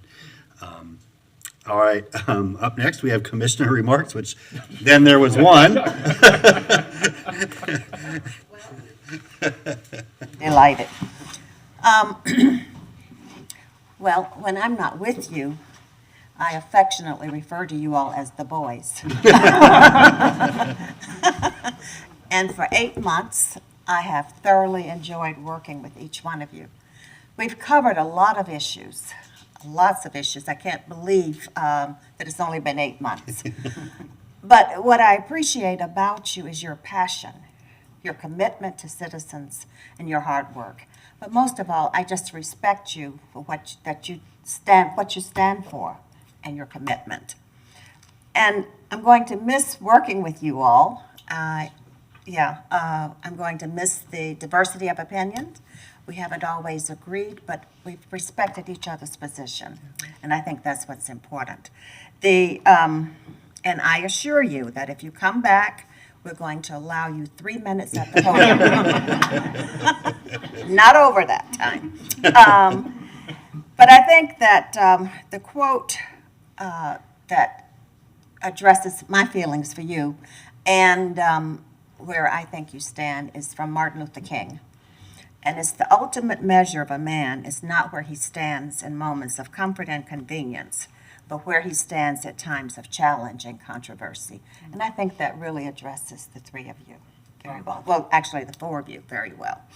So I look forward to seeing you at the podium. And remember, 3 minutes only. Thank you, Commissioner. That's very kind of you. And I will say it was one of the great joys that I actually got to serve with you on a commission.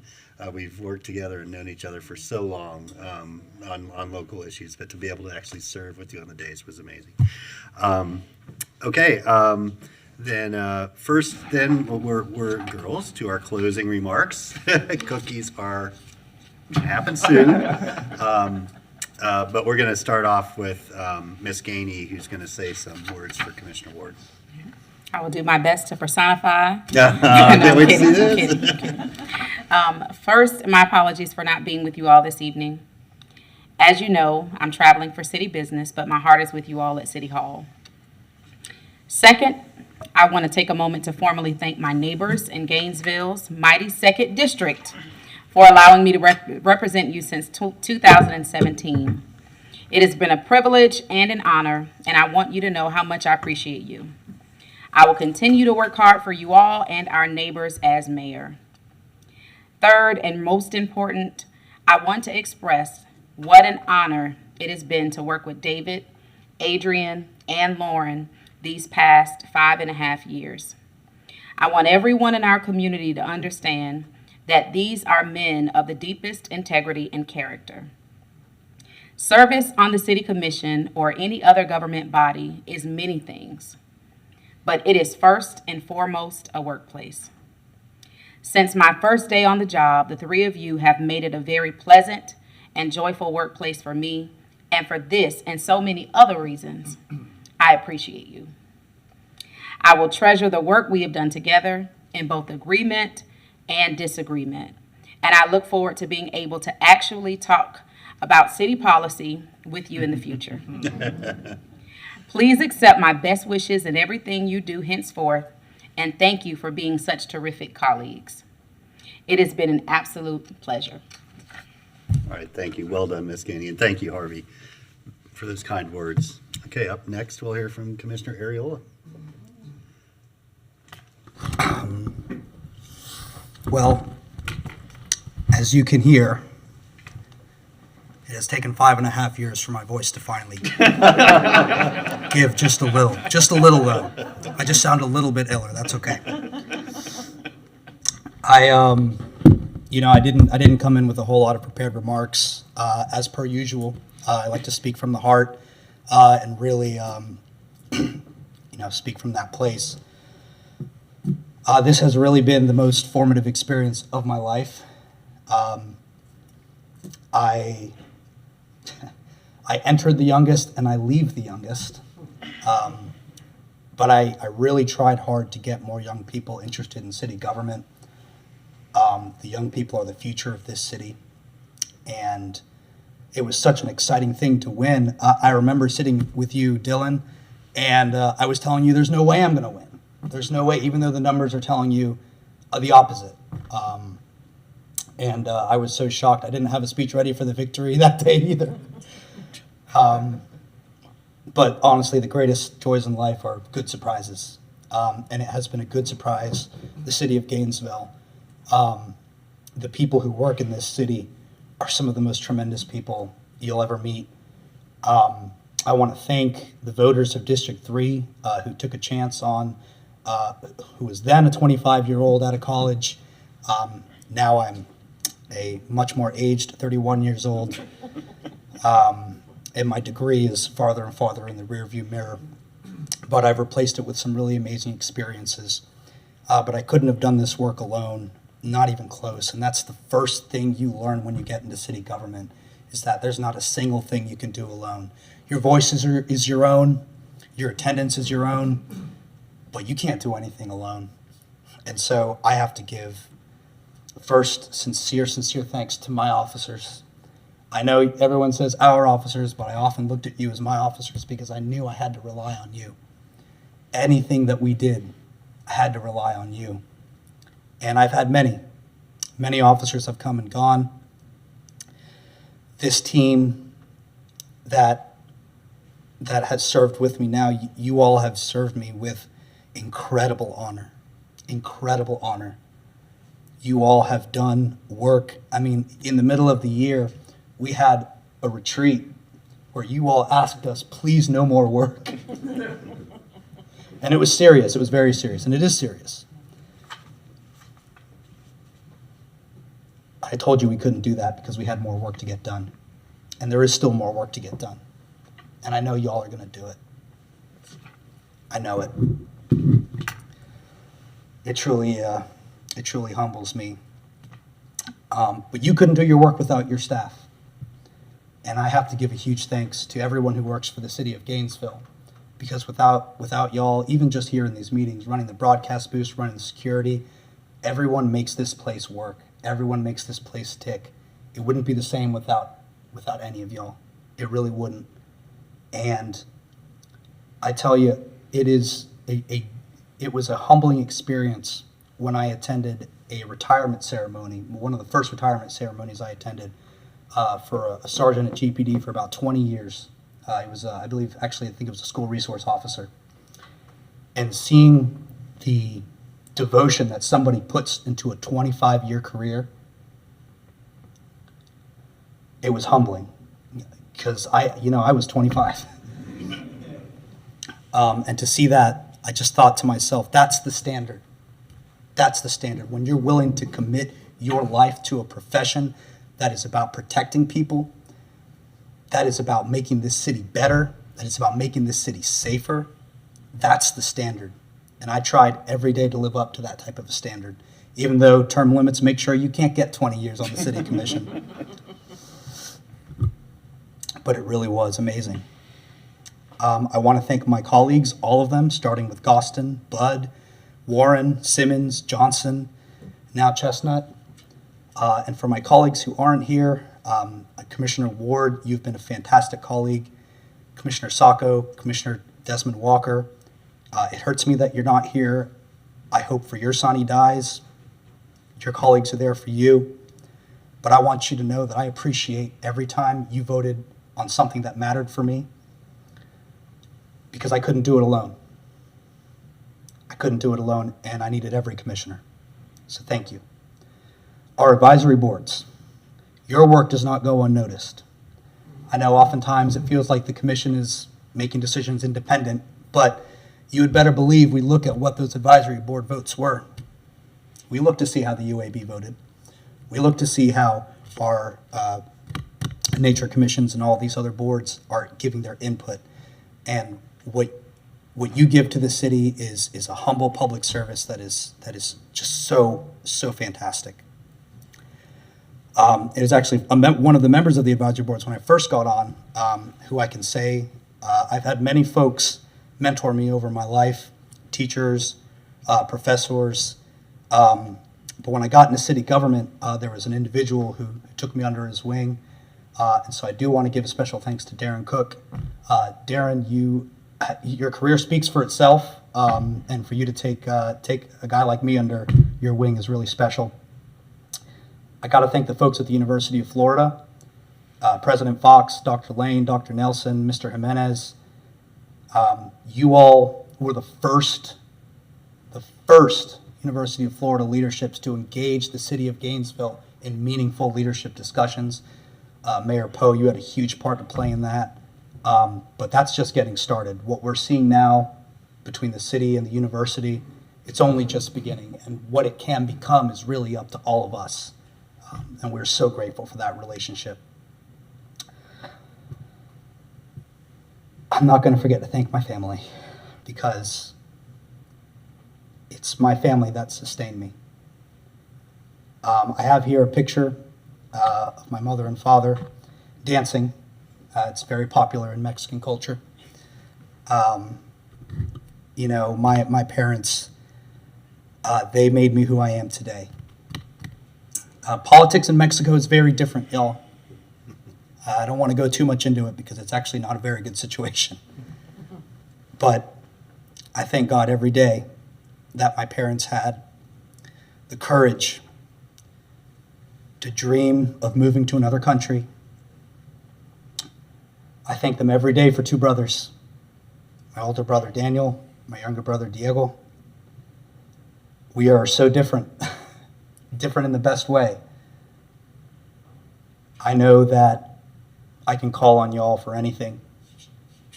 I can call on y'all on the best days, on the worst days, and I will get the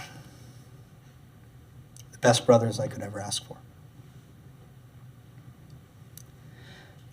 I want to thank Danielle, our 2022 Democratic nominee for Congress. You've been a blessing to me this year that I didn't expect, but you too have sustained me. Every effort that I've made this year, you've sustained me. And so I often wrestled with what I wanted to impart to the community, to the city. And I really settled on a few things. First, you know, when all is said and done, more is always said than done. So focus on what you're doing. What you say matters. Absolutely it does. What you do counts twice as much. And if you want to achieve something great, you do have to make sure first you have the capacity to do it. You can't just go out there, first thing. No, you've got to build capacity. To the incoming commissioners, Casey and Brian and Ed, the best quality you can have is perseverance. Because to make it day to day, meeting to meeting, when votes don't go your way, when there's a flip and you're not sure what's going on, you need to persevere. That's the only way we were able to make it through these last few years. That's how we made it through the pandemic. Nobody saw that coming. Nobody knew how or why or how long it was going to last. But this community came together. And as the years go by, I will always remember how we protected each other. I will always remember that. Sure, we asked a lot. I specifically asked a lot. And I know I was asking much. This community responded, Didn't always agree with the direction I wanted us to go. But people's safety was first. And we're going to figure out how to continue to pick back up. We're going to figure that out. I know it. There is such a thing as good. I am not a nihilist. I believe there is good in this world. It is worth pursuing. It is worth discovering. It is worth chasing with every fiber in your being. Because just as there is good in this world, there is evil in this world. I don't know how it stole away in here, but only we can push it out. Only we can do that. And you can only do it with good.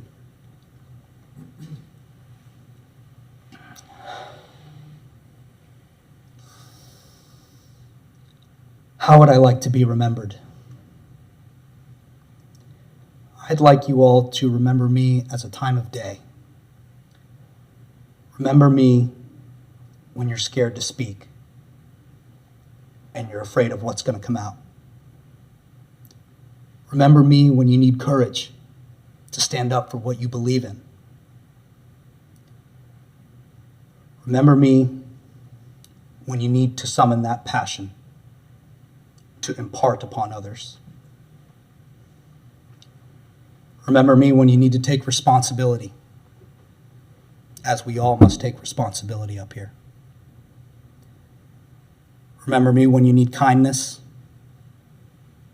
That should be in abundance, and too often it is in scarcity. Remember me when you need leadership, because there will be times when you have to be the one to provide leadership. Now, we took turns up here, and I enjoyed that. I knew there were issues where I could count on the commissioner to my left, the commissioner to my right, and I knew we could count on each other. So leadership doesn't have to be just on your shoulders. It can be a shared burden as well. Remember me at a time of day when you need some peace, because I am at peace. I leave with no regrets. And I wish that for all of you, because it is the most validating and liberating feeling I have felt in a very long time.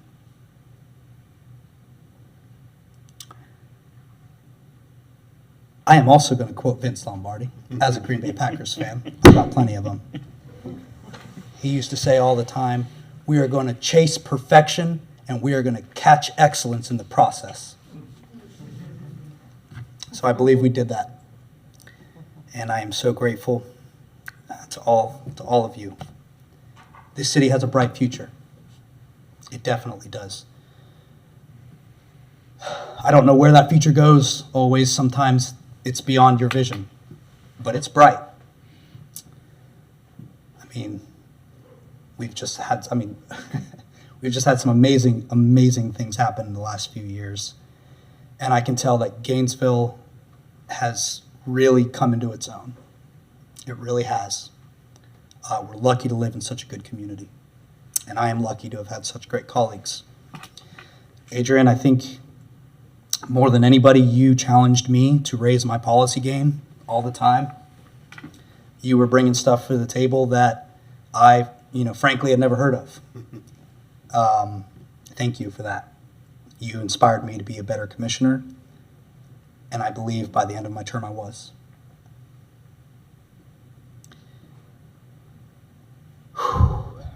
Mr. Mayor,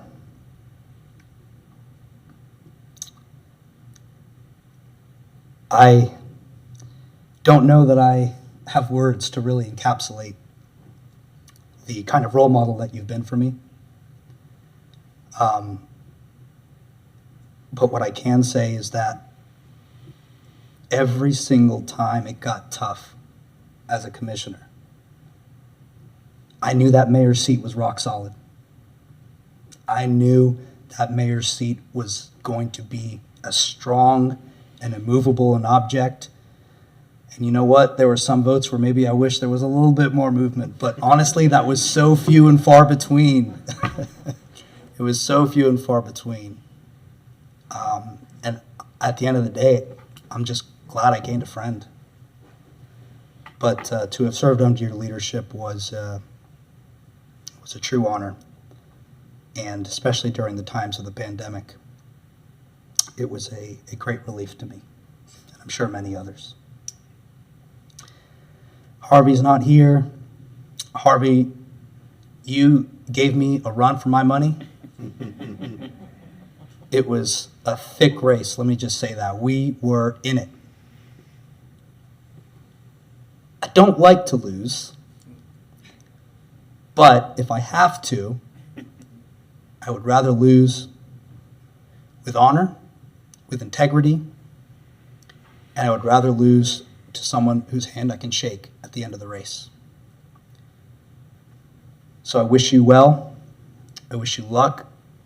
You've got some good commissioners coming on board. They know the standard. They know how high the bar was set. I can't wait to see y'all jump. Thank you.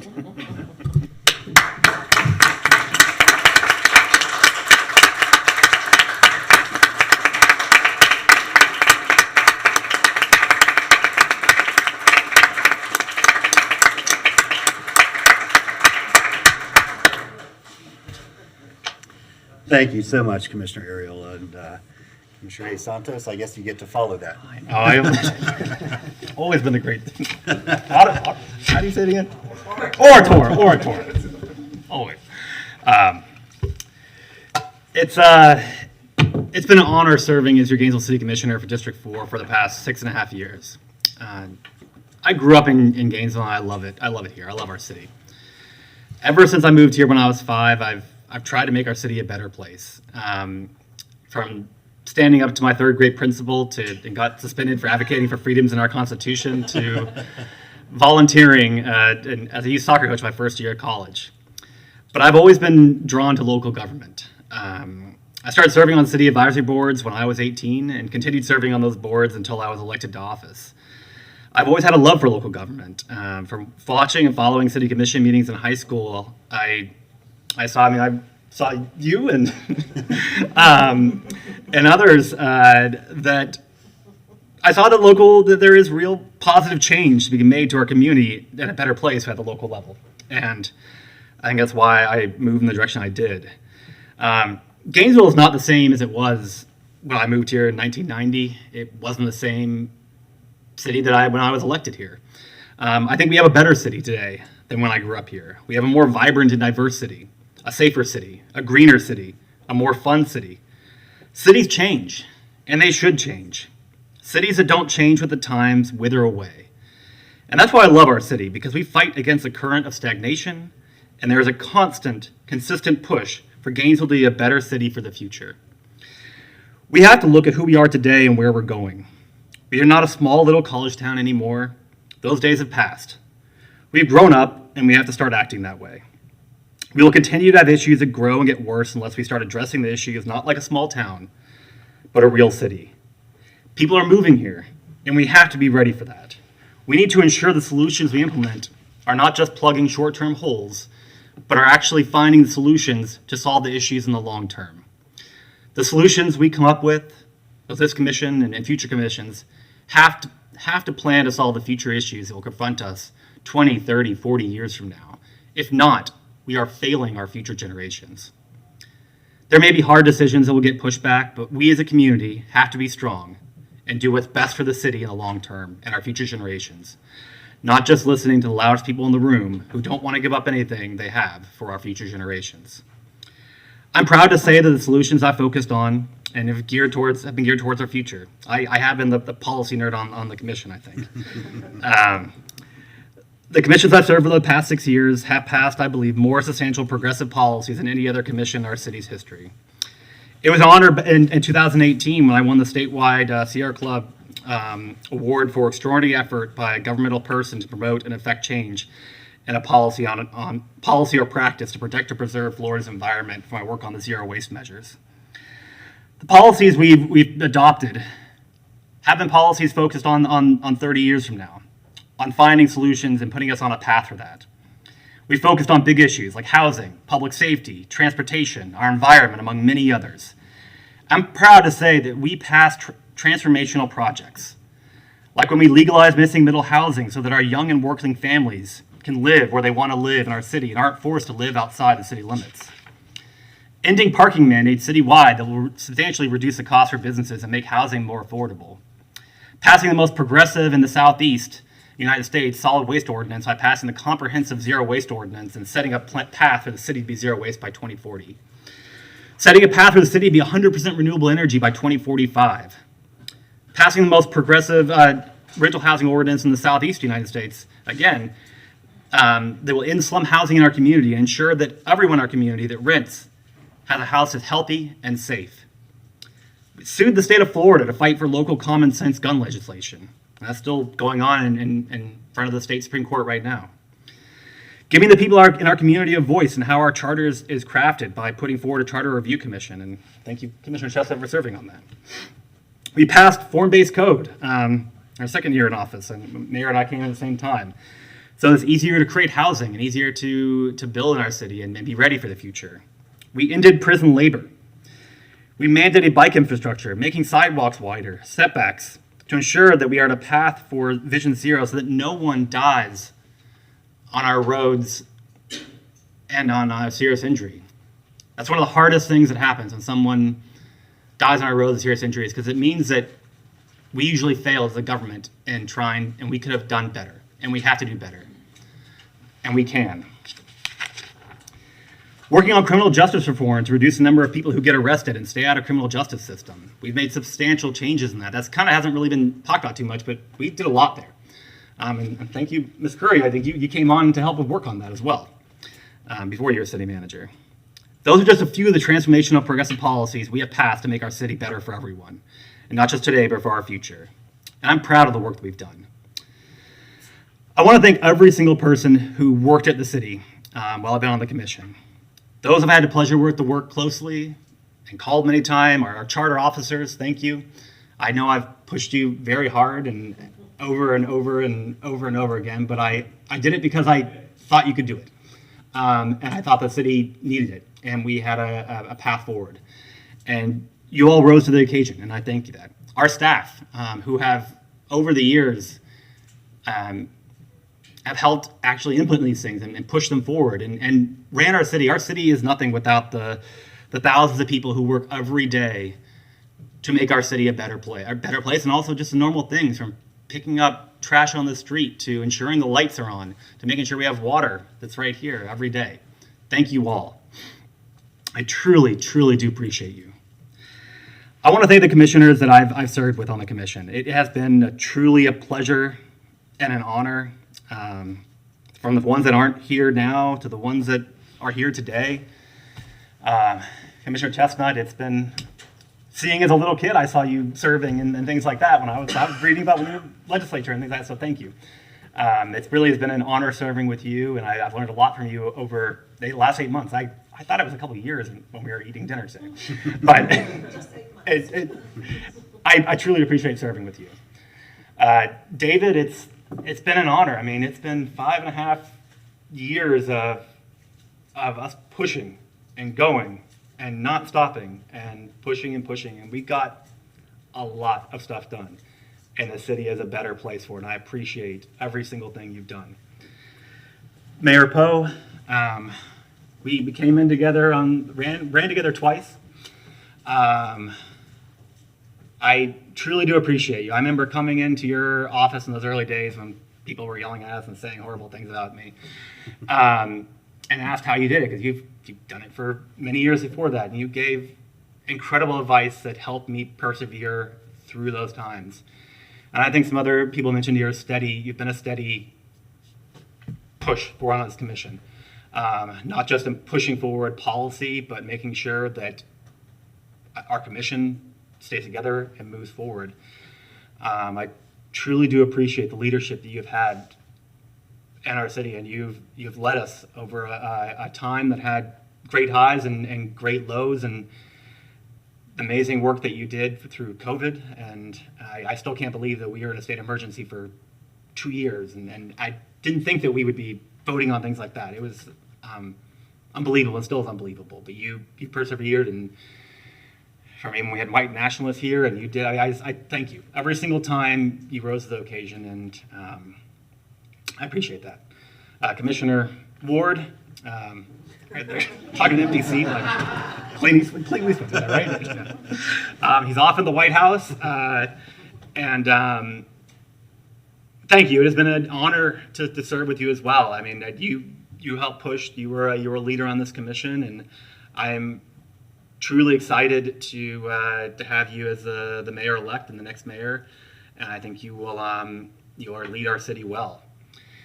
I want to thank our community members who put their faith in me to represent the city. I feel like I've worked diligently to follow my campaign promises to put forward transformational progressive policies to solve our city's problems and to set our city on a better path. But I truly do thank our neighbors in our community. We have an amazing group of people here from all over the world who have lived here for a day, who have lived here for generations. We have a great people here. I also want to thank my friends and family, especially my mother.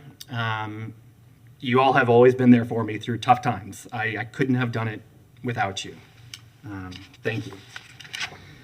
I wish the best for the next city commission. I'm the only one here, but the next. Oh, you're right here. Sorry, I forgot. Yeah. Commissioner-elect Willits and Commissioner-elect Eastman. And Commissioner Chestnut.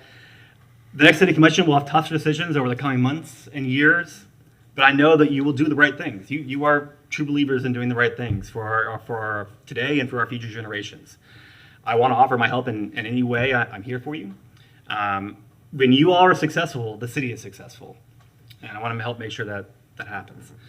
I also want to say that District 4 is in good hands with Commissioner-elect Eastman. Thank you for stepping up and helping to lead our city in the future. I very much appreciate it. The city's in good hands. Finally, I was talking to Bob Karp last night about kind of the speech and what to say, and he kind of left some parting words that I should kind of leave off on. Anything worth doing is going to be difficult, but you should still do it. Thank you so much.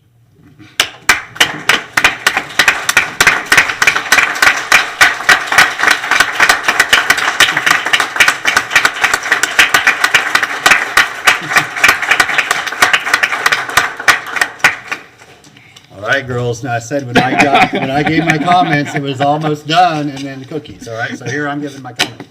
First,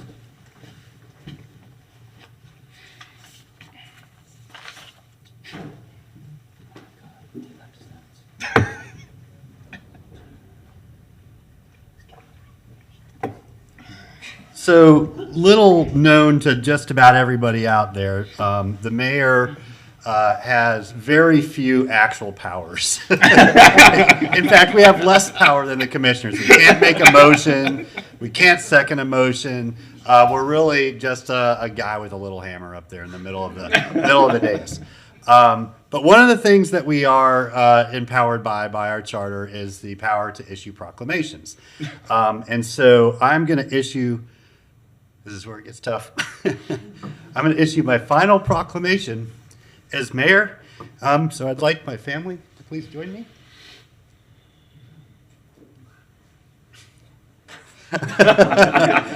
Thank you. This is our new communications director. She is all over.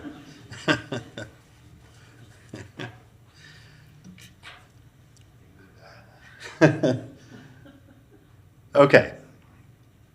Whereas the families of elected officials, especially spouses, children, and partners, assume a significant and often hidden burden during that official's term in office. And whereas Emily Monda Poe, Elizabeth Poe, and Beatrice Poe, and also Cheryl Poe, have provided incredible emotional, physical, and logistical support during my term in office as a city commissioner and mayor. And whereas the demands on the job in terms of the time away from the family, emotional and physical toll, and the associated stress involved with the duties of elected office are often borne by those closest to the elected official. And whereas Emily Monda Poe, Elizabeth Poe, and Beatrice Poe have displayed incredible support, encouragement, and compassion during my more than 12 years in public office. And whereas it is important to thank all of the families of our public officials for their support and dedication during the late nights, long meetings, subtle and not so subtle threats, times of joy and community celebration, and during times of collective tragedy. We could not do this without you. Now, therefore, I, Lauren Poe, by the authority vested in me as the mayor of the city of Gainesville, do hereby proclaim December 15th, 2022, as Emily Monda Poe, Elizabeth Poe, and Beatrice Poe Day in the city of Gainesville, and invite all of our neighbors to join me in thanking all of the spouses, partners, and extended families of all elected officials for the sacrifice, support, and dedication. In witness whereof, I have hereunto set my hand and caused to be affixed the official seal of the city of Gainesville, Florida, this 12th day of December, 2022. This is for you.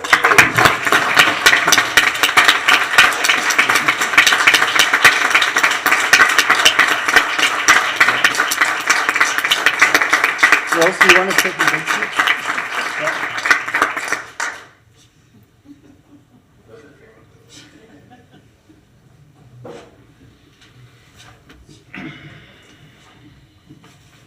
Yeah, sit next to the president.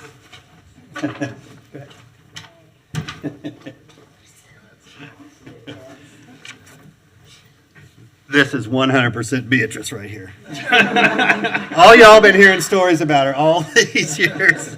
I talk about you all the time, sweetie. You're getting the full dose right here.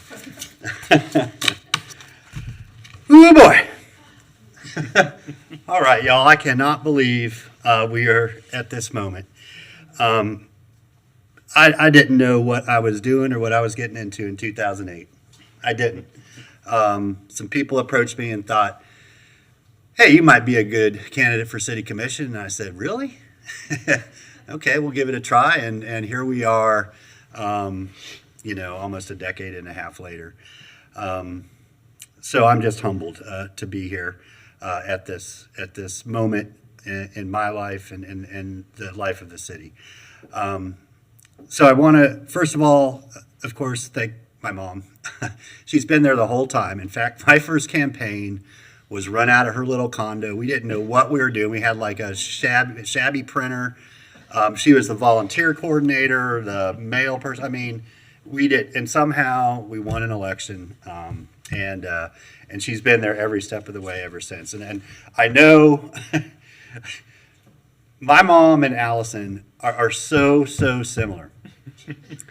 Whenever we've had a bad day, whenever we've just gotten it thick and, gotten beat up bad, we'll get texts from mom. And we share them. Like, look what my mom said. And say, oh, yeah, well, my mom said the same.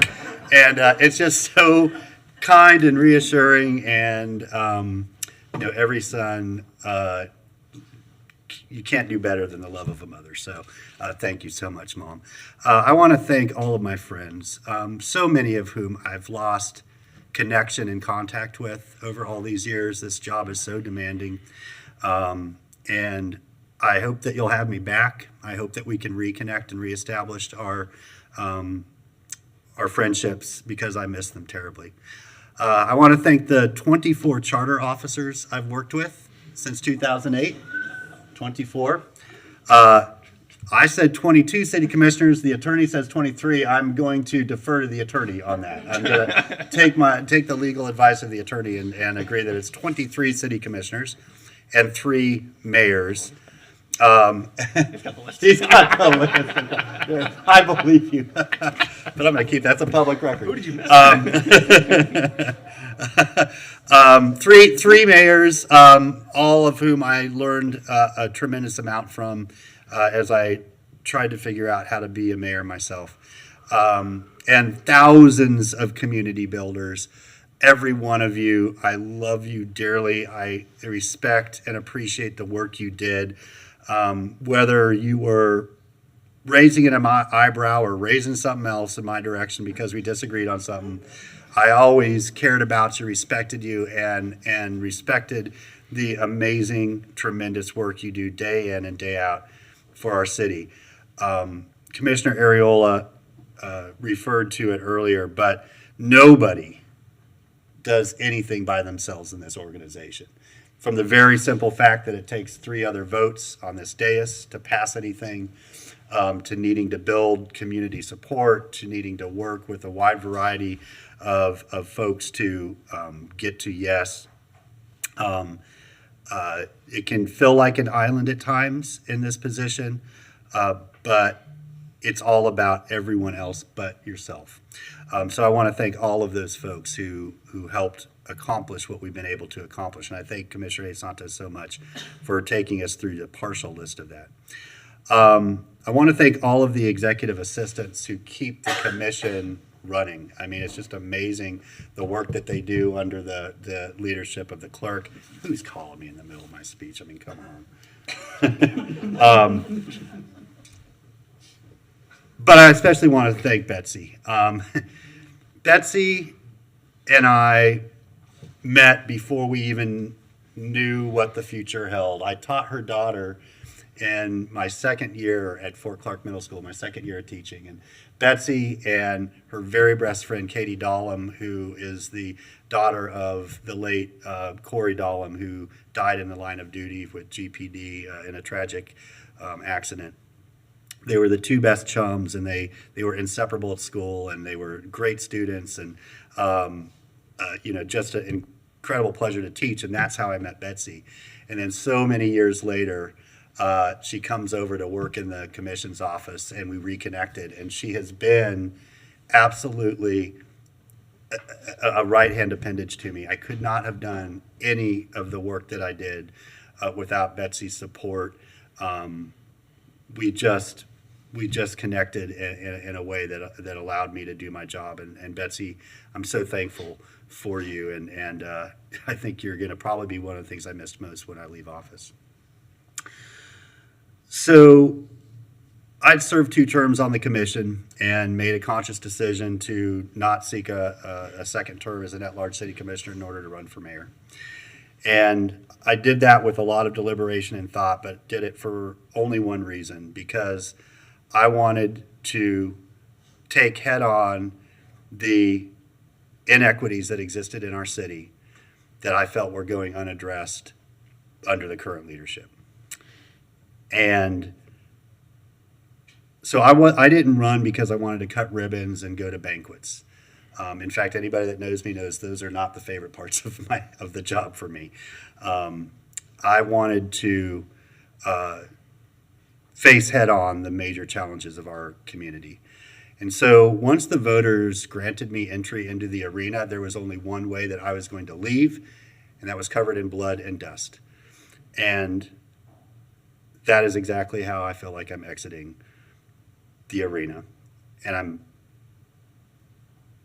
proud to have done it. Whether we tackled issues of housing, transportation equity, energy, and environmental policy, we as a commission took on the biggest, most difficult, most complicated challenges our community faces and tried to move the dial as much as we possibly could, or bend the arc. And so I'm proud of the work we did. And I was under no illusion as I came in that we would finish our work in 6 years. But what I do believe we've done is gotten our city to a point where there's no going back, where we will continue to address and wrestle with these big issues until we have achieved full equity in our community. In order to take on those big challenges, I centered myself, my leadership, and my daily life on 3 basic principles, and you've heard them before. I didn't make them up myself. The first is faith. The belief in things known but unseen and unprovable. You have to have faith in your community. You have to have faith in your colleagues. And you have to have faith in yourself that the work can be done. That when you call, people will answer. So whether it was having faith in the community when answering major challenges like Irma, Ian, and Charlie,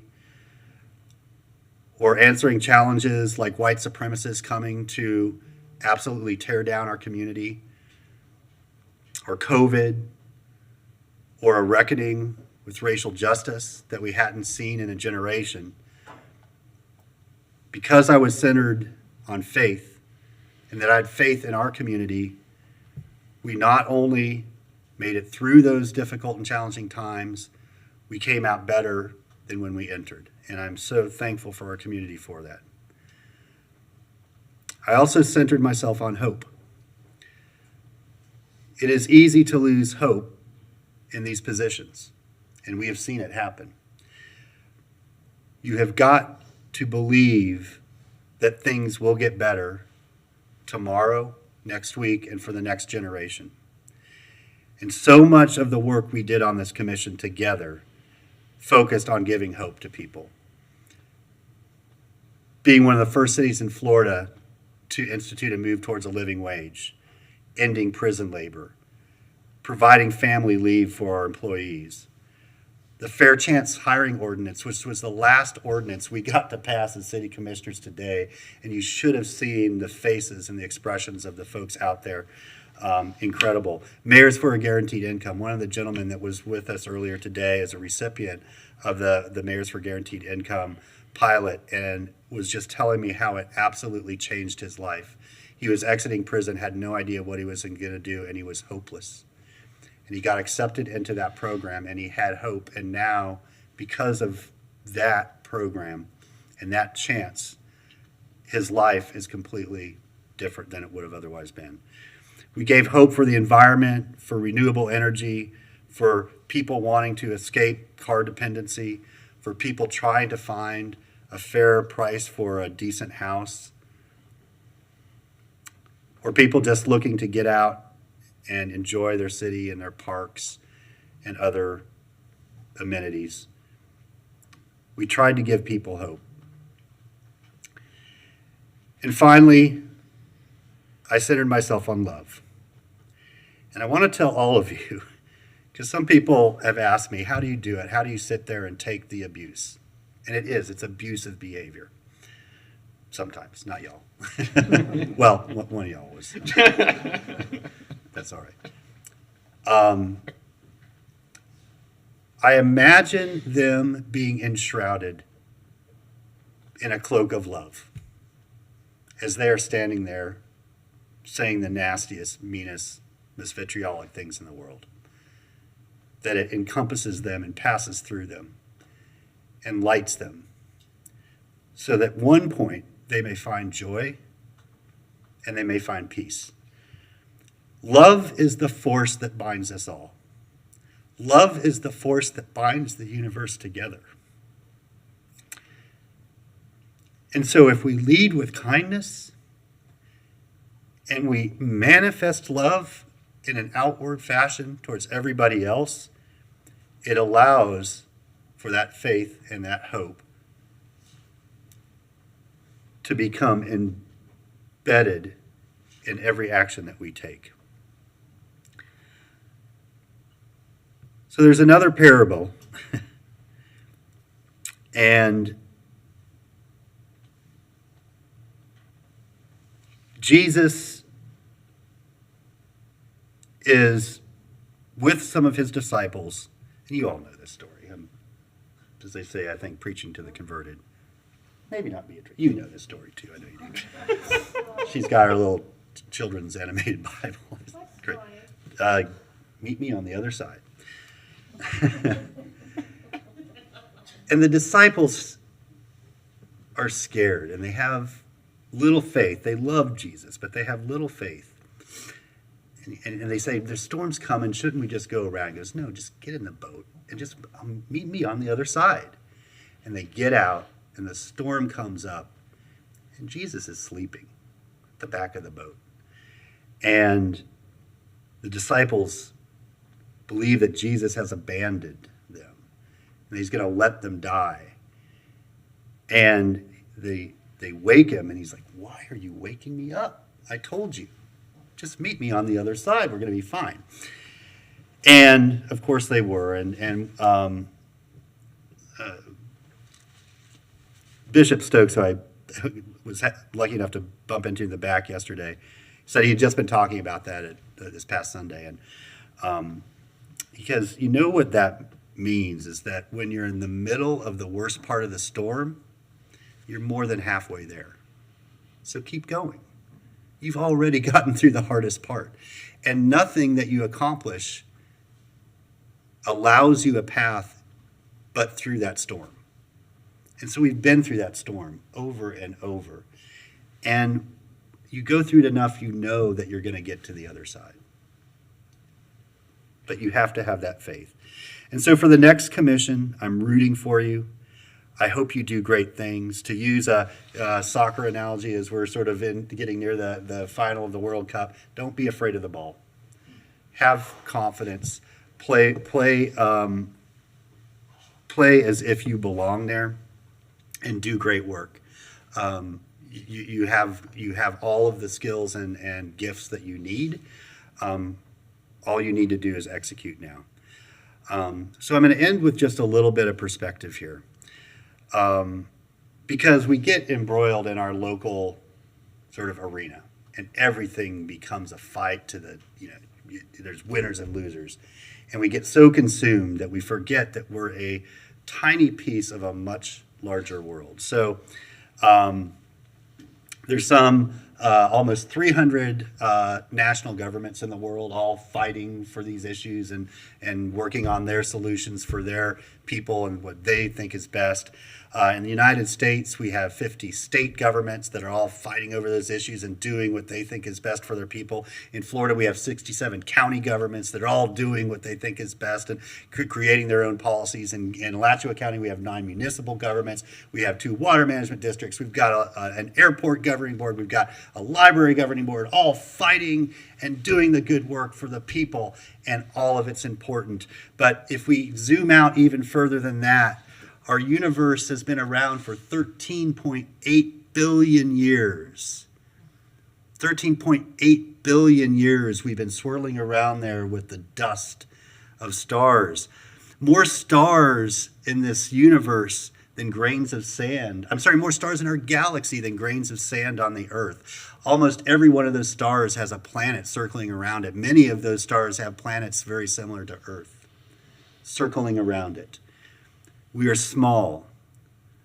There are 2 trillion galaxies in our planet.